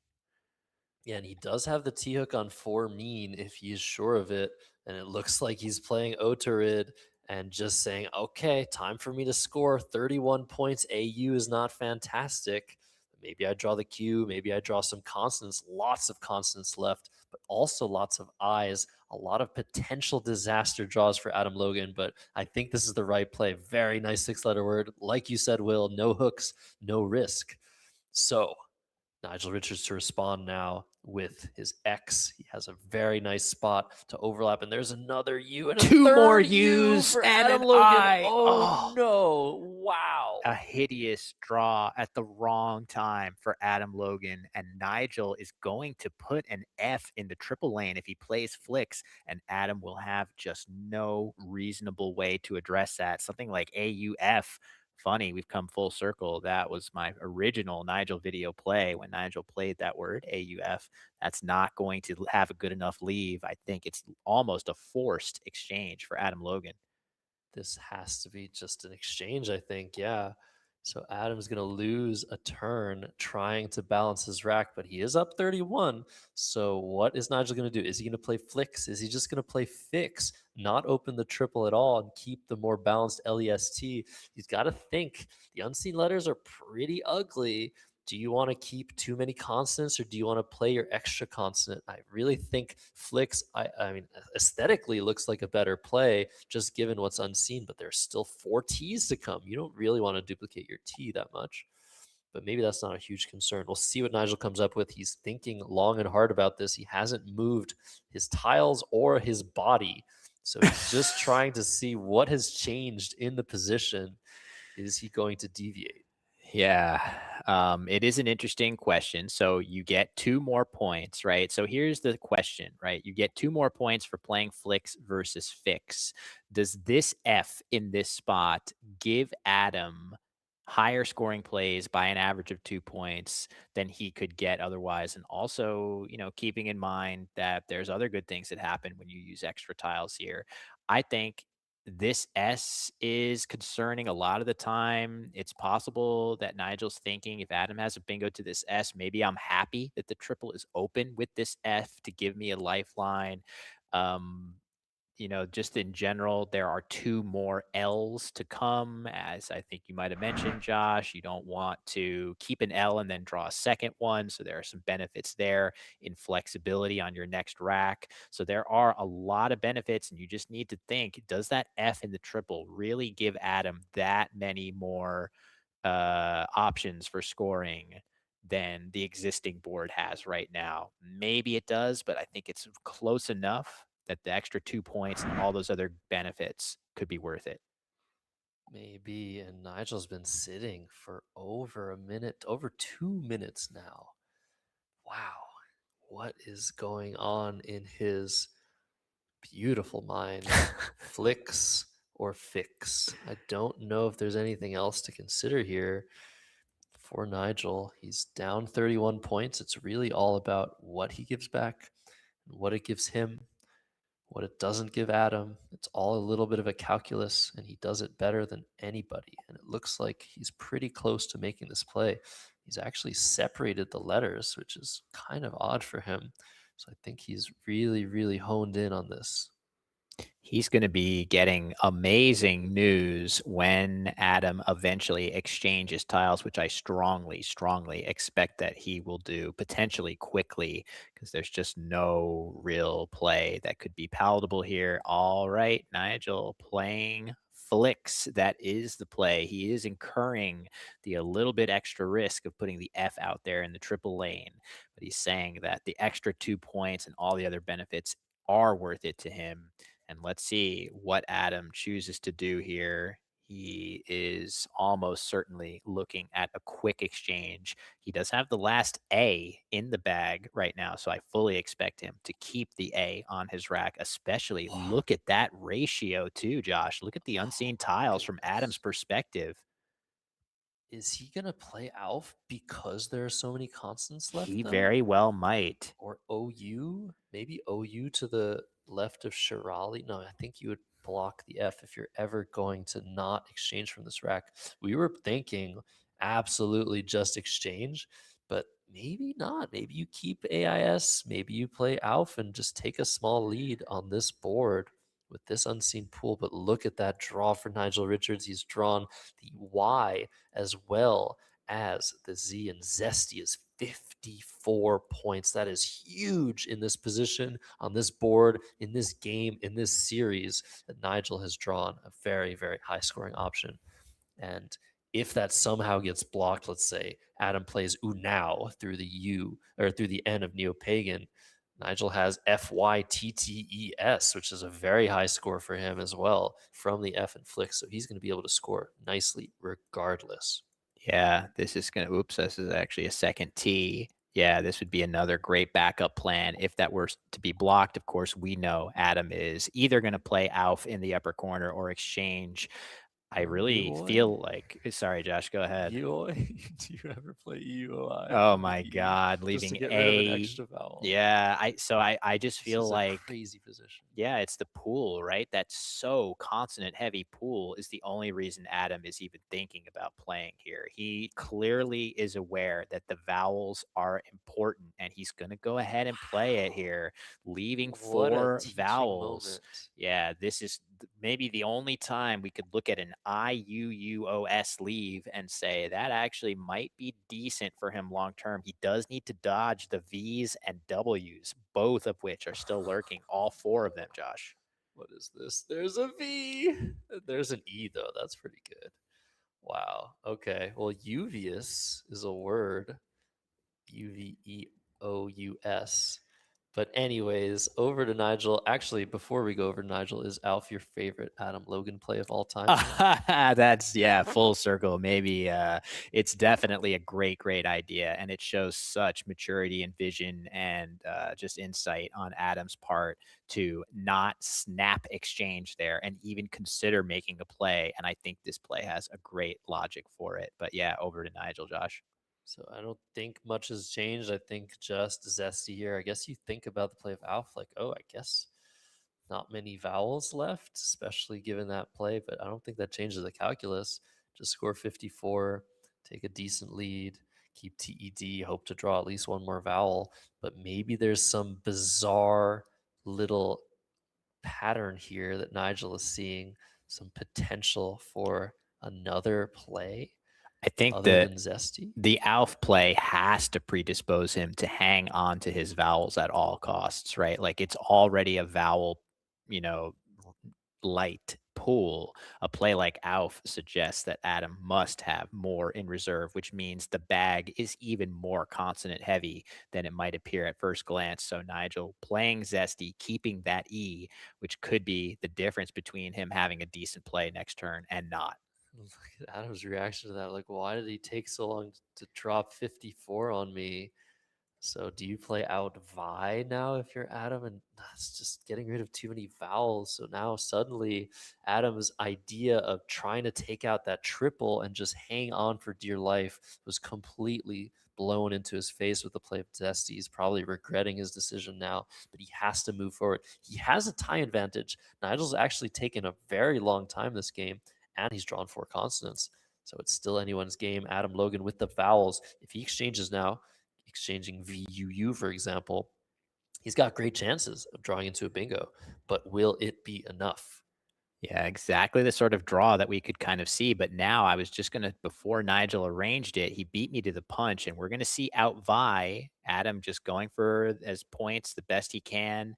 It does use up a lot of his vowels. Maybe he's going to be the one to draw consonants now, but Nigel has this cool play. Oop, I'm drawing it in the wrong spot. Sorry, but TWP and forment here, Josh, could be a really nice way for Nigel to score. It does open the triple, which is worth considering not doing, but this is a great way to hold on to your vowel if you're Nigel.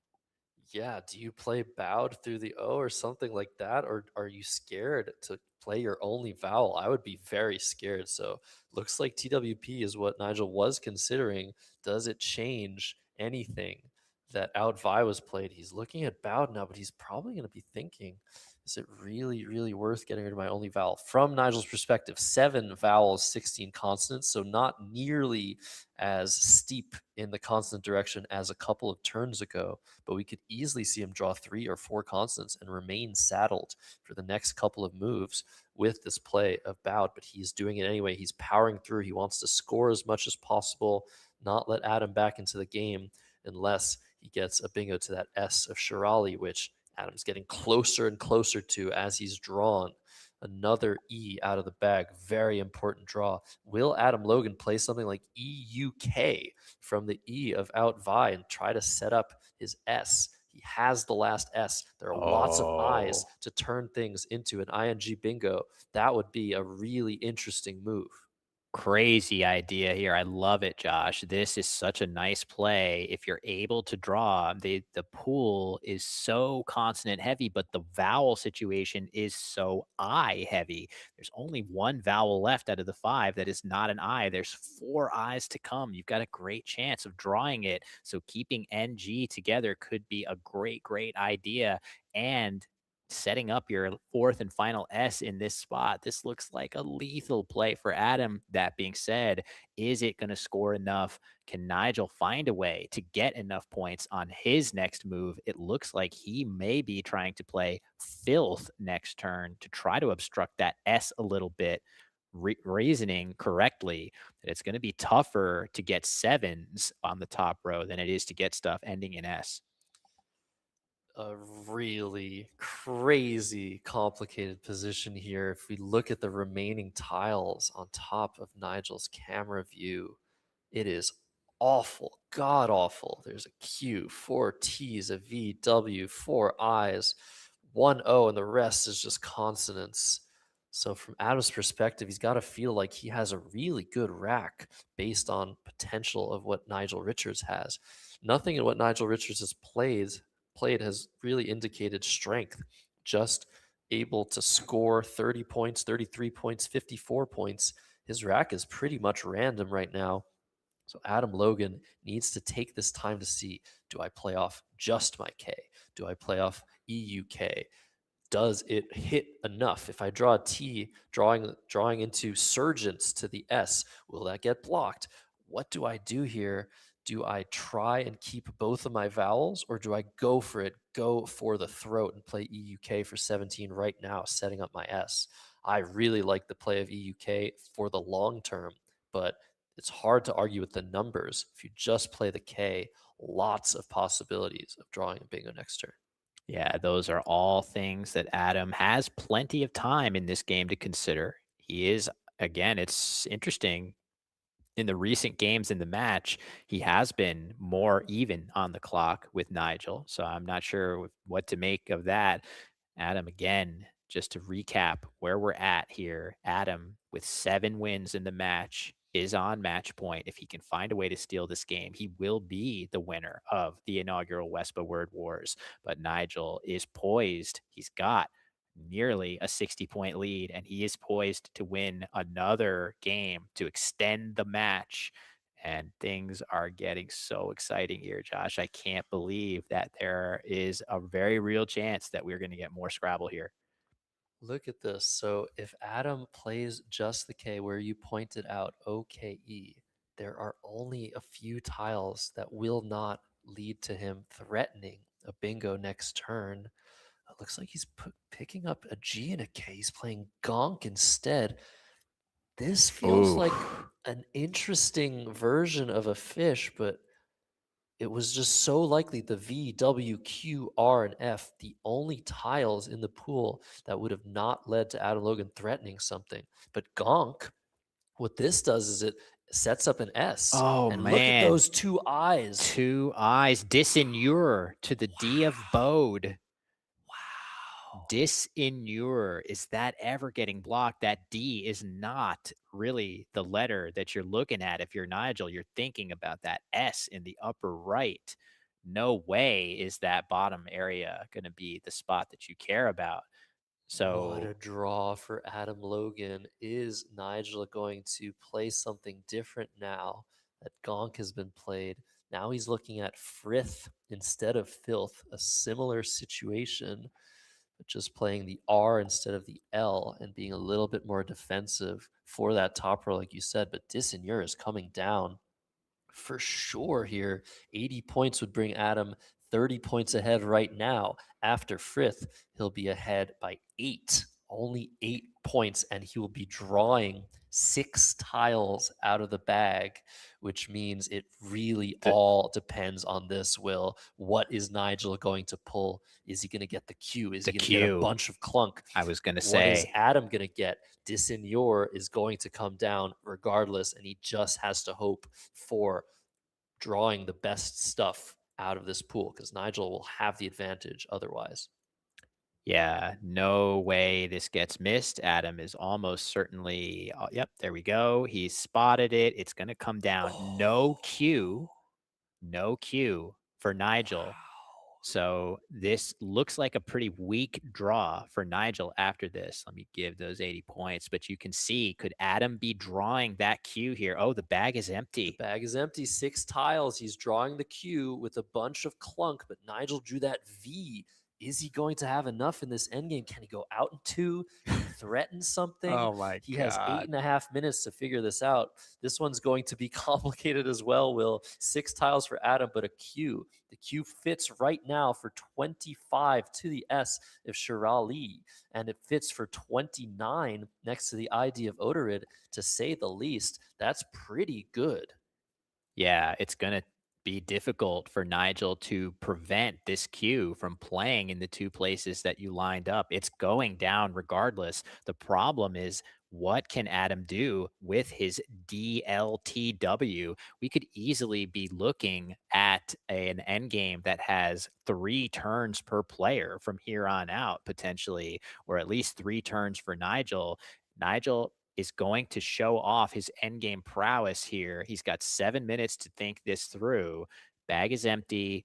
Adam is almost certain to play his Q. I wonder if Nigel is going to start by blocking one of the 2 spots and essentially forcing Adam to play in the other. If he plays something, for example, through the eye of Frith, is he getting set to play?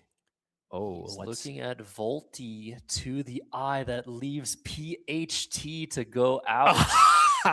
Wow, he has found an out sequence here. Yes, of He course. leaves PHT and Pith. I think this is it. That has to be good enough. That is 13 points. QIS will not be enough to outrun that at the top of the board. I think Nigel Richards has just clutched this one out, Will. Incredible. So not only does Volti block the better scoring of the 2 Q places for Adam, but it keeps the exact correct letters to go out in 2 spots. Thank goodness for the spitting sound, PHT. We are so grateful to everybody in world history who has been spitting and going like that, because you have made this word valid in Scrabble and you are delivering us more games in this incredible match. So let's just recap. Nigel Richards should win by 10 points, I think, after Volti, but maybe he's finding a better option. I'm letting my engine run to see what the best end game is here, according to our engine, but Volti wins the game. Why don't you just play it, Nigel? It doesn't matter. You found a win. He's still looking for the next best thing. Crazy. So Volti coming down for just 13 points. Nigel Richards up 5, and Adam's going to get a nice score for the Q, but PHT is going out guaranteed, catching Adam with a bunch of points, and that'll be the difference in this one. Wow. Unbelievable. Yeah, just crazy. So, this is where, if you're Adam, you have to hang your hat on the fact that you really, once again, played a very good game. But I'm sure that Adam, like the rest of us, is going to be looking at that play of Gonk and wondering what could have been. That being said, he drew the bingo after that play. So was it really the play that did or did not, butterfly affect this game? He drew an 80-pointer after it. So I don't know. It's hard to look at that as the play where things went wrong, Josh. Adam not even thinking about this, saying, yeah, this is it. I can't win this. You have 2 spaces to go out. There's nowhere better for my cue. Adam Logan with a big time advantage in this game, but unfortunately, this one will be going to Nigel. Unfortunately for us, because that will be 6-7. 6-7 is the record after Nigel hopefully spells properly, playing with the E in Sice. Oh my goodness. Incredible stuff here, folks. We're going to get more Scrabble between these two. Nigel going out. This is his lone play that ends the game right now.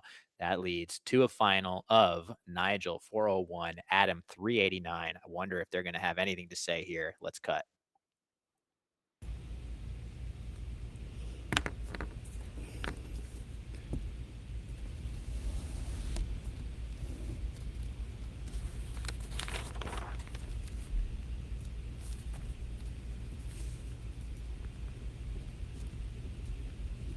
Absolute silence.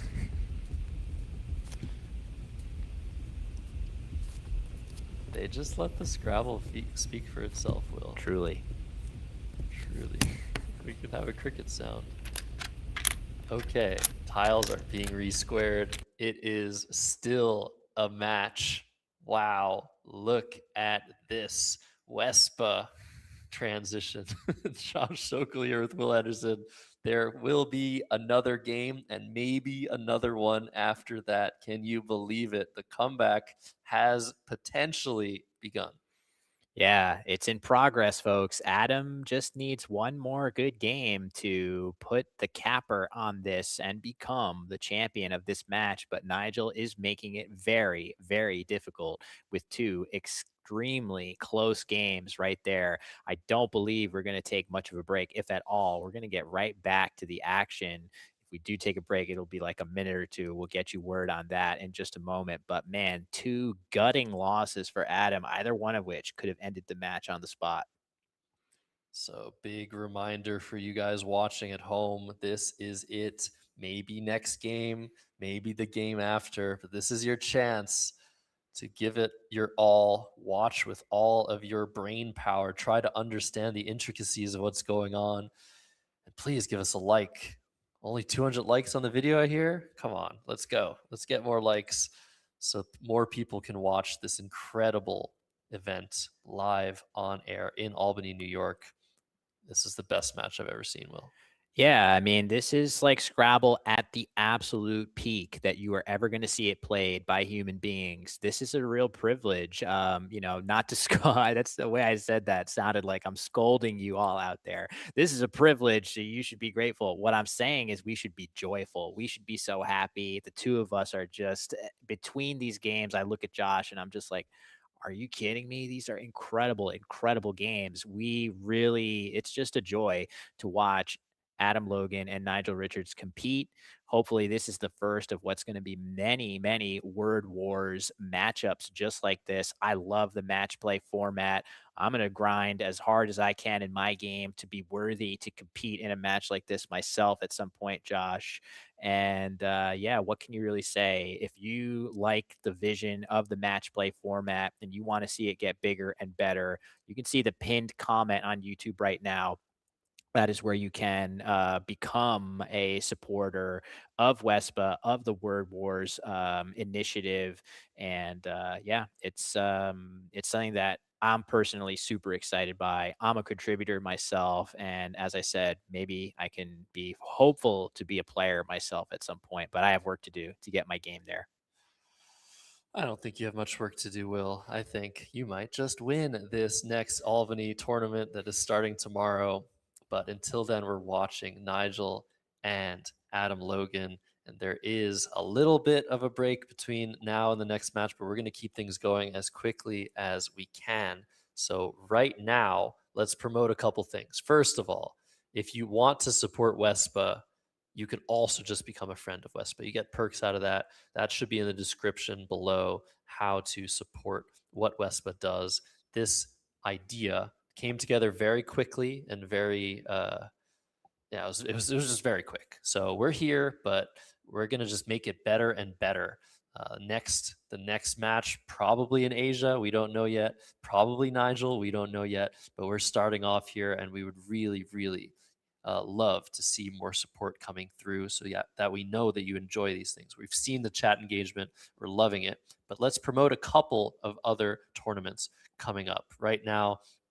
We've talked about the Summit Cup. We've talked about July 4th. What about Game of Tiles? Adam Logan, the king of Scrabble, I guess, in that inaugural tournament last year or earlier this year. And look at that. We have the nice animation. Man. Game of Tiles 2 is happening February of 2027 in Kingston, Ontario. Will you be coming, Will? I really wanted to go to that one this year, and I'm going to put it on my calendar with a huge circle because I love that format, and I definitely am going to do everything possible to be a competitor in this the next time around. So fun. Love the match play format. Really, really enjoyed it. So yeah, let's hope.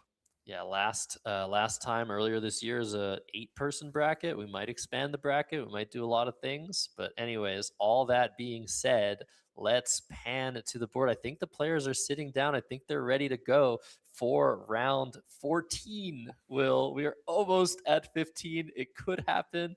It's really just a coin flip, but Adam Logan still with the advantage. He needs to only win one game. Nigel needs to at least win one game and tie another, but probably win the next two to make an incredible, very, very unlikely comeback as well in this game, in this series. Yeah. So I guess we're getting word that Adam actually just got up for a quick break, but he is headed back to the table.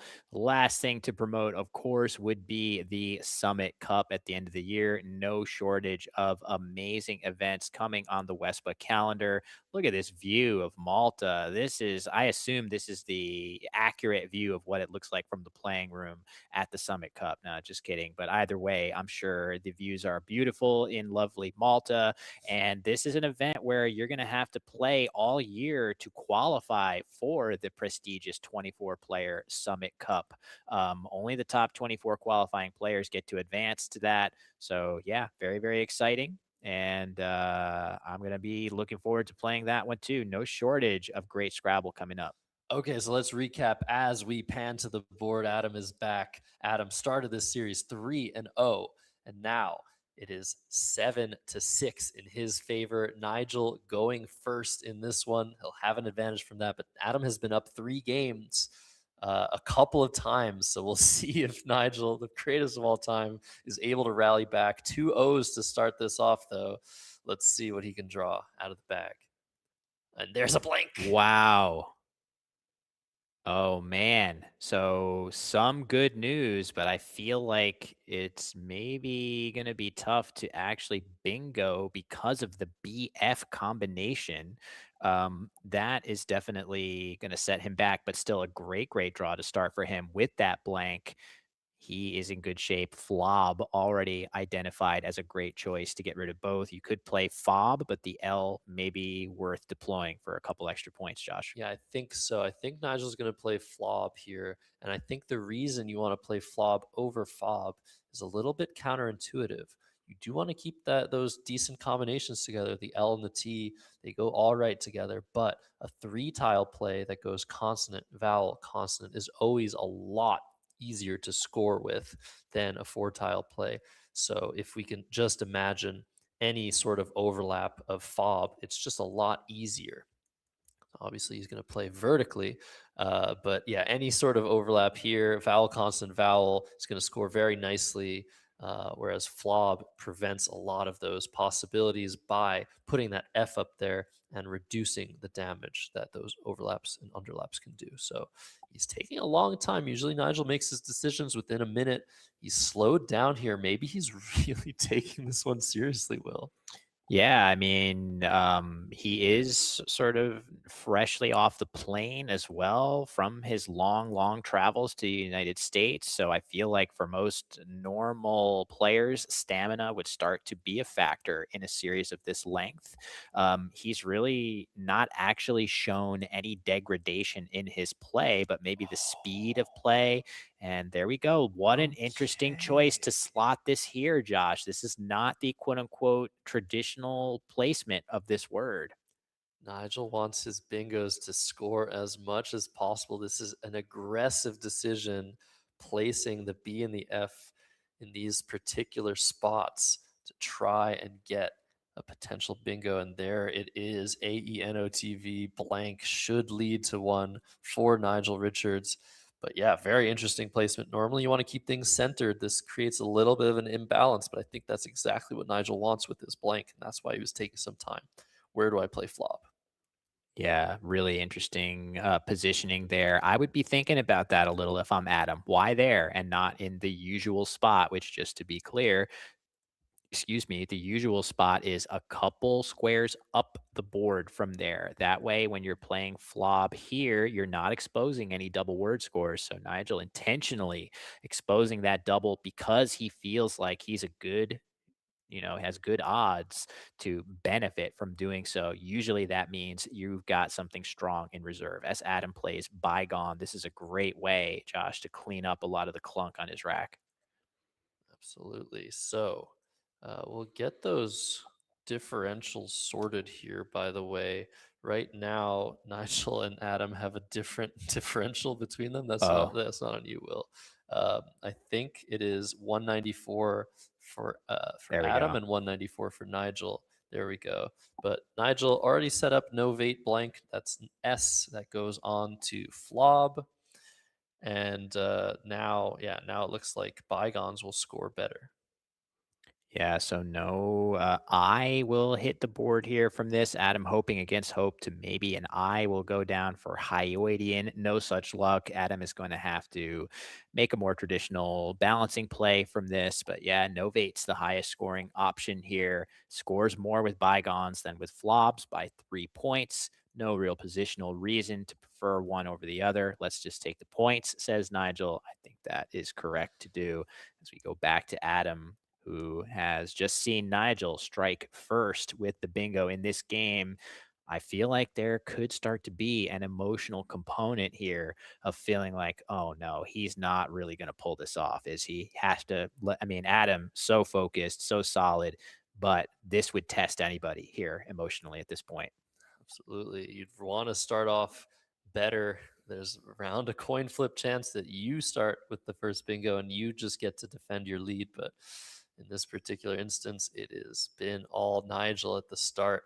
And Adam has to keep his focus, understand that all he needs is one win in the next two games. He doesn't necessarily need to win this one. But definitely would be nice to. He's looking at playing Hoya under the B and the Y of bygones. That looks fantastic, keeping very nice and balanced NED combination, which already fits under the O, Y, and A. So that's an added benefit.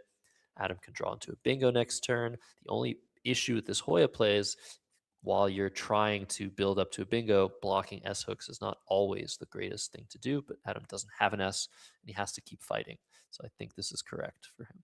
Yeah, it makes a lot of sense just on the basis of points alone and balancing the rack. And there we go. We see a relatively balanced rack for Adam. Not sure yet. I'm just looking around. Doesn't seem like antlered quite fits, but we'll see if Nigel opens anything. Probably he won't. Nigel holding the narrow lead here.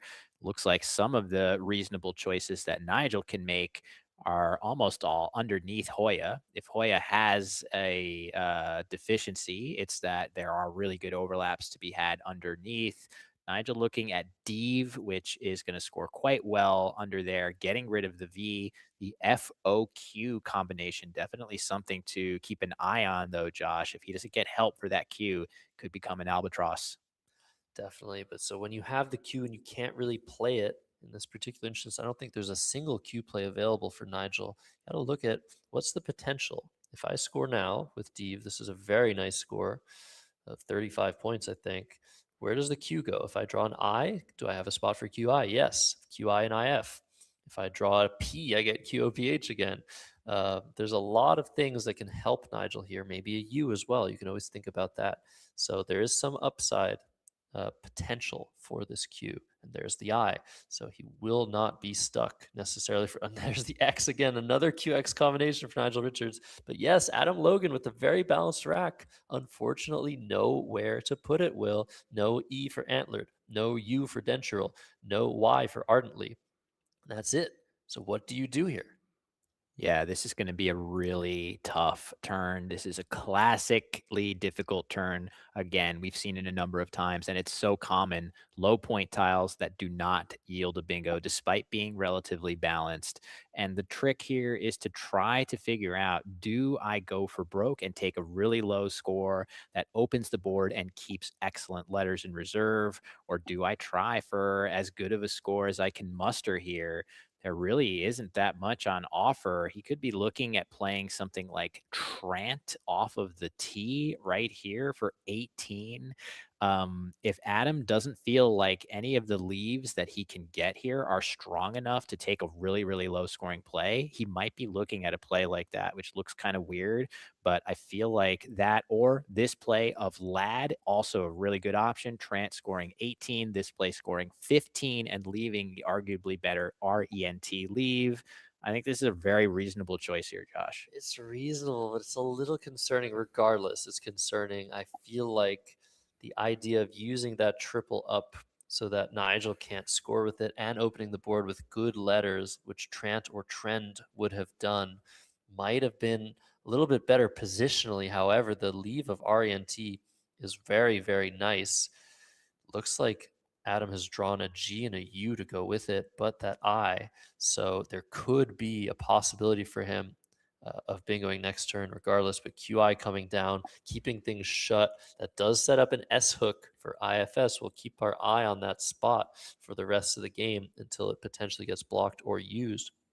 But now, if you're Adam Logan, you have to find your one bingo. And there it is. Truing with Glad. He set that hook up somehow, drawing into the G. This is exactly what he needs to give himself chances And to it stay is in this game. it is going to get crushed in response by that X, though. There's no question. Adam has to play this. This is his only bingo, as you say, Josh. There's no choice. You have to take it.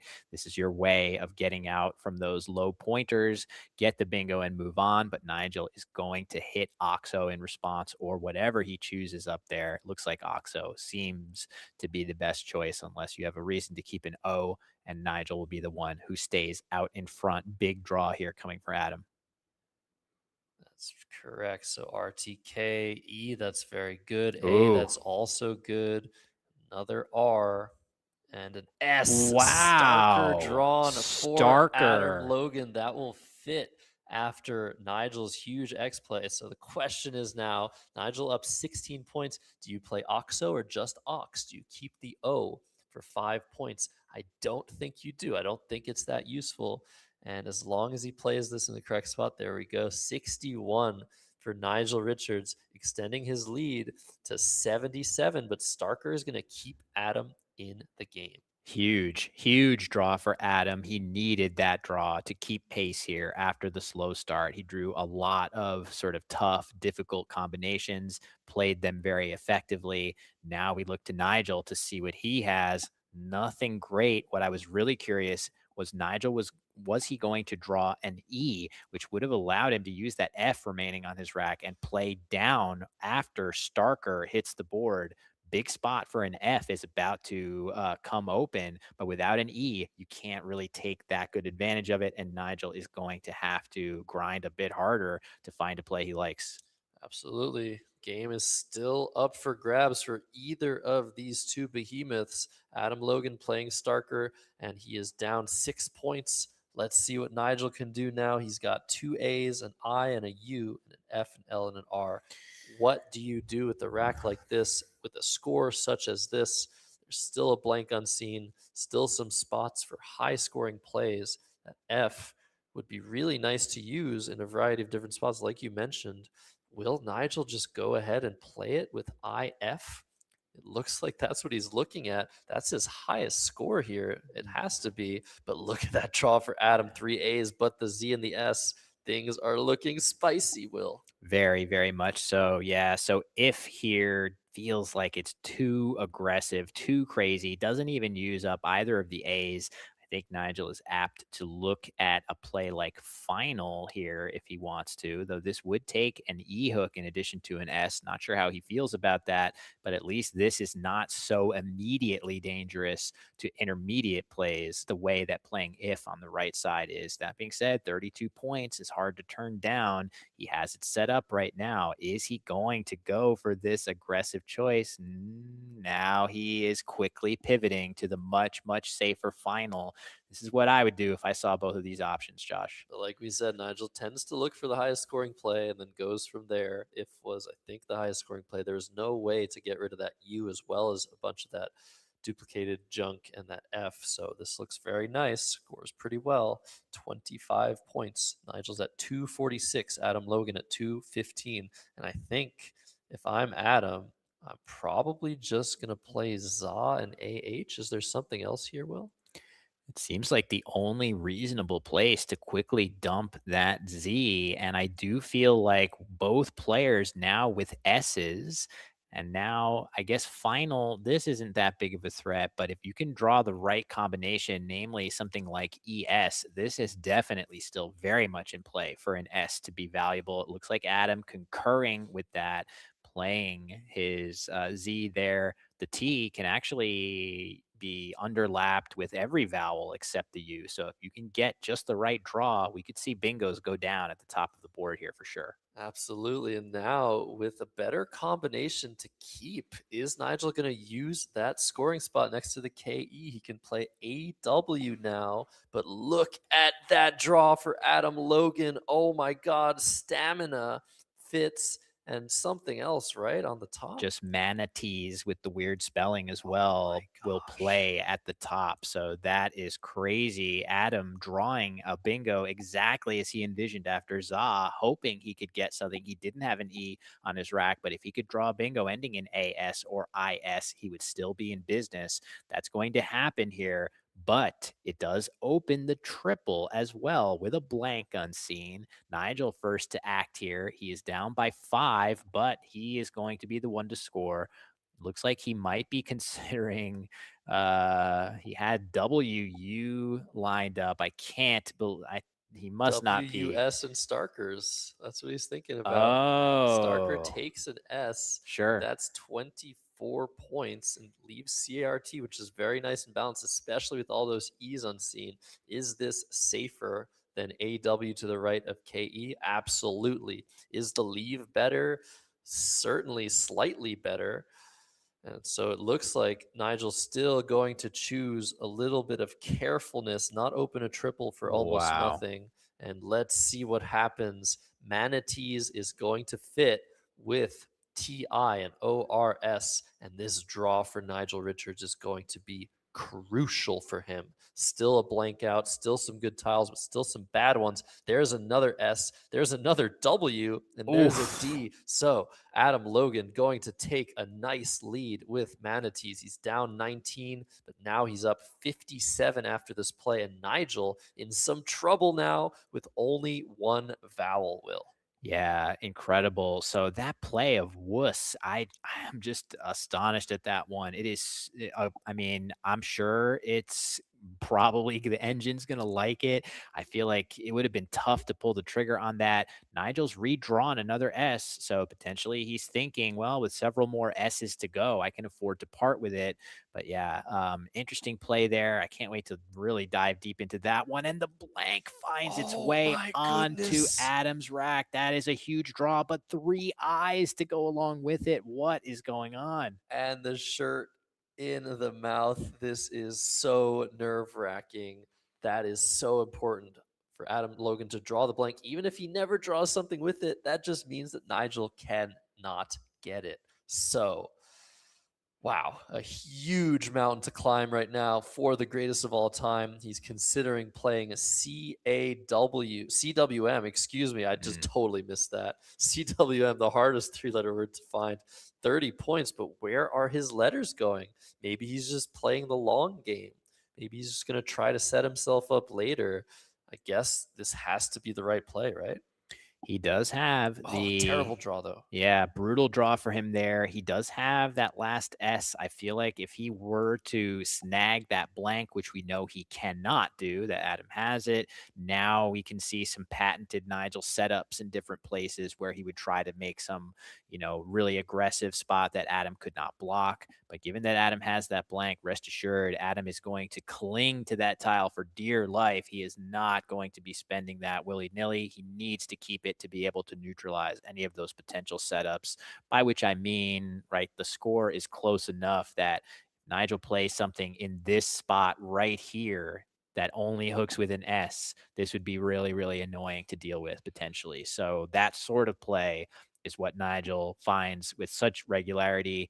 Adam, looking at MIDI, definitely wants to try his best to get rid of 2 eyes here. There's even 2 more unseen to him. So he really, really has to prioritize that. Looks like he can at least play Imid. Yeah, so this is very, very crucial now. So Adam Logan with the blank, but a lot of junk to deal with. How quickly is he going to make a decision? Which direction is he going to go? And he's looking at mid, I think, under the ATI of manatees. He could play off that second eye with Imid below the D of DEEV on the bottom of the board.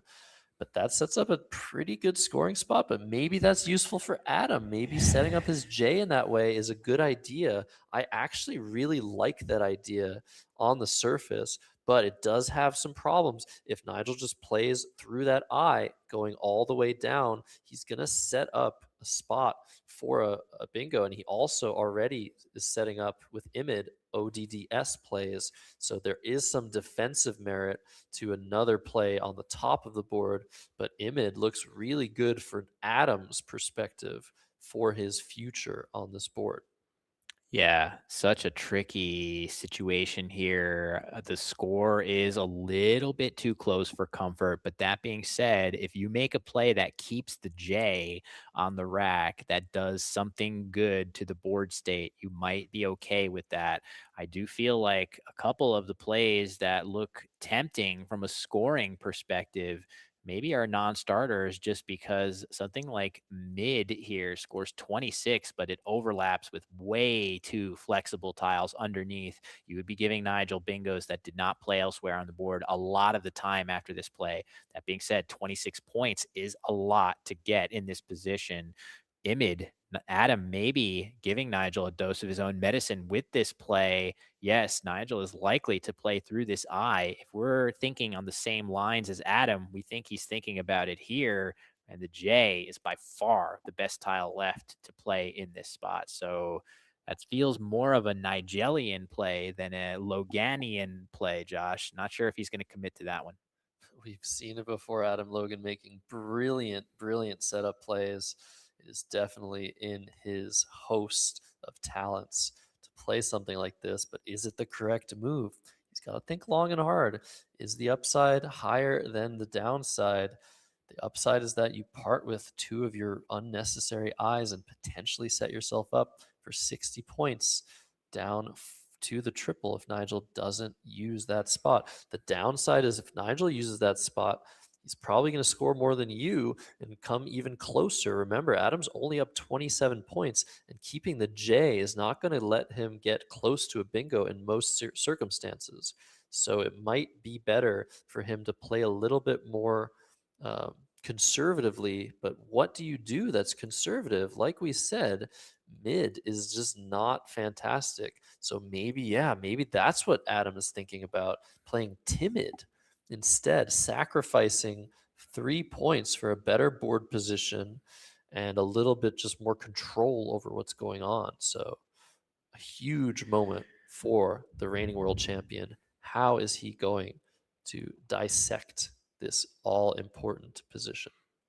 Yeah, it does feel like upon that extra consideration, he must be thinking right now about timid off of the tee. A couple reasons for that. One would just be to untriple the eyes in a little bit safer of a way. The other being there's very little real estate to bingo on this board, and one of the few places would be an 8-letter word here. Are we actually about to potentially see Adam play this, though? This would be unbelievable recognition by him. It would suck to get hit with a G off of this, but that is not that likely. And with the blank in hand, if Adam draws some good combinations of tiles, he could be burning his blank with a Hito or something through there, or Ojime through that J with common draws. That could be kind of crazy. So, if you're just joining us, take a look at this board. There's a lot going on. Adam deciding to take extra points with AJI here for 20, and he's trying to just push things towards a closed position. He's setting up potential for plays through the I, but also blocking the N and A and manatees, and he's drawn a U and an N. Seems okay. Guess it depends on what Nigel does here, but this is a crazy situation. What is Nigel going to do? How is he going to respond to this 47-point deficit on this board? You see the word Starkers, you see Dev, L, and WS as creating a wall on the outskirts of this board. So we're going to probably see at some point a play extending towards the corners. But look at this. Indicium. Is that what Adam Logan has found? Oh, through it the fits. eye? It fits. Indicium through this eye, and Nigel has so little incentive to block this. He is the one trailing. It is so much likelier that Nigel will try to open something new than it is to block that. Indicium through the eye, a 3-eye bingo, which could potentially ice this, but What? Nigel's gonna block it with dirt. How is that What? possible? Oh He's my just playing the long God. game again. What a sick block by Nigel Richards, just blocking the board, saying, all right, if I draw the blank, suddenly I'm going to play tarp maybe through the T and the R Exactly. and set myself up. But the blank is not coming. And suddenly, Adam Logan does not have his ticket to victory just yet in this series. Wow. That is crazy to see that there. That is incredible patience by Nigel. And, just reasoning that eventually, if he can get his hands on the right stuff, he can make a setup that will be absolutely devastating. But until then, I mean, I just feel like in his shoes, with one more loss, that's going to be it. Adam's going to win the match. I would be so tempted to just go full force for the most aggressive setup possible, feeling things to be a little desperate. But that's why Nigel is Nigel. He is a little bit more cautious and reasoned than that. He's going to be patient. But man, Adam surely wanted to ice this one with Indicium right there. So many E's left, and neither player has a single one. Adam's saying, all right, what do you got for me? Playing Cumin, just getting rid of some tiles. He's not blocking anything. He's not doing anything. He's just waiting. This is a waiting move. Asking Nigel, what is he going to do now? Is he going to play TARP, TORR? Is he going to hope that Adam doesn't have that blank? But look at that. Pa setting up the case O's. PAH? POA setting up OPA. That's interesting. That scores pretty well. It scores great on its face and sets up the O, the last O. Or wait, is that? Wait, maybe there's one more. One O left. Okay, there's another unseen. So it's not foolproof, but we can see Adam doesn't have it, and this would put him in a serious bind with another huge scoring play potentially coming. That is very intriguing for Nigel. Definitely a very active play, but Tarok through the T and the R also very, very tempting. That would end the game on the spot as Adam would play Quetered through that C. Nigel going to continue to play it patient, though. Amazing. Setting up Opa. Oh my goodness. He does not care that he's down. He's just using his tiles to the best of their abilities with as many draws as possible. I can't believe this series is dragging on with the rack that Adam Logan has and the board position that Nigel Richards is facing. He does not feel squeezed at all. And look at that draw. He's got at least Krog for a very nice score, making Opa and GO. And what does Adam Logan do about that? Is it time for Adam to say, all right, man, I am going to open the board with RUE, but then that will lead to a bingo by Nigel through the Congres. E. Kojaners or Congres. Is Adam Logan considering RUE to counter set up? Oh my God. This would be crazy to see that. What a reversal. I would be tempted. I mean, you want to use that U here for sure. It's your weakest tile. What did Freeze do? It's a huge difference too. Oops, sorry, I'm drawing in the wrong spot. It would be a huge difference for Adam to play something like tired in this spot, which would not give a bingo through this D versus just RUE, which certainly looks quite reasonable. There are a lot of plays that you could just sort of discard immediately here, but I also wonder, is Adam going to feel like a play like Duvet, which would normally be kind of a nice waiting move? He made a similar one with Cumin. Is this not going to be palatable to him because he's worried that a play here is going to way outscore that and put, outscoring back in the realm of ways that he could lose this game? Crazy position here. If we see RUE, this is going to be a devastating reversal in this game. Oh my God. But we just don't know. Is Adam Logan considering DUE from the D of dirt to block Opa? Is he considering, now he's considering tired for sure, and that will not give back the same thing. Like you said, oh my God, Adam's going to be thinking this through for sure. I don't think he's making a move anytime soon, but maybe he wants to. Maybe he wants to play. Maybe he wants to be confident. Wow, he knows Nigel has to almost certainly have another O. He could get chop. CHOP could be 50 plus points in that spot. So it does make sense to set something up for yourself and be aggressive. I don't think you can play the waiting game anymore if you're Adam Logan. Either you play the blocking game or you play the aggressive game. We'll see what he does. RUE leaves the best leave that Adam could possibly have. Cool suggestion from Seth Lipkin in the chat too of just playing a LEU, setting up your D blank combination as the only two remaining hooks of this word. That looks like a lethal way to play those same letters. What a huge difference it would be between playing Rue and playing this, which gives Nigel nothing in response to that and gives Adam huge chances to land a series clinching bingo. That would be a crazy play, Josh. We're on the edge of our seats here. There are so many ways Adam can play this, and he's going to be thinking as many ways as possible. But if he sees LEU, it just feels so good. Even if Nigel counteracts that with a play through the TR or from the R of Starkers, that's going to open more space. And Nigel's already set his O up. So all Adam Logan needs to do is have any reasonable draw after LEU, and I think he's going to win this game. Wow, what is happening? What happens if Adam draws EE after LEU? Does he have something? Oh, that could be a bad draw. EE doesn't lead to a 7-letter Oh word. my God. But how it many is other recursively draws? good though. Like he could just play something with Yeah. finale and open up more of the board as long as he gets that bingo. But of course, if he keeps opening different spots that are less specific to his tiles, then maybe Nigel, look, his tiles are really good. He is close to having playable bingos. He has a 7 on his rack right now, and Congers, it just doesn't fit anywhere. So Nigel is very close to bingoing. If Adam opens too aggressively, as we've been saying, Rue would be met with a bingo in response. Tired would not. Lou would not. But what if Adam bricks that draw after LEU? Oh my God, the series hanging in the balance in game 14 here. 7 minutes on the world champions clock, facing Nigel Richards, who must win this game to stay alive in the best of 15 Wespa Word Wars inaugural edition. What will Adam Logan settle on here? So many plays to think about.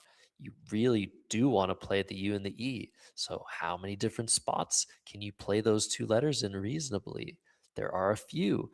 RUE from the R in Starkers, LEU from the L in Glad, DUE from the D in Dirt to block OPAH, which you're pretty sure Nigel is setting up. So many possibilities, and one of them, RUE, is going to lead to a potential disaster for Adam Logan, although it makes perfect sense. However, if you're looking at the unseen letters, there's a lot of danger. So I actually no longer expect Adam to make this move. And there we see it, due for 5 points, hanging on to a barely 20-point lead, blocking the O setup by Nigel Richards. Still a lot to play for here. Nigel with a deficit. What is Adam going to draw? OR. That is fantastic.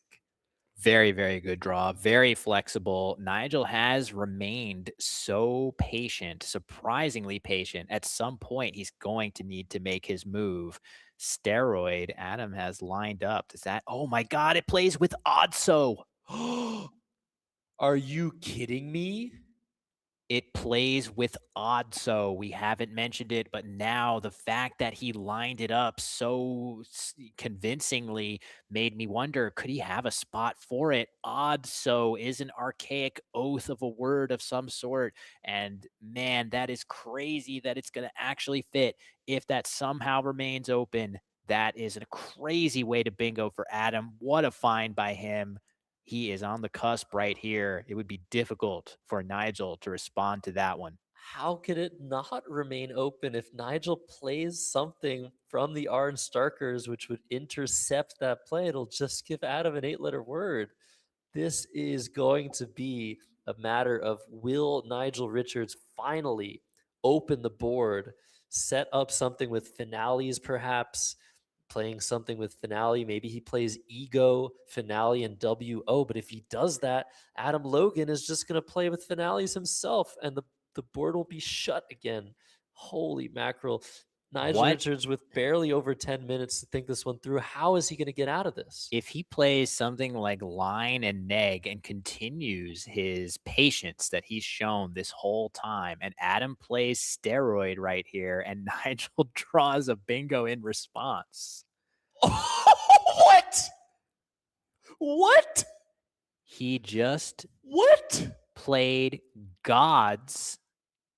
You have got to be kidding me. Well, Godso is also a word, but now he has Sericon, which is going to play after steroid. So Godso is also a word. And when Adam realizes he can still play this, if he goes ahead and does this, which I feel like he kind of has to, although playing one tile is terrifying for Adam, he has to be absolutely terrified that if he plays his bingo now, it's going to be hit in response. So this is absolutely crazy. Let me go ahead and make sure that all the tracking and stuff is correct. But this is not so cut and dried, in my opinion, Josh, that going ahead with the bingo is for sure best, especially because that lead, right? That lead is just not, it's going to be difficult for Nigel to overcome it if you find a way to block that doesn't open anything new.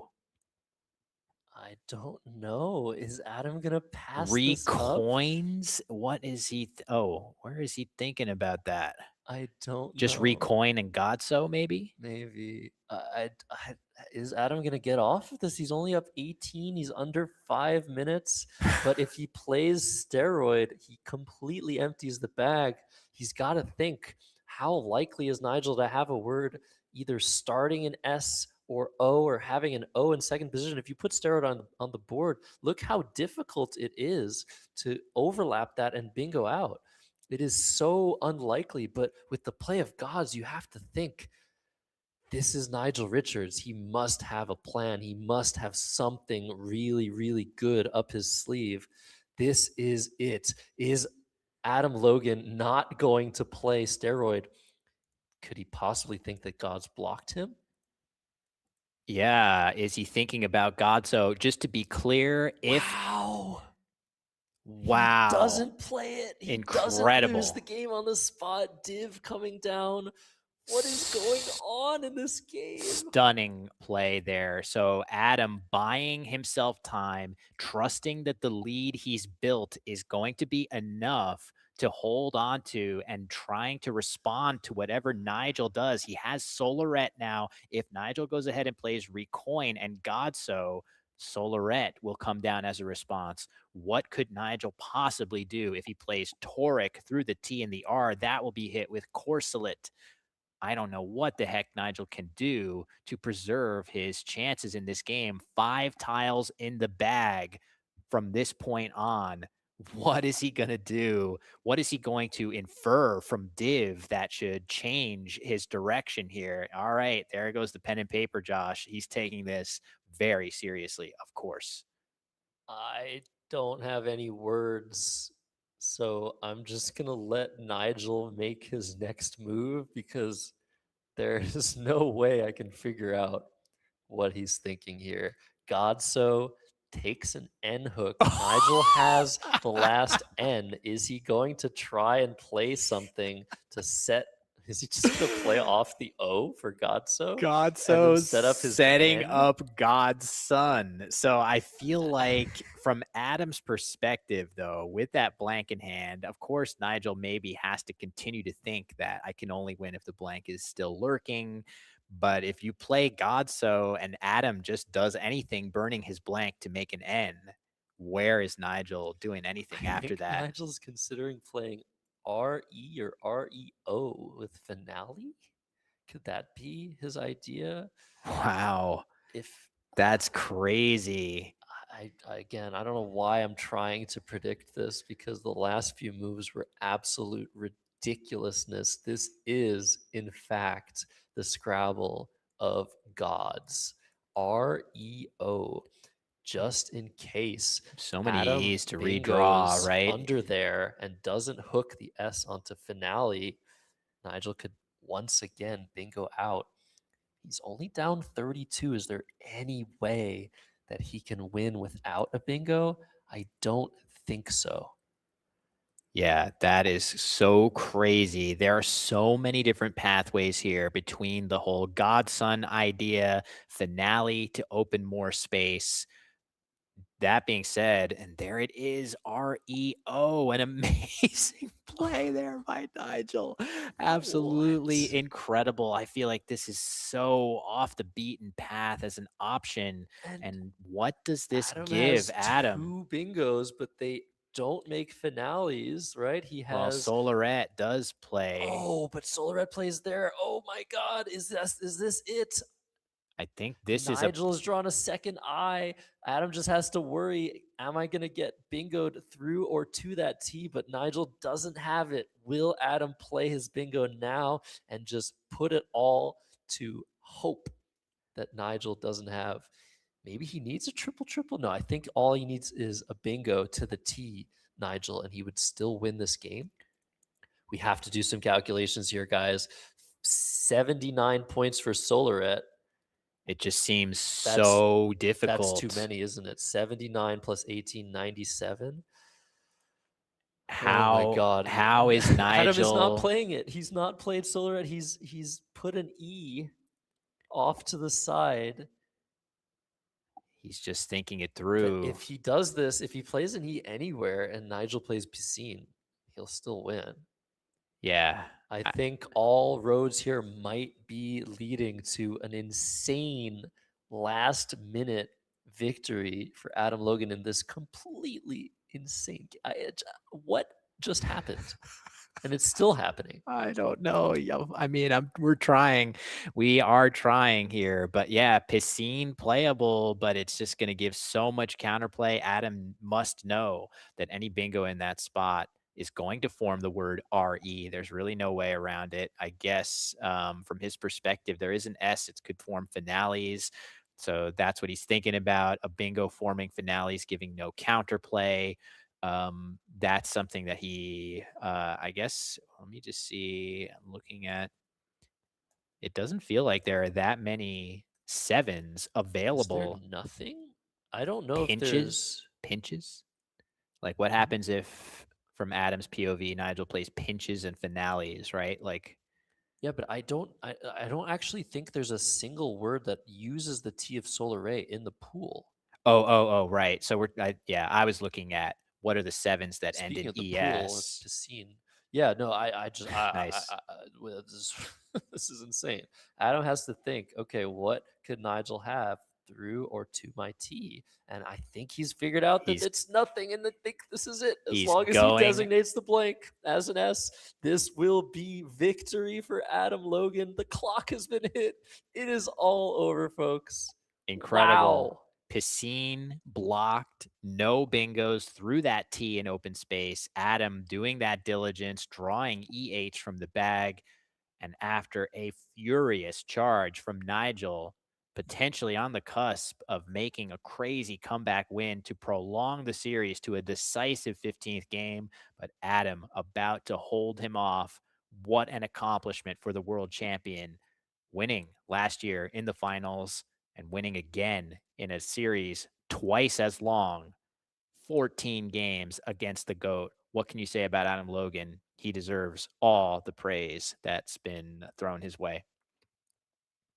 Absolutely. Wow. So this is it. Nigel gonna try his best to find anything here. I think he's already given up, actually. But just the discipline Adam, to not play steroid. Adam has his shirt in his mouth because it's Nigel. Nigel might be slow rolling and might have something, and he's just considering. Adam's discipline to not play steroid there was so impressive. I just feel like so many of us would have slapped that down and said, look, look at Nigel. He is going to play epicist here. I'm sure that is his top scoring play or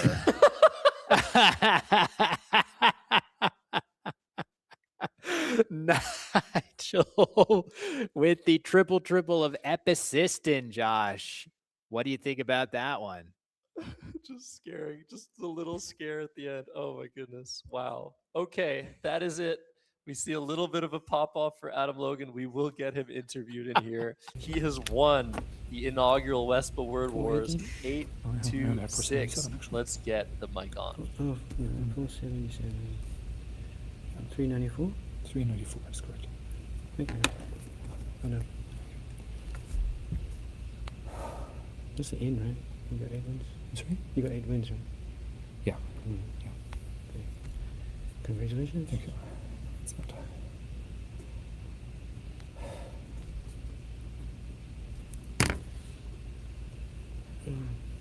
Well, you went 8 minutes over time, so I get 80 points. You're not even reading it upside down. Okay. Didn't quite have it, I actually didn't see anything that would work for you there. Yeah. Whereas if I play TE, you might have pinches, and that can outrun me.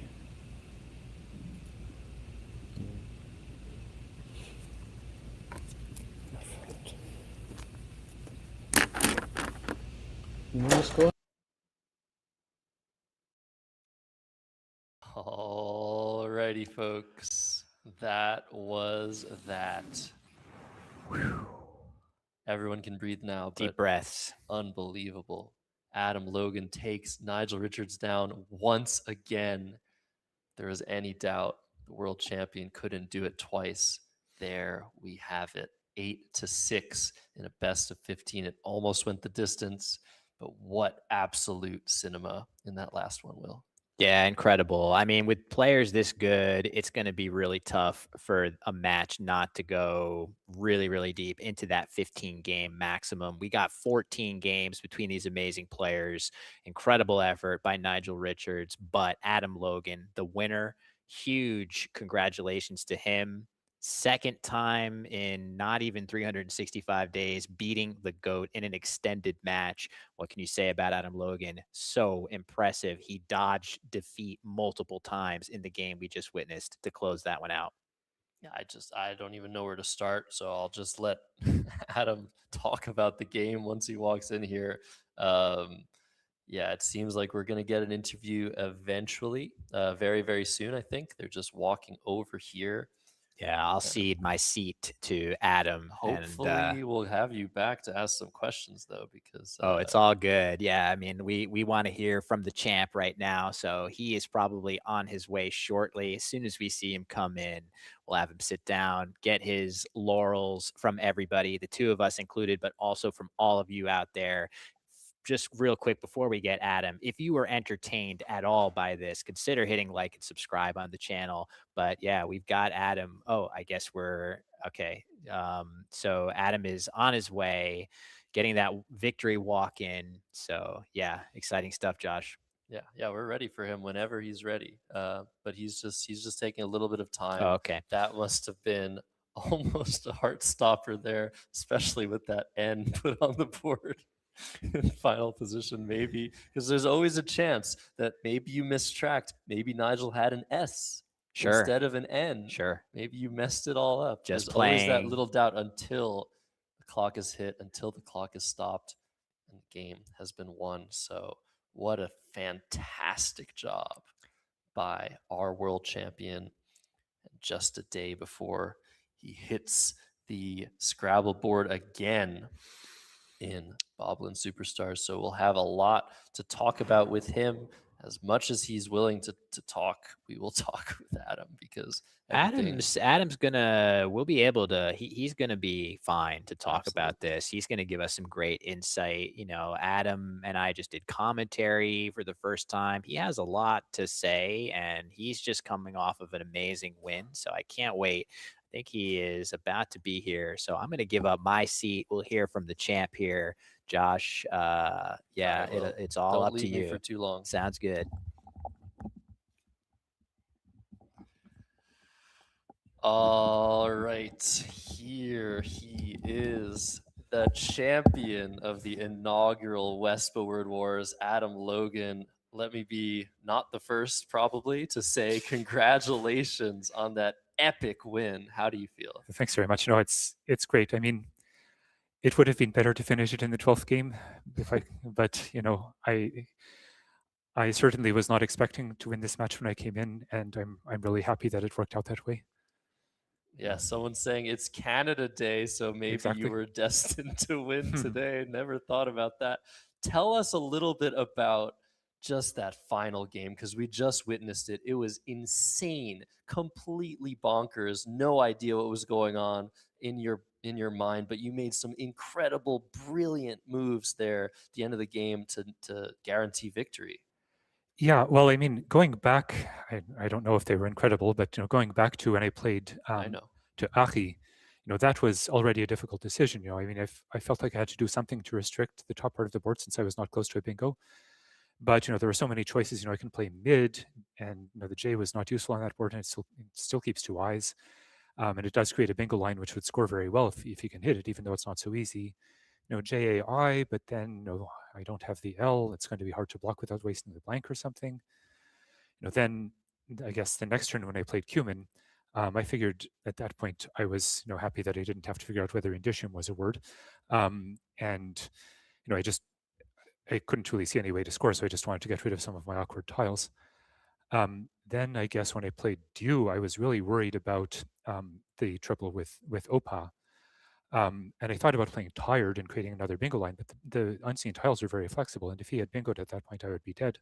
So I didn't really want to do that. And I don't know that I mean, I don't know whether you can really infer from Poa that Nigel was keeping another O and something good to play there, but it was scary, and maybe I let my emotions get the better of me a bit. I don't know. Yeah, well, it was such a crazy, crazy position where you played the U and the E to block that hook that Nigel had indeed set up for Oh, okay. himself.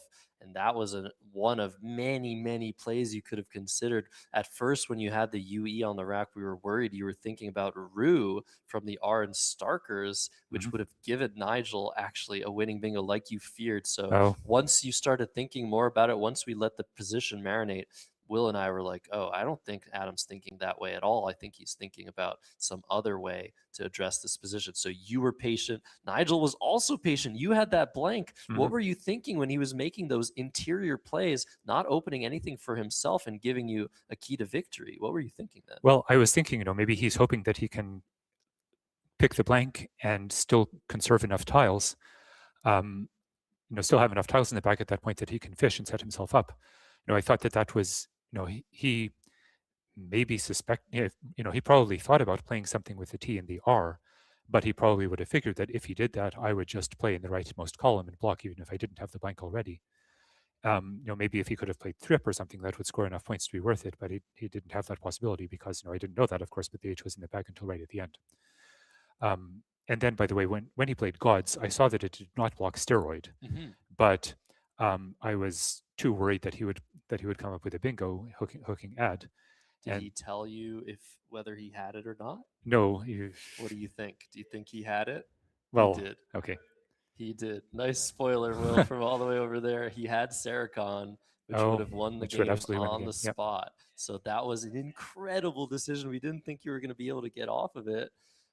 But you still just like, well, I have a lead. I don't need to let my opponent win with a bingo. Exactly. So you're just keeping things. That was the most incredible display of patience from you, even also from Nigel. It was just totally crazy. I think what Nigel was doing that game is he was hoping to draw that blank, yes, after which he could set himself up, because he had many opportunities not to play something like Thrip, like you were saying, but something like Tarp, something like TORR, maybe something that would set himself up.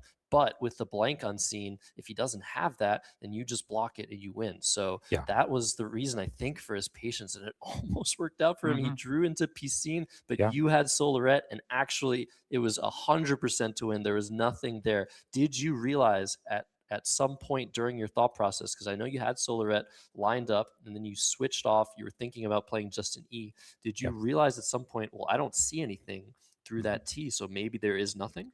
Yeah, that's what I thought. I mean, I realized that if I just fished off the E, then I could lose to pinches, which would, because with the PCA and H together would score over 100 points. And I could certainly see that was possible. And in fact, with 2 E's and 2 I's unseen, it was a 4 out of 36.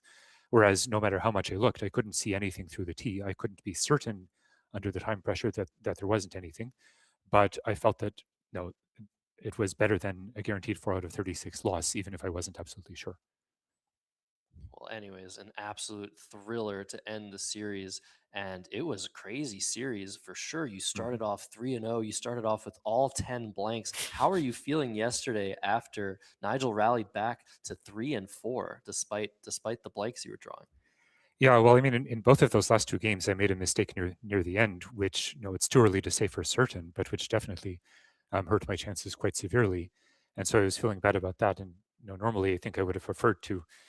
If Nigel is actually susceptible to human failings like tiredness and jet lag, I think that I would have been better off continuing then. But on the other hand, it was definitely good for me to have a break after those two tough losses. And nevertheless, if you had told me, regardless of how it came about, that I would be 4-3 at the end of the first 7 games, I would have taken that for sure.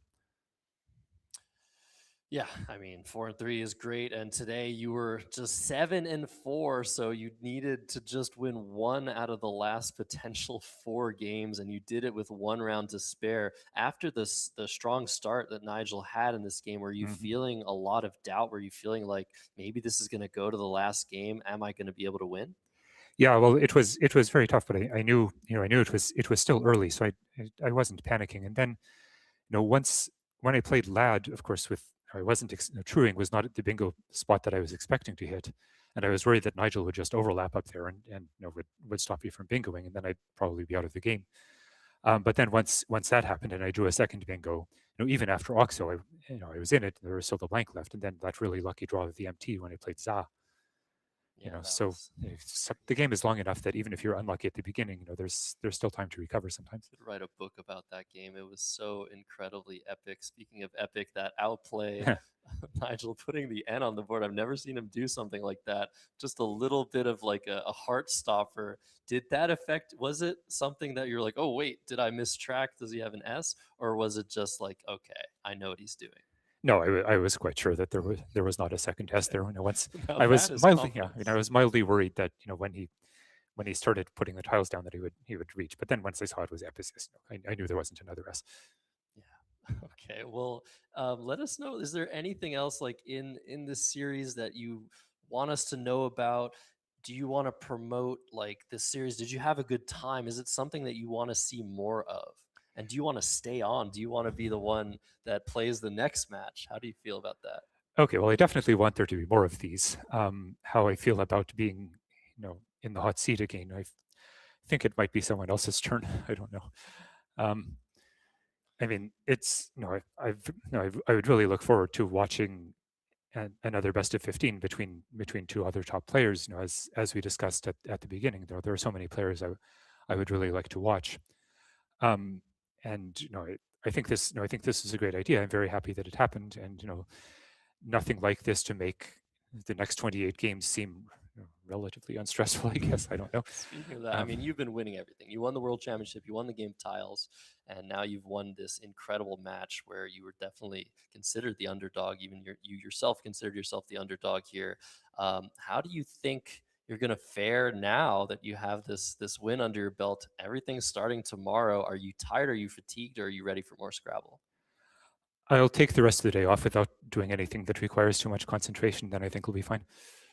Okay, great. And last but not least, I just want to congratulate you again. Actually, I don't know if I have another question, but what an epic series. Thank you so much for making it that way. I mean, it takes two to tango, but you showed us some incredible skills, incredible talent, and it's always amazing to watch you play. And congratulations. And should we meet over the board tomorrow, we're going to bring Will back. This again is Adam Logan. I know it says Will. We're just doing a little bit of an interview, a post-series interview. Adam Logan has won his match, best of 15 against Nigel Richards in 14 rounds. Congrats again, Adam. Have a good rest of your day. Rest up. It's going to be a crazy tournament after this. We'll get Will back. Thank you, Adam. Thank you very much. Okay, Will is coming back. That was Adam Logan once again. Completely amazing stuff. So, Will, before we go, a few thank yous, first of all. Of course. Thank you. Thank you for commentating with me. It's always an incredible pleasure. Huge thank you, everybody that's still watching, to Josh Greenway behind the production of this entirety of an incredible, epic. Too many adjectives. Can I let you talk? I've been talking. Yeah, thank you so much to Josh behind the scenes. Yeah, it was a fantastic interview. We definitely thank Josh and the LPS team. Really, Josh, the one-man band producing this thing. We're just faces that you see behind the scenes. We got Josh Greenway doing so much. Thank you so much to our Wespa president, Lukman Owalabi, for having the idea to mastermind this match play series. We really appreciate the birthday boy, Lukman, for sure. All the people who are friends of Wespa and the donators to the GoFundMe campaign for the Wespa Word War. As I said, friend of Wespa. It's just, it takes a lot to make these happen. And we're just so grateful to all of you out there for watching along, enjoying Scrabble at this level, which this has to be the highest quality match that I've seen in my time watching the game. I'm going to be making videos off this for a while. I'm going to be eating good off this one, Josh.